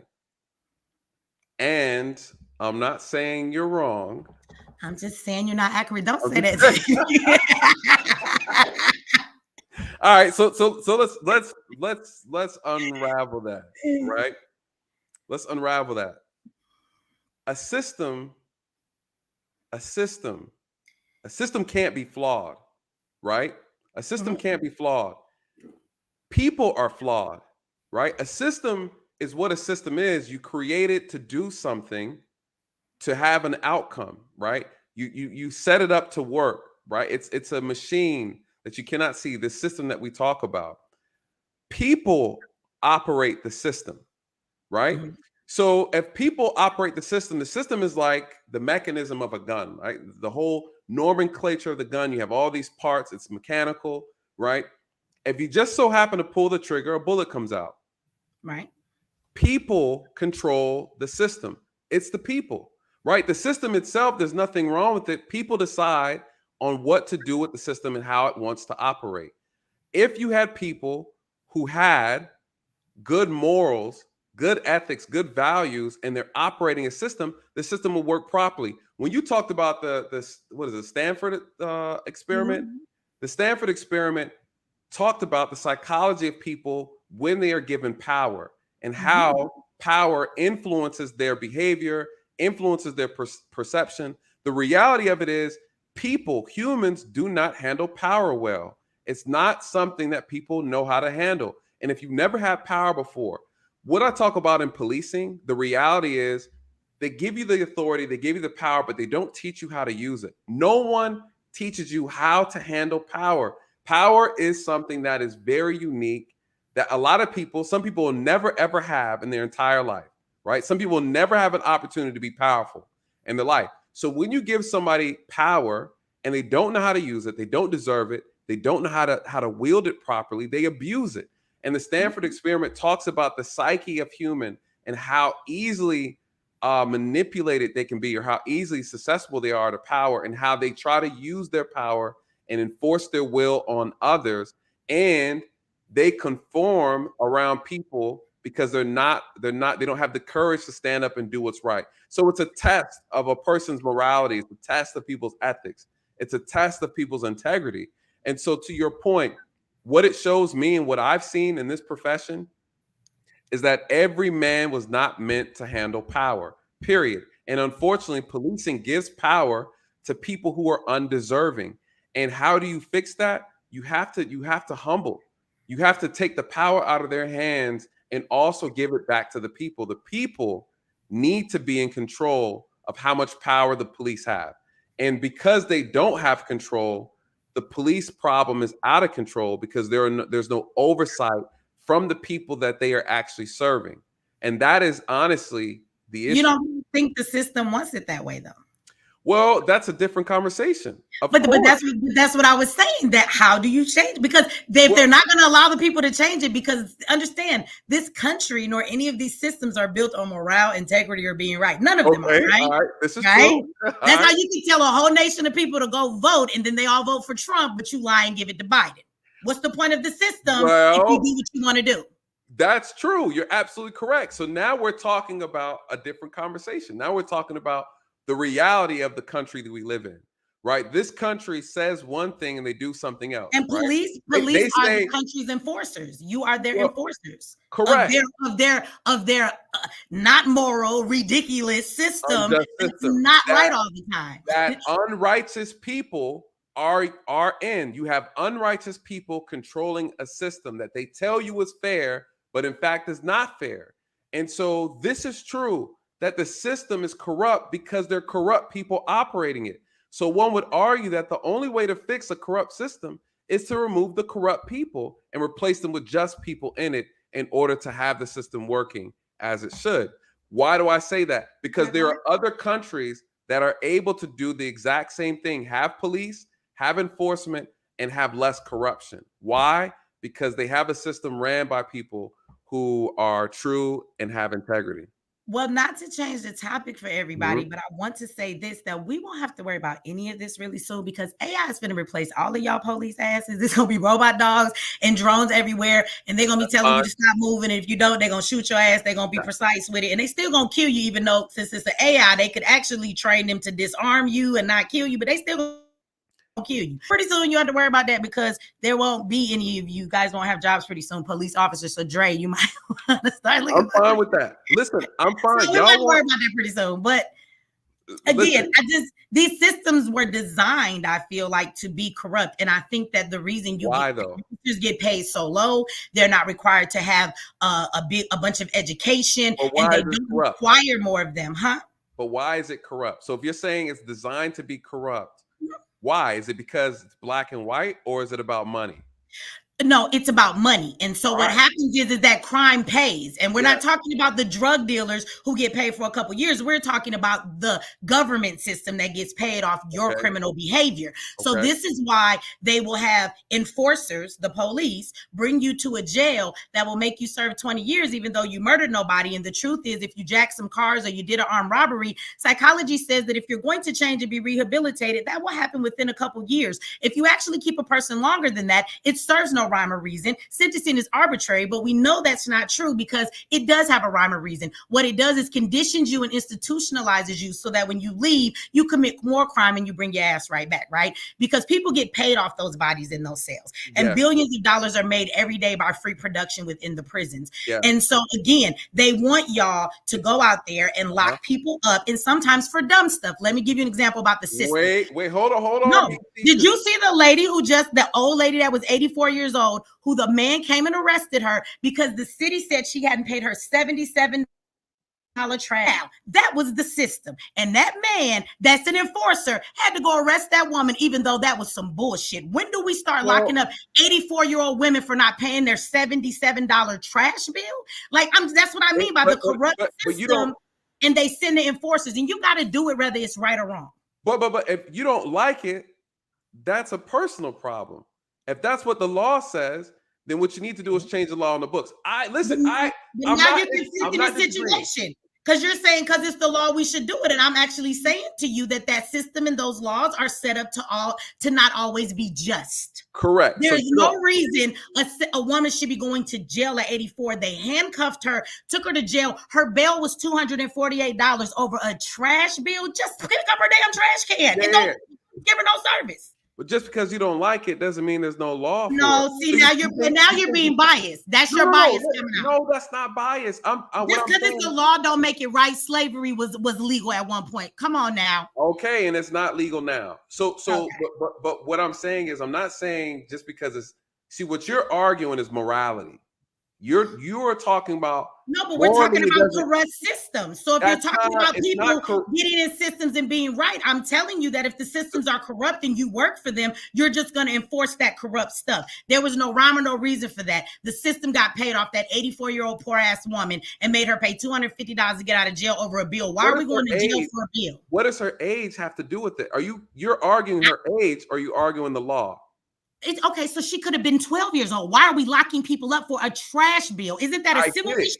I get it. Listen, I'm not in disagreement with you in reference to whether or not it's a necessary law. But you're saying it's a law. So what? But what I'm saying is the law. Because you believe the law is what it is. You respect the law. I don't respect all laws.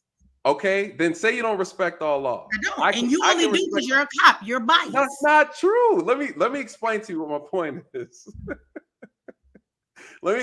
Do you respect the red light? Do I respect what? Speed? Do you speed when you drive? Have you No. ever? You've never broken the speed law. Oh, I may have sped a little bit, but I don't speed on because it's not because I'm scared of a ticket. I think it's unsafe and I don't want to die. I'm a careful driver. So I don't text on my phone. I don't call. That's just my safety for me. It's not, I don't want the police to stop me. Got it. So listen, I am not in disagreement with you that there are some laws that seem to be unnecessary, right? For example, there's a law in some states where as a parent, if you don't, California is an example, if you don't take care of your child properly and make sure they go to school, if your child is truant over several times, I think 3 or 4 times, you can be arrested as a parent. Guess what? That's a law in a certain state, and certain states have that law. Some people don't like that law, right? Mm-hmm. Some people don't like it. Some people think it's a great law because there's some parents that don't have control over the kids or whatever it might be. If you live in that state and you don't like the law, you have to do what's necessary to get that law changed, or you leave that state, leave that city. All I'm saying is that's the rules in that city, in that state, in that location. Those rules are enforceable. If they say if you do not do X, Y, Z, you will be arrested. You have men, if they do not pay child support, they can get a warrant for their arrest for not paying their child support. You have women who love that law. There are some men who say that's stupid, and you're still going to take his ass to jail, and you're going to suspend his plumber license and wonder why he can't pay his bill because he can't go to work. I'm clear on that. But what I'm saying is, arrest him, ain't you, Nathan? You gonna go get him and take him to jail, ain't you? But that's the law. So listen, I don't like the law, but what I'm saying to you is I don't like it, but it's not about what I like, right? Again, this is not a question of morality. This is saying the rules are this, right? I'm not enforcing something that is inhumane, right? So again, give me a law that's on the books right now that's inhumane.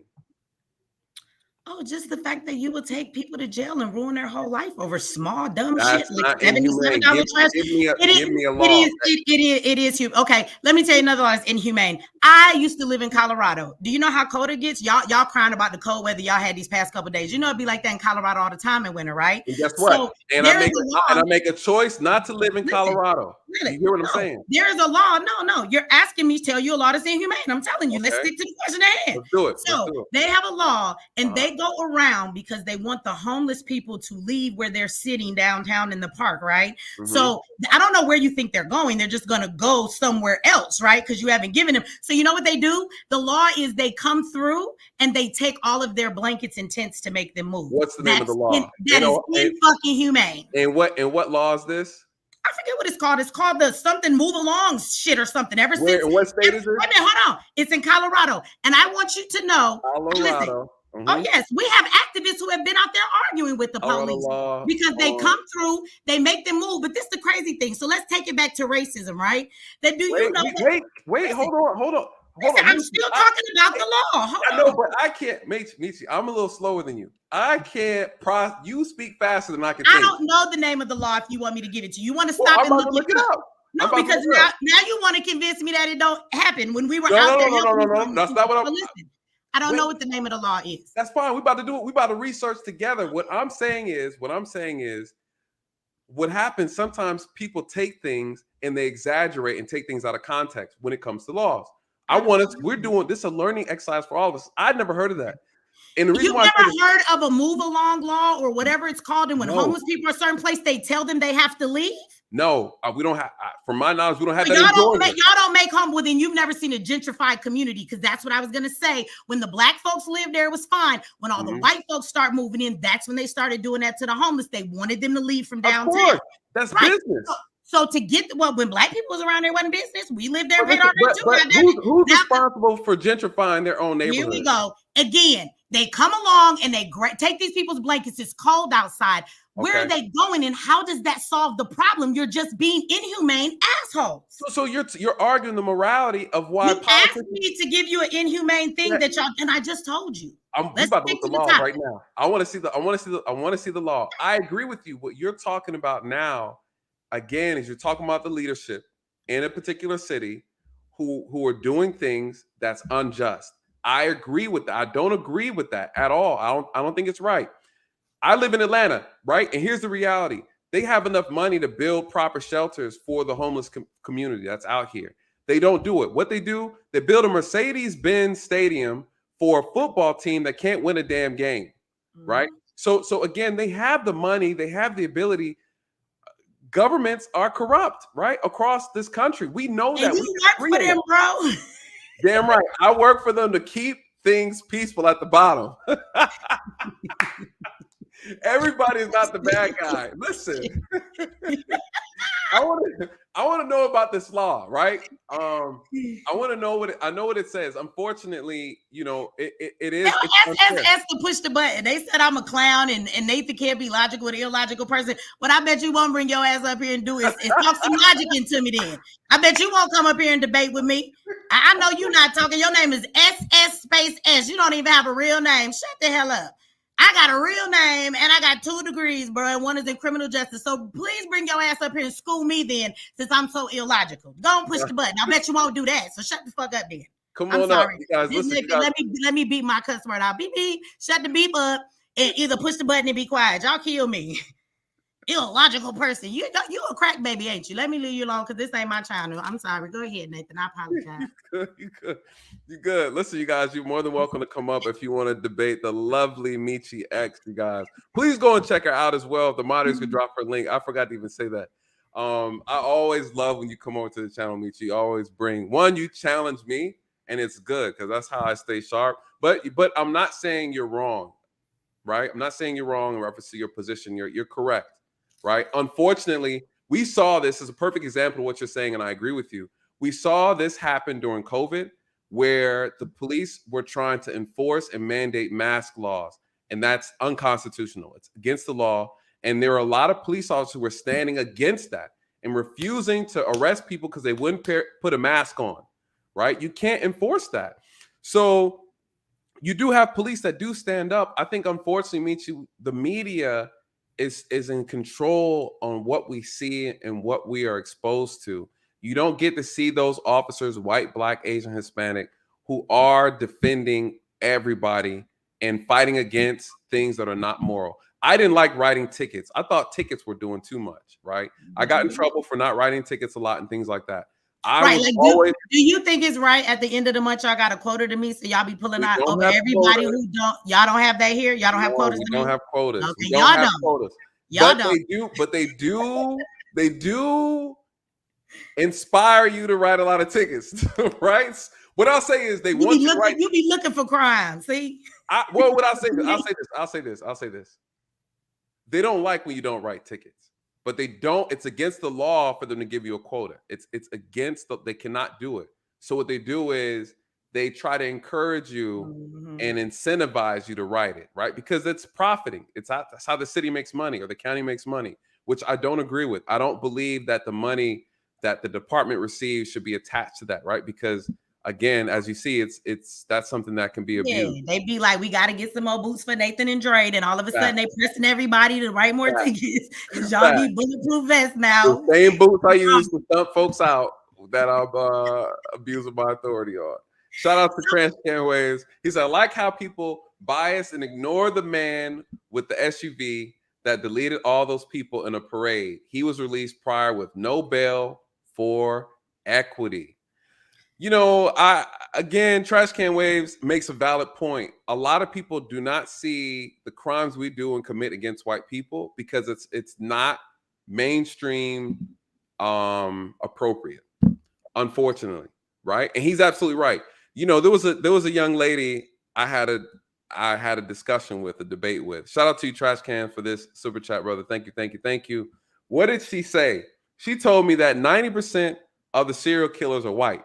Right. And I challenged her. And They're not. And I challenged her because serial killers is my thing. She's telling a lie. And the reason why I like to have these conversations is it's not because I'm trying to diminish or dismiss the things that white people do against black people or the racism that takes place or the racist acts that happen within this country. I'm not. What I'm saying is we need to talk about the accuracy in the statements that we make, and we're very clear as to what's going on, so that we don't push the wrong narrative, so we understand the thing. And what she said to me is, listen, You cannot make this up. This is Google. that's what she said, right? She said, listen, if you Google white serial killers, look at all these white people on here, right? The profile of a serial killer, if we want to talk about stereotypes, I love to talk about what women do and what black men don't do and what black women don't do. So stereotypically, white, the serial killer's profile is a white male, right? That's between correct. a certain age and things of that nature. So you will find that majority of the famous serial killers are the ones who really done outlandish stuff. They tend to be the white people, but we have serial killers, black men that have murdered 40, 50 women. Like we have some very notorious black serial killers, and a lot of the black serial killers are known to be, they're more prone to raping in their serial killing. Sometimes white men just want to kill you. They don't even rape you. I don't know what, their stuff is about, but they want to eat you, like in the Jeffrey Dahmer story, but so, or keep you in your basement for 20 years. I don't know, but so black, there are many black serial killers as well, but there's more white serial killers. So that's all the thing of it is in the stereotype. So people hear things and then they run with what's out there. So there's some truth to what she's saying. We won't say all serial killers are white, and then if you want to be technical about what a serial killer is, it's somebody who has killed multiple people. We don't want to talk about that because in the hood, there's a lot of people who killed people, little Tyrones, but we don't consider them serial killers. But if they have killed multiple people being in gangs, they're technically a serial killer. Thank you. And let me touch on that too. Shout out to you again, Trash Can Waves. He says she probably voted for the Democrat that made the law. I got so much to say. Why don't y'all come up here? Like y'all have so much. See, let me tell you, there's a problem. I can tell by the name Trash Can Wave giving up $1.99. That's a man. He need to go to work. LeBron ain't got no change. He only had $2 to give you. You can do my brother better than that. You whack for that. Keep your $2. I give you more just to refute this motherfucker comment. But it's like y'all have so much to say. I don't understand. Push the button and come up here and say it to me. Like all of y'all, like I don't understand. Where's your mind at? Because I don't think. I mean, correct me, Nathan. Have I come up here and talk like I don't have no sense, or like I don't? No, you guys. She. What are you guys talking about? Listen, she's not easy to debate, you guys. Listen, I have to debate her off stream. She I built up. Today you was ready to go. You was like, bring your ass up here. Then bring it, me. I was like, okay, let me take my bonnet off. I'm about to go up here. Is he talking all spicy like this? Okay, Nathan. Well, it's why I love me trying to be nice. Well, I like to be professional. And you know what's funny though? You know what's funny is that the reason why I enjoy debating with you is because, and anybody, well, you particularly because your voice resonates with a lot of people and how they feel, right? Mm-hmm. And that matters because when I feel like I'm speaking to you, I feel like I'm speaking to like 3 million people who feel the exact same way. So being able to have a conversation with you makes me feel like I'm speaking to those people as well. And so not only does it help me to understand the problem even better, it also helps me to understand how to explain it in a way to where I make sure I get the point across properly. And sometimes my views change based on our conversations and I see things differently. So to me, it helps. It's a very, every time I have a conversation with you, it's a very positive experience. And I learn a lot and I feel like it's part of my growth as a YouTuber as well and having my channel. So I'm always very appreciative having the discussion with you because you represent a side of our community that doesn't necessarily trust the police with valid reasons. And then also with valid expectations of how things should be done. And, and so again, that's the reason why I value our conversation so much. And I'll always walk away from it more insightful and then willing for the next round of debate, So you gonna stop making people think I be mean to you, though, Nate. Oh shit, Trash. Well, no, you don't be mean. You don't be mean to me. I'm not mean to you. But you don't hold back, though. You don't hold back. I don't. But I mean, you don't either. You get to say what you want to say. And I say, I talk to you. You've changed my mind on some things. I'll be like, all right, fine. You is right. But true. I mean, I think that goes both ways. But I mean, yes, I have my opinion. I stand in what I believe. If I'm wrong, I'll admit that. But I ain't mean to you, so don't be. No. You don't be mean, but you're I'm nice to you, Nathan. Now, other people, that's because I come correct. Though. I come correct. Unlike trash can waves who just pulled up. Michi said she about to put your ass in the trash. Look at his name. He got a dirty face under me. What's up, brother? Is this trash can? Hey, this is trash can. Hey, big ups to Sister Soldier. You gotta say now, trash can. Big ups to Sister Soldier. She very entertaining, and she gives the point of view of a lot of black people who feel that way. But can I just be real with you for just for a minute? You can give your opinion. We don't know if it's gonna be real, but go ahead. I'm gonna be real. I'm gonna be real. This 100%.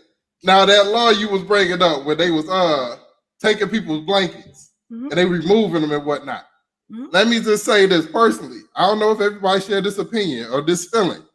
I do not like crackheads. I don't like to be near crackheads. I don't want crackheads in front of my house. When I walk out my house and I see crackheads standing out there, I get bothered by that. And if I peeked out my window one day and I saw a crackhead with a damn tent about to pop a tent in front of my house and sleeping there, I'm gonna call the police. I'm gonna expect the police to remove that crackhead. No, actually, people moved to where the crackheads were and tried to gentrify the community. So the crackheads were already there.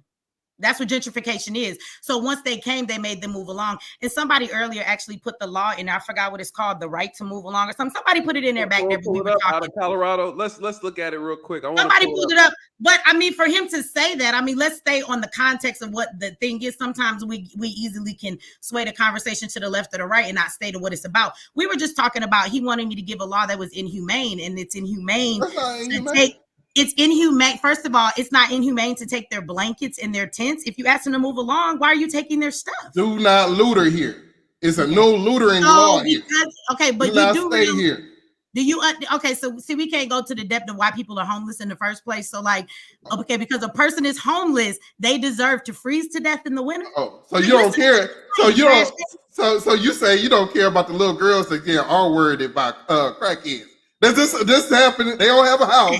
They gotta stay there, but they're downtown. If your little girl is downtown in the middle of the night, you ain't a good parent. What are you talking about? Did you not see the kids get released from the school bus on that one video? And when they got released from the school bus, it was a bunch of crackheads over there. It was a bunch of crackheads in the alley, right where they was getting released off the school bus. If they snatch one of them little girls up in an abandoned house, if they snatch one of those little girls, you don't care about them. Because we don't care about black on black violence. We don't care about all that. Why are you moving the goadposts, bruh? This is not stuff. You're just making up shit. This is not what we even talking about. Okay, all right. I didn't care about no little girls. There are no bus stops down there. This is in the middle of downtown where condos are. And if your daughter is downtown in the middle of the night, something's wrong with you as a parent, sir. This is not what we're talking about. So let's not compare oranges and apples. Why are you not speaking to the problem then? You sister and soldier for crackheads out here. Meanwhile, you got Biden putting crack pipes in the community. Offer that. How about you offer them not to be crackheads? How about you put them in rehab? How about you put them in facilities to take care of them? We the legislation, because I believe Colorado got a lot of Democrats in the legislation. Maybe they can create. Let me dive in here because I think what's happening is this, right? I think he's moving the goalposts. He don't have a response for me. So That's exactly what's going on. Y'all are swinging on the same goalposts. No, we're not. I don't agree with none of these. I don't even know what he's talking about. This man is giving me word salad. I don't know what's going on here. Don't say we on the same page. Sexual trafficking is the thing. I speak. We're not talking about sex trafficking, retard. Damn.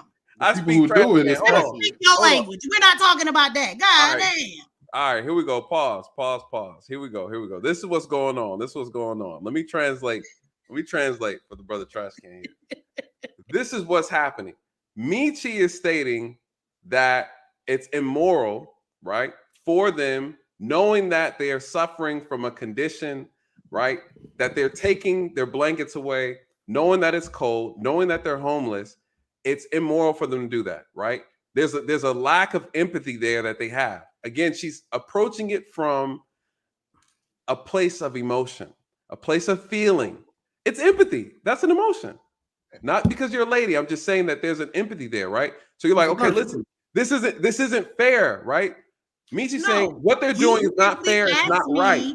You asked me for a law that was inhumane. No, and I think I it's agree. inhumane No, to I take agree. people's blankets in the middle of the winter when they can't go inside and they're outside. They could freeze to death, and people do freeze to death in Colorado. Well, this is true because like 50 people died in New York. That's right? inhumane. I was just answering your question. So no, you were, but what should happen is if they're going to take their blanket or take their tents, they need to provide an alternative place for them to be. Absolutely. That is the correct thing to do. It's almost like saying arresting someone who's a drug addict, but not giving them a facility or help in order to curb that habit, right? Just take them into jail every time you see somebody with a crack pipe isn't going to solve the problem. So then what's the point of using the police to enforce this law when you're not essentially helping society get better?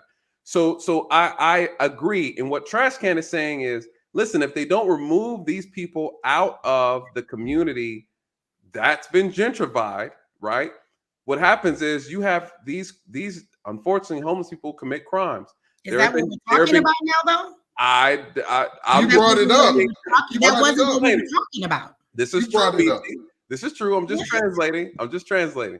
So regardless, at the end of the day, I am still curious. I do want to see the law and the reason why I say this is because there have been times that people hear a law, they hear about something, and they misconstrue how it's being enforced. For example, there's a law in reference to the case involving, first of all, before I even get into that, I got to shout out my brother real quick, the big homie over on this YouTube space, the lead attorney. He's in the building.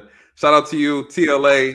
Listen, this brother's always supported me. A great mentor in the space. Learned a lot from him. I really appreciate the work he's doing. Love him, hate him, or can't stand him. Whatever you choose. Great person, great personality, great heart. Really enjoy his content. Super hilarious. Very knowledgeable brother in the space. Black attorney, very educated. He's out here in Atlanta with me as well. We are producing some great content creators out here in Georgia. So shout out to you, TLA. You know you're always welcome to come up. If you want to talk about this, I know it's kind of late. The brother be in the bed early. So shout out to you, TLA. You're always welcome up. So I really want to find this law. I want to find this incident because there was a case with the lady who shot the kid by accident. She mistook her gun for her taser. Remember that? I just can't. Kim Potters was her name. Now, that was a traffic stop. Now, Kim Potters stopped this gentleman, this young black man, because of the what do you call those? The incense, right? The car sense, the little car tree that was dangling from his mirror, right? That's a law in that state. I can't remember what state that was, Minnesota or something like that. There's a law that you cannot have anything obstructing your window view. You can't have things hanging from the rearview mirror. Now, some people say it's a stupid law, right? They're abusing that law to pull over black people, right? Like they're saying all these different things. Whether you like the law or not, it's a law that you cannot have anything obstructing the view of the main window.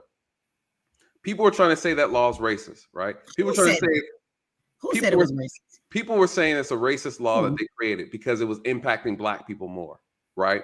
Black people are more likely to have shit dangling from the rearview mirror, right? So that's what happens is people put. It might not be racist. Maybe the police officers were targeting black people with stuff in their window more than other people. I mean, they've done statistics and they do say that they do pull over certain kind of people more than others. Or maybe it just so happened that the majority of people who have shit dangling from the rearview mirror happen to be black. She gonna say I'm moving the goalposts if I say that was a diversity hire. That was a diversity hire cop that they hired up there. And then I'm not fit. Look, Trash Can, ain't nobody got time for you in your conversation. Ain't nobody moving the goalposts. What I said was relevant. You don't know how to stay on topic, okay, bro? Well, you brought up Again, something. You brought up something. I actually don't agree that it's racist. So that's why I'm saying when we're talking about statistics, there's all kind of levels. So that's why I was breaking it down more to say if they were saying it was racist, why would it be? Because they're saying maybe they pull blacks over more with it? Are they saying more blacks have it? I was actually asking like a question to get to the point of why would somebody say it's racist? Because I don't think it's racist. So you have the ability if you're gonna be on the panel, nobody's moving the goalposts. We're still on the same conversation. I think you can find the racism in anything. Go ahead. Okay. I didn't say it was racist. And what does that comment mean? I just said I don't think it is racist. What do you mean? I can find But if you want it. But I think the point is, I think that's the issue. And anytime we have these type of conversations, because you can make anything a racist argument, you know, and I think that's the problem, right? Anything, if you don't like the outcome and you're black and the person's white who's enforcing laws on you, you can turn anything into a racist argument very easily. And I think sometimes it all comes down to perception.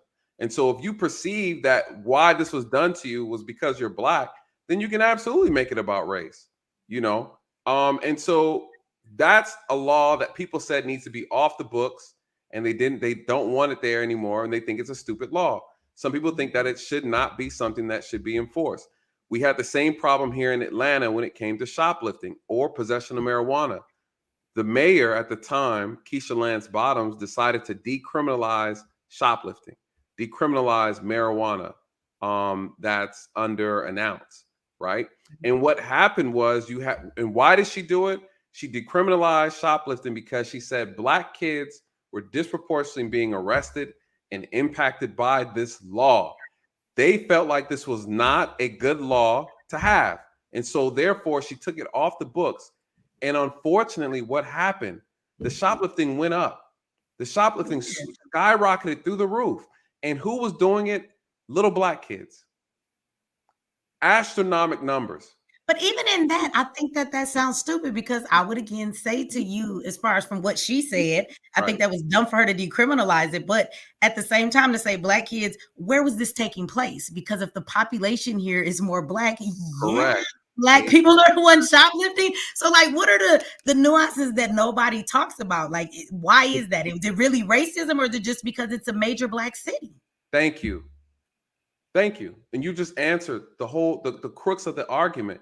The problem is that you have politicians who use racism as a tool to get votes. They use racism as a tool to manipulate people, to get them to believe that there's a particular problem that's based on their race versus based on the reality that, one, this is a black populous area, and the fact that there's kids who are not being disciplined or maintained or controlled properly by their parents, and it's out of control. So they make it about race when it's not about race.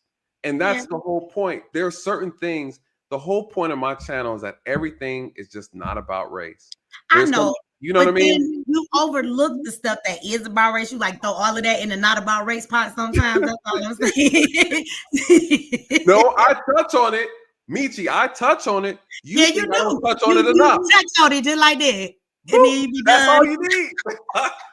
That's all you need. That's all you need. People get full off that low hanging fruit, which is racist. Man, thank you. It's you know what I mean? Okay. No, because just like Dre said, he said something earlier, I agree, when he was talking about the women and the sexual assault, right? So I don't agree with what it is that you're saying that they're making everything about race, right? There are some things that are ridiculous they should make about race. And it actually upsets me because there's plenty of racist issues. And when we do this or allow people to do this, then the things that are legitimately racist, right, don't have as much value behind them. We don't really look at them like they're serious because they come with this simple bullshit. Like, this is really racism, and it's not. So it makes me mad when people do that, because it makes it more harder for the people who really have racist issues, because you do have people saying everything ain't racist. You got people saying that now. Oh, everybody wants to play the racism card. Sometimes it's not necessary to do that, and it hurts the validity of stuff that really is racist. Absolutely. You know, but and it happens with your channel, you know, just like it affects you, Nathan, because what happens is we focus on that all the time. And then the things that are real racism, they get swept under the rug because sometimes when you say things, the reason why people will get offended and they come over here, especially if they're people from my channel, or sometimes I'll be in the chat arguing with you and stuff, is because there are legitimate issues sometimes, and they get overlooked and they get spoke about like it's not that serious because they get put in the bucket with the stuff that wasn't really racism, and those things that really were, they're serious, and it is hurtful, and the Black community does get defensive when people act like these things are not racism. Like, for instance, the boy DeMonterio in Mississippi that we were dealing with, like, he is the sweetest Black boy ever. You can't tell me that his issue is not racism, that they chased that boy down out of their town because he wasn't supposed to be in their city because he was a Black boy, for them to be protected that way, and for them to treat him like he was the criminal. They found arrest warrants and was trying to arrest his mom if she came back to town because they was protesting and doing all of this stuff. He went through a really deep depression because of that. You know what I'm saying? Like, I mean, I know we think that our kids is like tough as nails and so what, they get eat bullets for breakfast. That's not true either. That's a stereotype.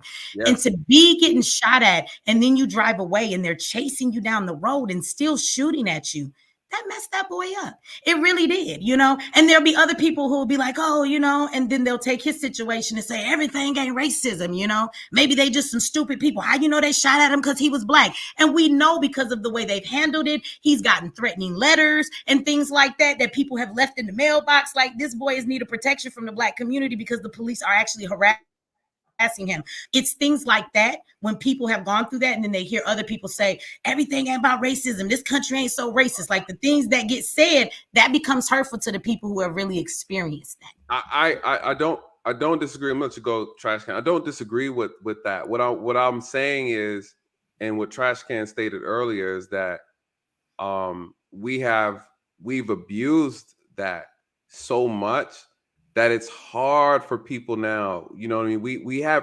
We don't take it seriously, and we try to blanket everything as that it's now you got to even look at it from a magnifying glass and really dissect it before you can even label it racist. Now, when I hear somebody say something racist, I have so much experience dealing with people who made everything about race that when you start diving in it and looking at it, you go, man, bro, nah, this is you, right? All this, the white man, this, and Casper that, but then when you really look at it, it falls back on an accountability scale, and you are 99.9% to blame for the outcome. And so, though I'm not saying racism does not exist, and I'm not saying that there's not ignorant ass white people in this country who are racist. I'm not saying that. Those who are retarded, right? But at the same time, what I'm saying is we have gotten so comfortable and cavalier throwing that word around that it doesn't hold the same weight like it used to. And that's the problem, and that's nobody's fault but our own. And so that's what I'm saying. Trash Can, what are your thoughts? So I'll speak to her point, and I agree that there is racism in America. Of course, we know that. We know that. The problem is the Black community, specifically the women in the Black community, always coming forth making everything about race, every situation about race. When the outcome, when it all gets said and done, everything they said gets debunked. For instance, Jacob Blake, who sexually assaulted a woman, stuck his fingers up inside of a woman, used his kids as a human shield, took them out on a road trip. They say he didn't have a knife, but later on pictures come out of him with a knife. He gets shot by the police, and they make him into a hero. They put him on football helmets and everything else. And all the narrative is, oh, Jacob Blake, this was because he was a black man. Black man, black man.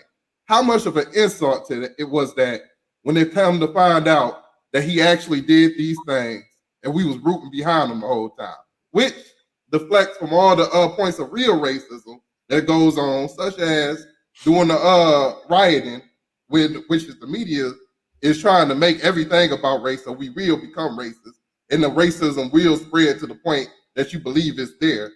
When the rioting happened, it was black men out there defending their businesses with AK-47.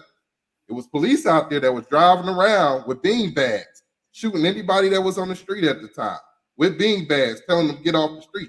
When they shot at the dude with the AK-47, he ain't know who it was. They was in an unmarked white van. He shot back at him. They beat the brakes off of that guy. They beat the brakes off of him. With handcuffs tied behind his back.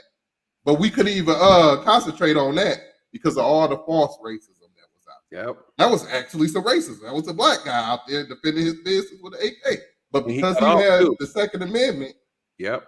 They ain't talk about it. And he got off. That case was very interesting because the officers were doing illegal activity, right? They were harassing people on the street who were protesting, which is their constitutional right, harassing them. And a guy shot at the officers and shot one. I think he shot one, if I'm not mistaken, or shot at them. But no, he just shot at him. They got out the van and whooped on him. And luckily, of course, he had his evidence to back his claims. And the officers got fired, and the black man was, he sued, he won. I just think that, we're not dismissing that there's a problem in this country. We are all well aware of the problem. We're not saying that. I just think that, again, we've gotten way too comfortable, just calling everything racist when it's just absolutely not there. The Jacob Blake situation is a very good example of that. There's been others like that. People say, oh, little Pookie, oh, little Tukey Tyrone. And then when you find out everything that went on, because what happens, people are making these judgments based off of 5-minute clips, 2-minute clips, a TikTok video. And then you get the whole story. And then you're like, this is bullshit. Like, we're wrong. He's wrong. She's wrong.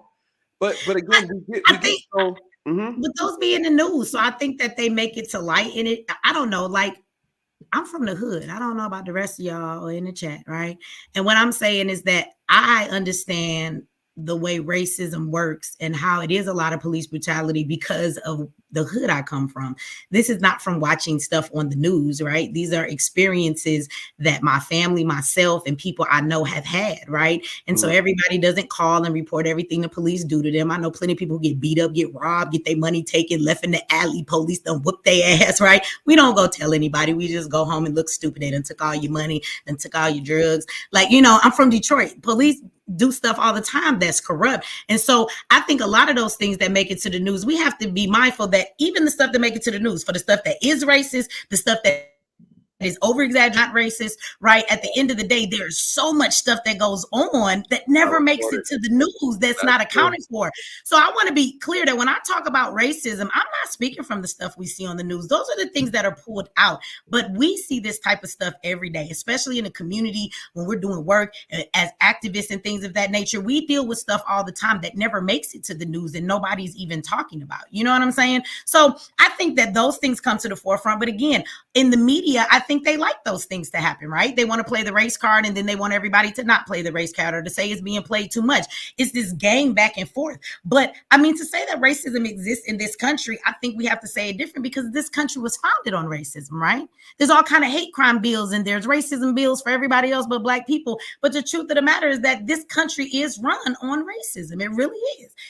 Every system that is like that, there has to be somebody at the low totem pole, right? That's being stepped on for everybody else to, and maybe everybody doesn't understand that the narrative of there needs to be somebody to fill the the prisons. There needs to be somebody that's in poverty because poverty creates people who are sick, right? And they therefore need Medicaid, which they can shuffle the money to the pharmaceutical companies who are the biggest drug dealers, right? Like all of these things are created to keep the top people wealthy and the government running, and the government runs off capitalism that is on the backs of other people. And Correct. The number one backs that they stand on our. So, I mean, we can talk about the police stuff specifically, but if you just want to talk about this in general, I think that we can't say that and pass over the fact that even though people will play the race card when it might not be racism, this whole country is founded on nothing but racism. That's how it was started. And so are the systems that still exist today. So again, that's a big part of why this country runs the way that it does. So I just don't think that we can dismiss that. It's in every facet and every crevice of this country, everywhere.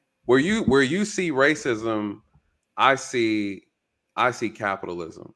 Where you see racism, I see classism. Where you see racism, I see corrupt, evil people making money.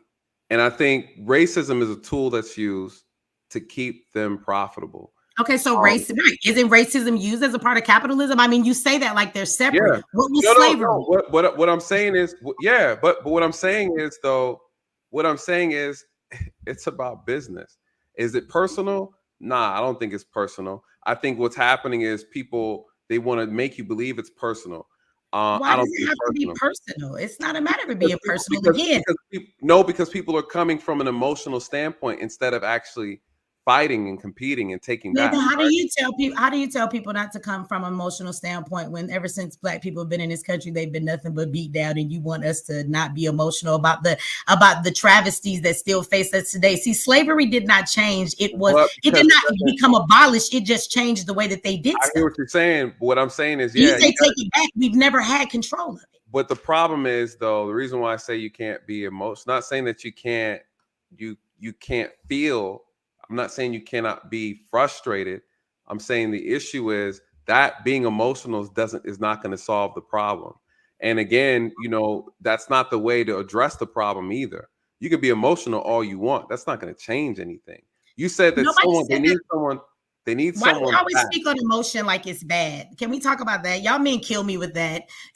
Stop being so emotional, whether it's the Black community or as women. What is wrong with emotion? What's wrong is that this country doesn't have enough emotion. This is why they sleep well at night, knowing they have killed people, shitted on them, destroyed children, destroyed families, destroyed communities, committed a genocide against all groups of people, and they sleep well at night because they have no goddamn emotions. And you want us to be like them. The problem with emotion, let me hang with my girl, because she said she's from Detroit. I knew it was something about it. As a fellow Detroiter, let me tell her what the problem with emotion. Emotion is somebody will listen to what you got to say, and they get all up in their feelings. And since you live in Detroit, you know what happened to the cop when they ambushed the cop with the AK-47 over there and sprayed the cop up. Emotions will make you do that.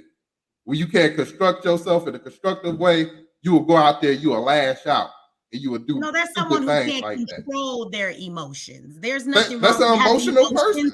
And that's what's wrong now. That's the one. It's funny to me, not to change the subject, but we talk about emotions like they're bad. Y'all keep telling women, y'all so emotional. But that's the thing. You actually keep asking us to stop being so masculine. Why do we talk about emotions like they're bad? No, that's not what we're saying. Emotions lack emotions. No. The absence of logic and discipline is a problem. What we're saying is people make emotional decisions and not logical ones. An emotional decision doesn't fix anything.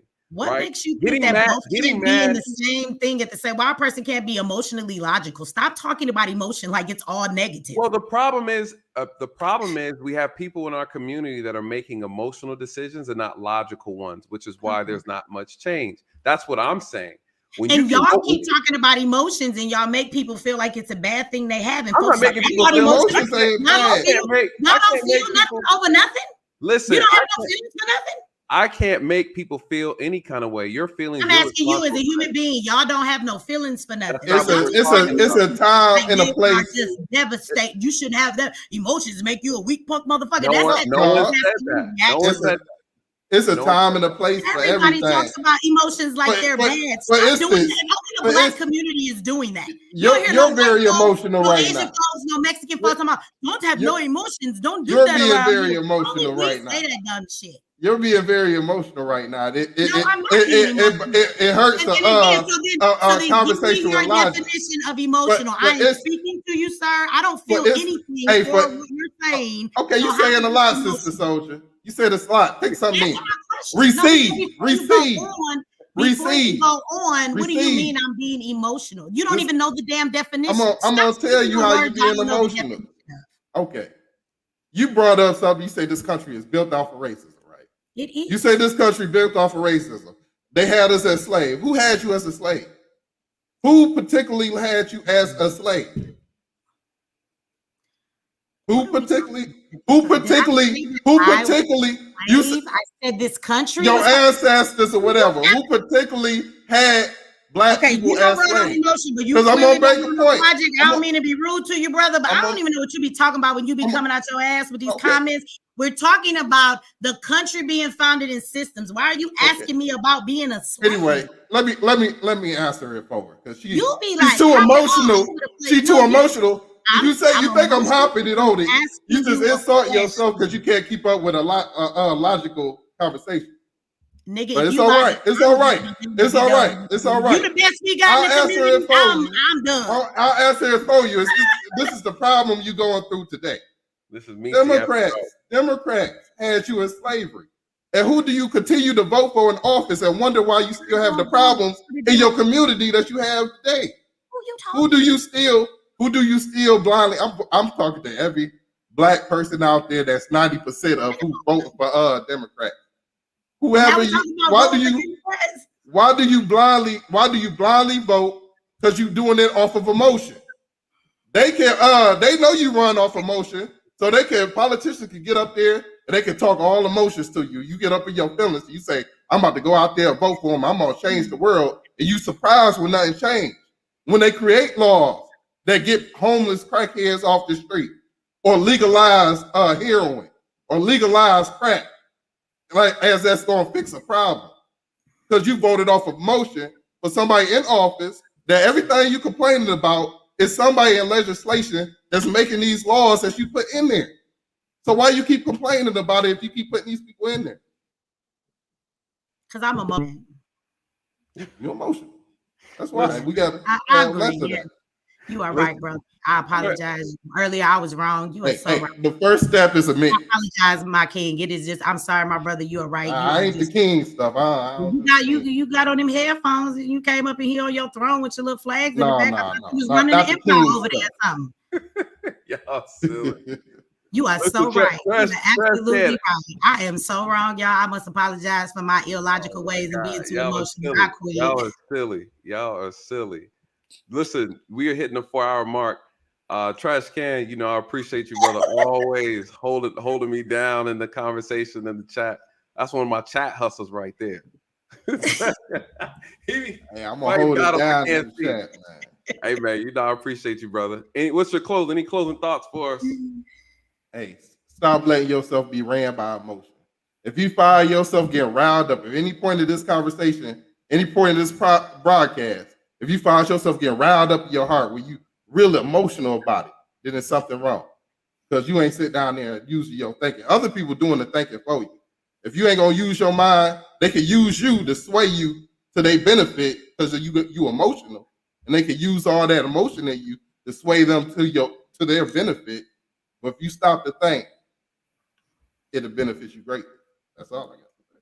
Was you emotional when you spent that $2 just? Oh no! I know Sister Soldier. She from Detroit. She got a loud voice. She only speak money. You got to put some green up there so she'll listen to it. $1.99 is not enough. $1 size. And she saw that wasn't enough too. You know, that's how I know she from Detroit. $1 size don't work for me. Y'all true. Appreciate you, brother. Appreciate you. All right, homie. That is funny. I just said why I didn't cuss him out, y'all. I am not finna hurt my brain. Forget y'all. I'm not arguing with that man. He is right. I want him to go to bed knowing he right. I need a black man to feel good about himself tonight. I know how to take the back seat. You are too funny, Michi. I love it. No, you know, I think at the end of the day, there's no fixing the problem. I know. That's why there's no fixing the problem. Better go live in tents, but not in Colorado. Right. But you know, but there's things that can be done to make us more competitive, you know? Yeah. And I think that's the part that hurts me the most, is that we have the skills, we have the knowledge, we have the ability, we have everything we need, we have the resources, we have everything we need. We produce, I mean, we consume everything in this country. We just got to produce more, and we got to support each other more, and we have everything we need. And I think that's what hurts the most, is that we're so capable, we're beyond capable, we're an amazing group of people, we're super talented, we trendsetters, right? And the trends move based on the way we move, and you know what I mean? Like everything changes by the influence that we bring to the table, and I just feel like we don't capitalize on that. And so it's just disappointing. The racist system won't let us, brother. No, no. I'm gonna give you a real example. Look, you know all them black TikTokers that were actually there. Do you remember that? Not too long ago, all the black TikTokers who were making content that TikTok, it was their original content, dances, songs, or whatever, and TikTok was muting them and taking their videos down, but then Asian and white people were remaking their videos and they were getting millions of views. And on purpose, TikTok was silencing the Black creators and letting the white people steal their stuff. And Black TikTokers actually went on we're not going to do no more stuff because without us, y'all don't have no ideas because y'all whack as hell. But literally, they were allowing this original content that's dope for white people to be millionaires off something a Black person created, but penalizing the Black person that made it by muting the sound or taking their video down. But again, our challenges though in this country is that, we consume everything and create nothing, right? And so we have to build our own, create our own, and support our own if we want to have control over how things are done for us. We can't use other people's stuff and then complain how they're using it against us, right? And I think that's just the reality. Like, I get on YouTube and I'm like, okay, I feel a little shadow banned here and there every now and then, right? They don't push the content. A lot of Black creators, you yourself have spoken a lot about that, how they don't push your content out. But you have phenomenal supporters and they ride for you every stream you drop. But the reality is we don't own this platform. We don't own any platform. And if we were to own a platform, how many of us would leave YouTube and support just an all Black platform? I got a platform almost a year, my own platform. They won't come over there though. Now, if I had a subscription on my page, they pay YouTube a subscription. They let them take 30%. But because I have a subscription, they don't want to come to my platform. But it costs me thousands of dollars every month to have that platform that nobody can tell me what to do or say. And I even make space for independent content creators, but they won't come over there, and I pay them for their content. YouTube make you get 1,000 subscribers and 55 million people watching you. If you just give me some content, I pay my folks. But again, you're right, because I'm actually doing it and they don't come over. And the point of that too is that, with that being said, we keep complaining about the house that we're in, that we built and they stole, right? But nonetheless, they stole it. Regardless, you can't control what you don't own. That's the moral of the story when it comes to being Black in America. If you don't own it, you don't control it. You don't own NFL teams. You can't control what they do. You don't own the entertainment companies or the news or the media. You can't control what gets put out. You don't own the police. You're not in the uniform. You can't control the outcomes. The only way to win is to compete. If you don't compete, then you're participating. And Black people are great at participating. How do we compete, Nathan? You do know that most of our people are not like you. And they're not like the people listening to you in the chat, except for the folks that ain't got no sense. But for most of the people in the chat, and me and Dre, they're not. Our communities are being birthed without parents to raise them. We're in what I call the generation of babies raising babies, because all of these children you see today were being raised by teenage parents, and there were no grandparents because they were all strung out on drugs.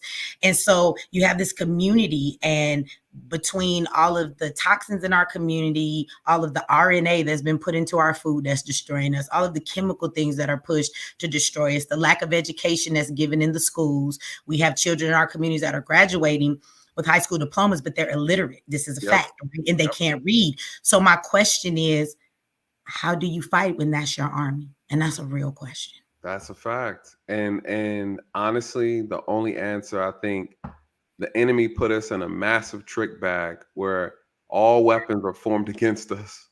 And the reality is there's only one way out the problem. The same way you got in is how you get out. You have to. We got to get on a boat and leave. Fact. You remember that, right? I did say that. Yeah. The same way you got into the problems, how you get out on the boat. That's true, you guys. Listen, at the end of the day, I think the reality is we're 14%. Right? You're not going to beat them hand and fist. There's just more other people than us. If you don't work together, you fall. This is a team sport. Black people are not playing as a team, right? It's a race against races. It's a race against races. That's just, everybody plays as a team except for us. It's just that simple. So what the problem is, we need a massive culture shift. We got to fix families. That's key. So if you don't have families, you can't build anything off of that. That's why they attack the families on everything. Because if you attack the families, you emasculate the men, you feminize the men, they're not going to be interested in the women. The women have to become more masculine to survive, right? Because they don't have male leaders around them You know, it's just so diabolical. But it's working, and it's genius, because what they're doing is making things about materialism and money. Black people don't want to give that up. We have to let that go. You have to, in order to win, which makes this such an amazing trick bag they created psychologically. What we don't realize as a community is that the only way to win, you have to give up everything to gain everything. And that's one thing Black people do not want to do. We don't want to make the sacrifice. Give up everything and gain everything. That's the power that we have. As number one consumers, we spent $1.6 trillion last year. Black people, we have everything we need. We're just not making the right decisions and the right choices. Period. We do spend a lot on material stuff, but I also want to be clear in that statistic as far as the one whatever trillion that we spend, that's also student loan debt. That's also homes that we own that we're still trying to pay off and stuff like that. That's not actual $1 trillion being spent at Walmart and Gucci every year, you guys. So I just want to make that clear. A lot of that is the debt that we owe as well. They count that in there, your student loans and everything else. This is what Black people are spending every year, right? Because somebody's getting that money, even though they owe the loan, you know what I'm saying? Yeah. Even you're paying off a mortgage, somebody's getting that money. So it's money being spent. You're giving it to the bank. Things of that True. nature. So but it's to show that we have access to money. We have access to things. We are spending. We're spending. We are the number one consumers. What's everybody else doing? They're saving. They're producing. We're consuming what they produce. I don't know. Can we say everybody else? Because there's a whole lot of white trash in trailer parks. They po too. No, it's true. It's true. And we're not, but that's not the argument, right? We know that this is where white people are disproportionately, right? They be buying Confederate flags and Budweiser with all their money. They be wasting their money. But yeah, you're right. They are. But see, and we can't even. Our problem is so pervasive. Everybody, there's homelessness, there's miseducation, there's ignorance, there's crime in every community. Nobody's above that. What we have a very unique problem because there was a concerted effort from conception into this country to make Black people or to oppress Black people. From the conception, the onset of stepping on this land, it's been set up that way. And every time there's been an opportunity for us to turn the ship around, someone sabotaged it. So we know that, right? But because of that, one thing that we fail to realize is that we can't trust the people who we are saying are racist to actually fix the problem for us. Absolutely. We've gotten comfortable in this country and not being competitors. You don't have to throw a stone. You don't even have to march. You don't even have to protest. You just need to hold on to your money. We just have to build.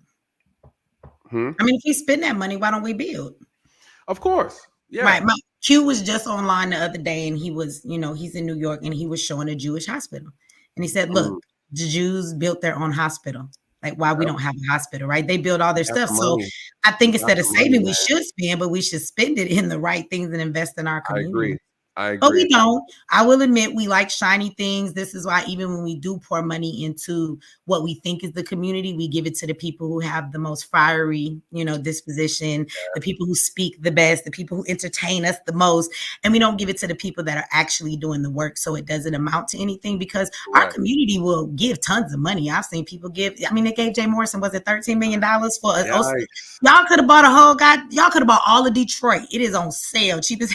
Y'all could have bought all of Detroit and it just could have stayed Black, but it's being gentrified. So I don't know. And I don't even understand that. We give to the wrong people, man. We give to the wrong people. But we can show them the people that are doing the work and they still won't. They still won't give. They still won't give. Like, I promote Q all the time. Like, we have a real school, over 200 kids in it, just like, a public school. These kids are learning STEM. My son is taking classes at Harvard online. He is building bridges. Like, he knows internet security. Your stuff locked down. My 14-year-old could bring it back up. So what I'm just saying is, and he's doing this in an all Black school that started with his own kids in an apartment he had. So but he's there, but he can't. And everybody's mad at Umar. They gave Umar over $1 million, but y'all won't give Q 30,000 to start another school somewhere. And it's like, he's not even asking for as much. So I just don't understand. We see the brother doing the work, and the people that do, we hate on that, and we don't want to give to it because you don't want to see them succeed. But then you want to talk about the brother who you gave all your money to, and they didn't build nothing. So I'm tired of that scenario too. Because we have a pimp culture,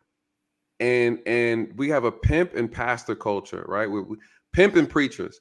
We are so enamored by those who are sensational speakers, right? Who look the part, that we have poor discernment. We have a hard time being able to distinguish between someone who's doing the work and someone who is looking like they did the work, right? And we're so easily deceived. Why? Because what we said earlier, you have people who are tapping into the emotions of our people and not necessarily the logic, the mind, right? What are they using? They're using the pain of the past. They're using the pain of historical oppression to manipulate the pockets of Black people. And we see it all the time. And that's the problem. And I'm chill, quiet. And like you said, I'm just focused handling business. You see the things I do and the things I talk about, and it's hard to get the support. But if I go out here and I act a fool, act crazy, act like I got all this money, and I'm saying I'm gonna do this, and I make these emotional arguments all the time, trying to influence you based off your feelings, people will throw money. People throw money. You know what I mean? And so it's disappointing. But how do you fix that? That's the $1 million question. Black people, we are easy. It's almost as if we have to use reverse psychology. It's almost like we have to act like those who aren't doing right. We got to act like the people who act. We have to act like those who are grifting the community in order to get them so that we can do the right thing for them. Unfortunately, right? Like we have to act like those people who are taking advantage of our community just so that we can do right by them. It's sad. It's sad, but that's where we are. Yeah, that is true. And of course, like I said, I just think that we don't always put our minds to what it is we're supposed to do. It hurts my head. It make my hair turn gray, and it get on my nerves. I don't know how to solve the problem. I just keep working every day to do something, but I be wondering if it's all in vain, you know. And I want to say something to make a point. Yeah, Trash Can is still out down there talking, but he said, I want to make a point because I think it's a valid point of what something he said. He said, Harvard at a Black school. And the point I just made is, see how y'all so quick to hate? First of all, yes, Zayx is a Black school. But once again, don't we always talk about how our kids fall behind in IT and different things that are coming and the other schools focus on that? Well, right now, Harvard is offering like 20 free certificate programs for children that aren't in college, and they're free. So don't be mad because a Black school told their students about it, and my son decided to sign up for like 6 of them. So this is what I mean. Once again, no matter what we try to do, it's somebody in the Black community always trying to throw salt on what the person is doing, right? So this is not something, why would they be going, Harvard is a Black school? Yes, he's at a Black school. They find an opportunity that most racist children take advantage of, and we don't. So are you mad because our Black children are actually taking advantage? If there's anybody else on here, you might want to go check and see if those classes are still there. They're teaching cybersecurity. You know what else they're teaching? They're teaching marketing. They're teaching ads on Google. You know why? Because that is where we're going. AI is getting ready to take all y'all jobs while you're in the chat talking crap. If you work at Walmart, say goodbye. Have you not noticed that everybody is checking themselves out? Nobody checks you out anymore. Did you know that? Right? Do you know that they are no longer going to be having people stocking in Amazon warehouses, Walmart, or nothing, right? They have gas stations that run themselves. You don't need people at the gas station. They already have fast food people. You go to get your fast food now, and like when you pay your bill on the phone, they're asking you, hi, how may I take your order? And it is a machine. It is AI. So y'all keep talking all you want to, but at the end of the day, if you don't know how to run a business online, if you do not know how to be an employee to somebody online and do those type of things, or you don't know how to run AI and keep those systems working, you won't have a job. So you can keep making them jokes in the comment if you want to. Yeah, my son taking classes at Harvard to learn all kind of AI, okay? Because he gonna have a job. We gotta, one thing I will say in reference to that, what we're always missing behind is that we we're not focusing on the future, the direction the world is going in. And if you're not focused on that, then we miss opportunities, right? Look how many of us miss these financial opportunities that came up in reference to stocks and, Bitcoin and things like that. We're just out of touch, man. And I don't know. I think, there's a lot. We had our 4-hour mark. Michi, I want to give you, I know we bounced. People here this late. No, right. Anytime I say it's gonna be a quick stream, it don't ever be quick. But I love the conversation. I always love talking to you guys. I always try to take my time and figure out something that really sparks my interest in reference to stuff. I can't get into a lot of stuff that goes on social media as far as our conversation, but I really like this topic just because there's just a lot going on. But any final words, Michi, that you got for us? You want to send us off? No, I said enough. Aww. Thank you for having me. Beautiful smile. Look at the cheeks all rosy. Michi, I really appreciate you as always. Thank you so much for the invaluable conversation and the spark and energy you bring to the channel every time. My emotional self. I would say passionate. You're very passionate. Yeah. Passion's an emotion, but it's a positive one. So I love it. Well, I'm only talking because it's you. You know that my people probably over here mad because I shared this video. They're like, Michi, you ain't been live in 3 weeks and you got the nerve to be over here. I'm sorry, you guys. I'll be live tomorrow. I'm sorry. I saw somebody pop up. I had a feeling. I was like, that's one of Michi's followers right there. You got that cult following over there, boy. What you talking about tomorrow? I want to talk about AI. Okay. I want to talk about AI and where we're going. And I want to talk about why we aren't prepared. Like, people got killed by a snowstorm. Y'all really not ready for no real natural disasters. Like, people died. You don't have generators yet. I'm so sick of our people. You don't listen. I gotta. You let snow take you out. Y'all not ready for the shelves to be empty. You're not ready for the water to be dirty. You're not gonna make it because people let snow kill them the other day. Snow. It's not funny, y'all. I'm not laughing at that. It's not, but people are just not prepared for this stuff. You're not prepared for no third world conditions, period.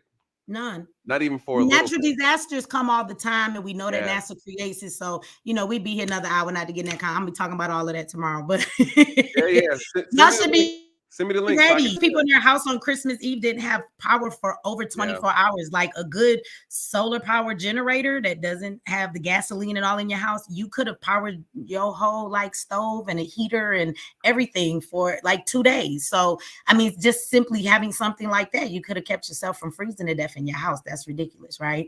I think I'm going to talk about the snowstorm thing. Yeah. And that'll be a good way for me to do my survival conversation I want to have with the channel. So you're absolutely right. Yeah, then a lot of people aren't ready. A lot of people aren't prepared. I talk to my family about it all the time. You need to have at least 6 months of food stored. We had that conversation already, Michi. So send me the link so I can share it on my channel so folks can tap in before they take the stream down, before they take the video down.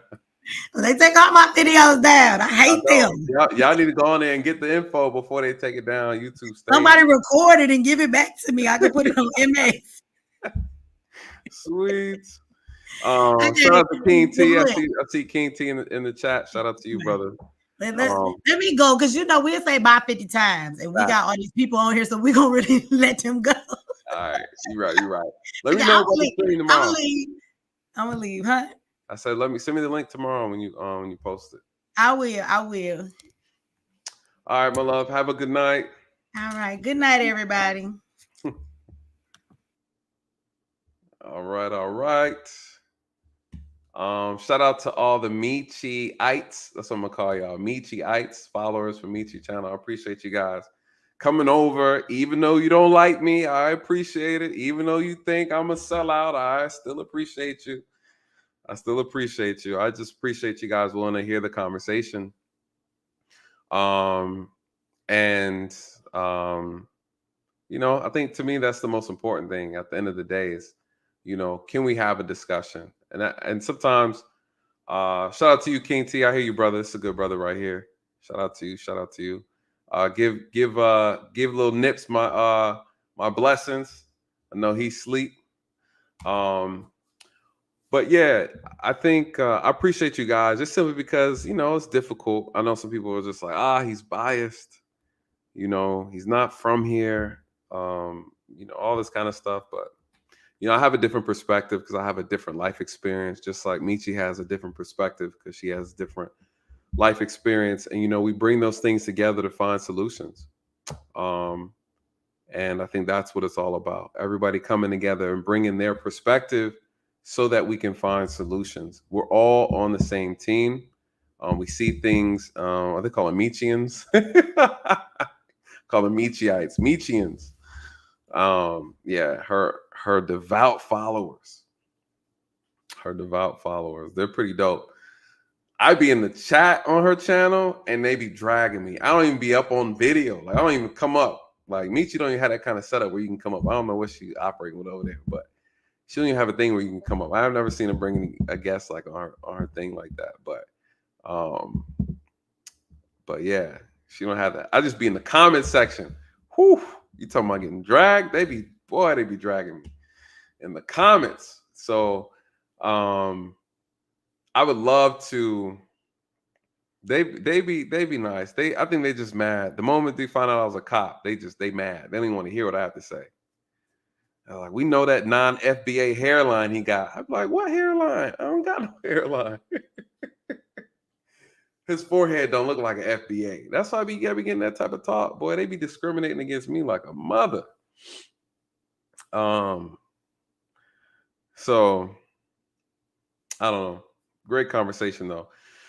Anyways, we're at 4 hours going on 30 minutes. God. We're gonna bounce out of here. We're gonna bounce out of here. I think we covered everything that needs to be covered. Listen, shout out to all of the members of the channel. Thank you guys so much. Always supporting, always stopping by. Shout out to you, Miss Lane. I got your Cash App. Thank you so much for your support. I know you couldn't make this stream, but you're always supporting. I appreciate you. Appreciate you so much. Again, Kay Thompson, thank you. Barry Hamilton, thank you. Thank you guys so much. I really appreciate it. All those who donated tonight. You guys just makes me feel good inside. I am so blessed to have the opportunity to kind of have this channel and have these discussions with you guys. Very therapeutic for me. And at the same time, I get an opportunity to share some of my experiences and the wisdom that I've obtained thus far in my young, youthful age. So shout out to you guys. Really great conversation. Thank you so much to those who came up to have this discussion. I really appreciate it. Shout out to Dre. He probably fast asleep. Shout out to you guys. Great conversation as always. And thank you so much, Michi, as always, for your support. I really appreciate it. I try my best, you guys. I'm not perfect. Never want to come off that way.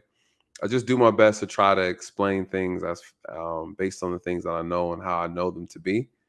And I'm always open for a good dialogue and a good debate. I'm not here to be right. I'm here to be accurate. And I think that's the most important thing. And I say it all the time because I think sometimes people get it confused. So shout out to all my moderators. I really appreciate you so much as well. You guys are a huge help for the channel. So I appreciate that. Shout out to Emma.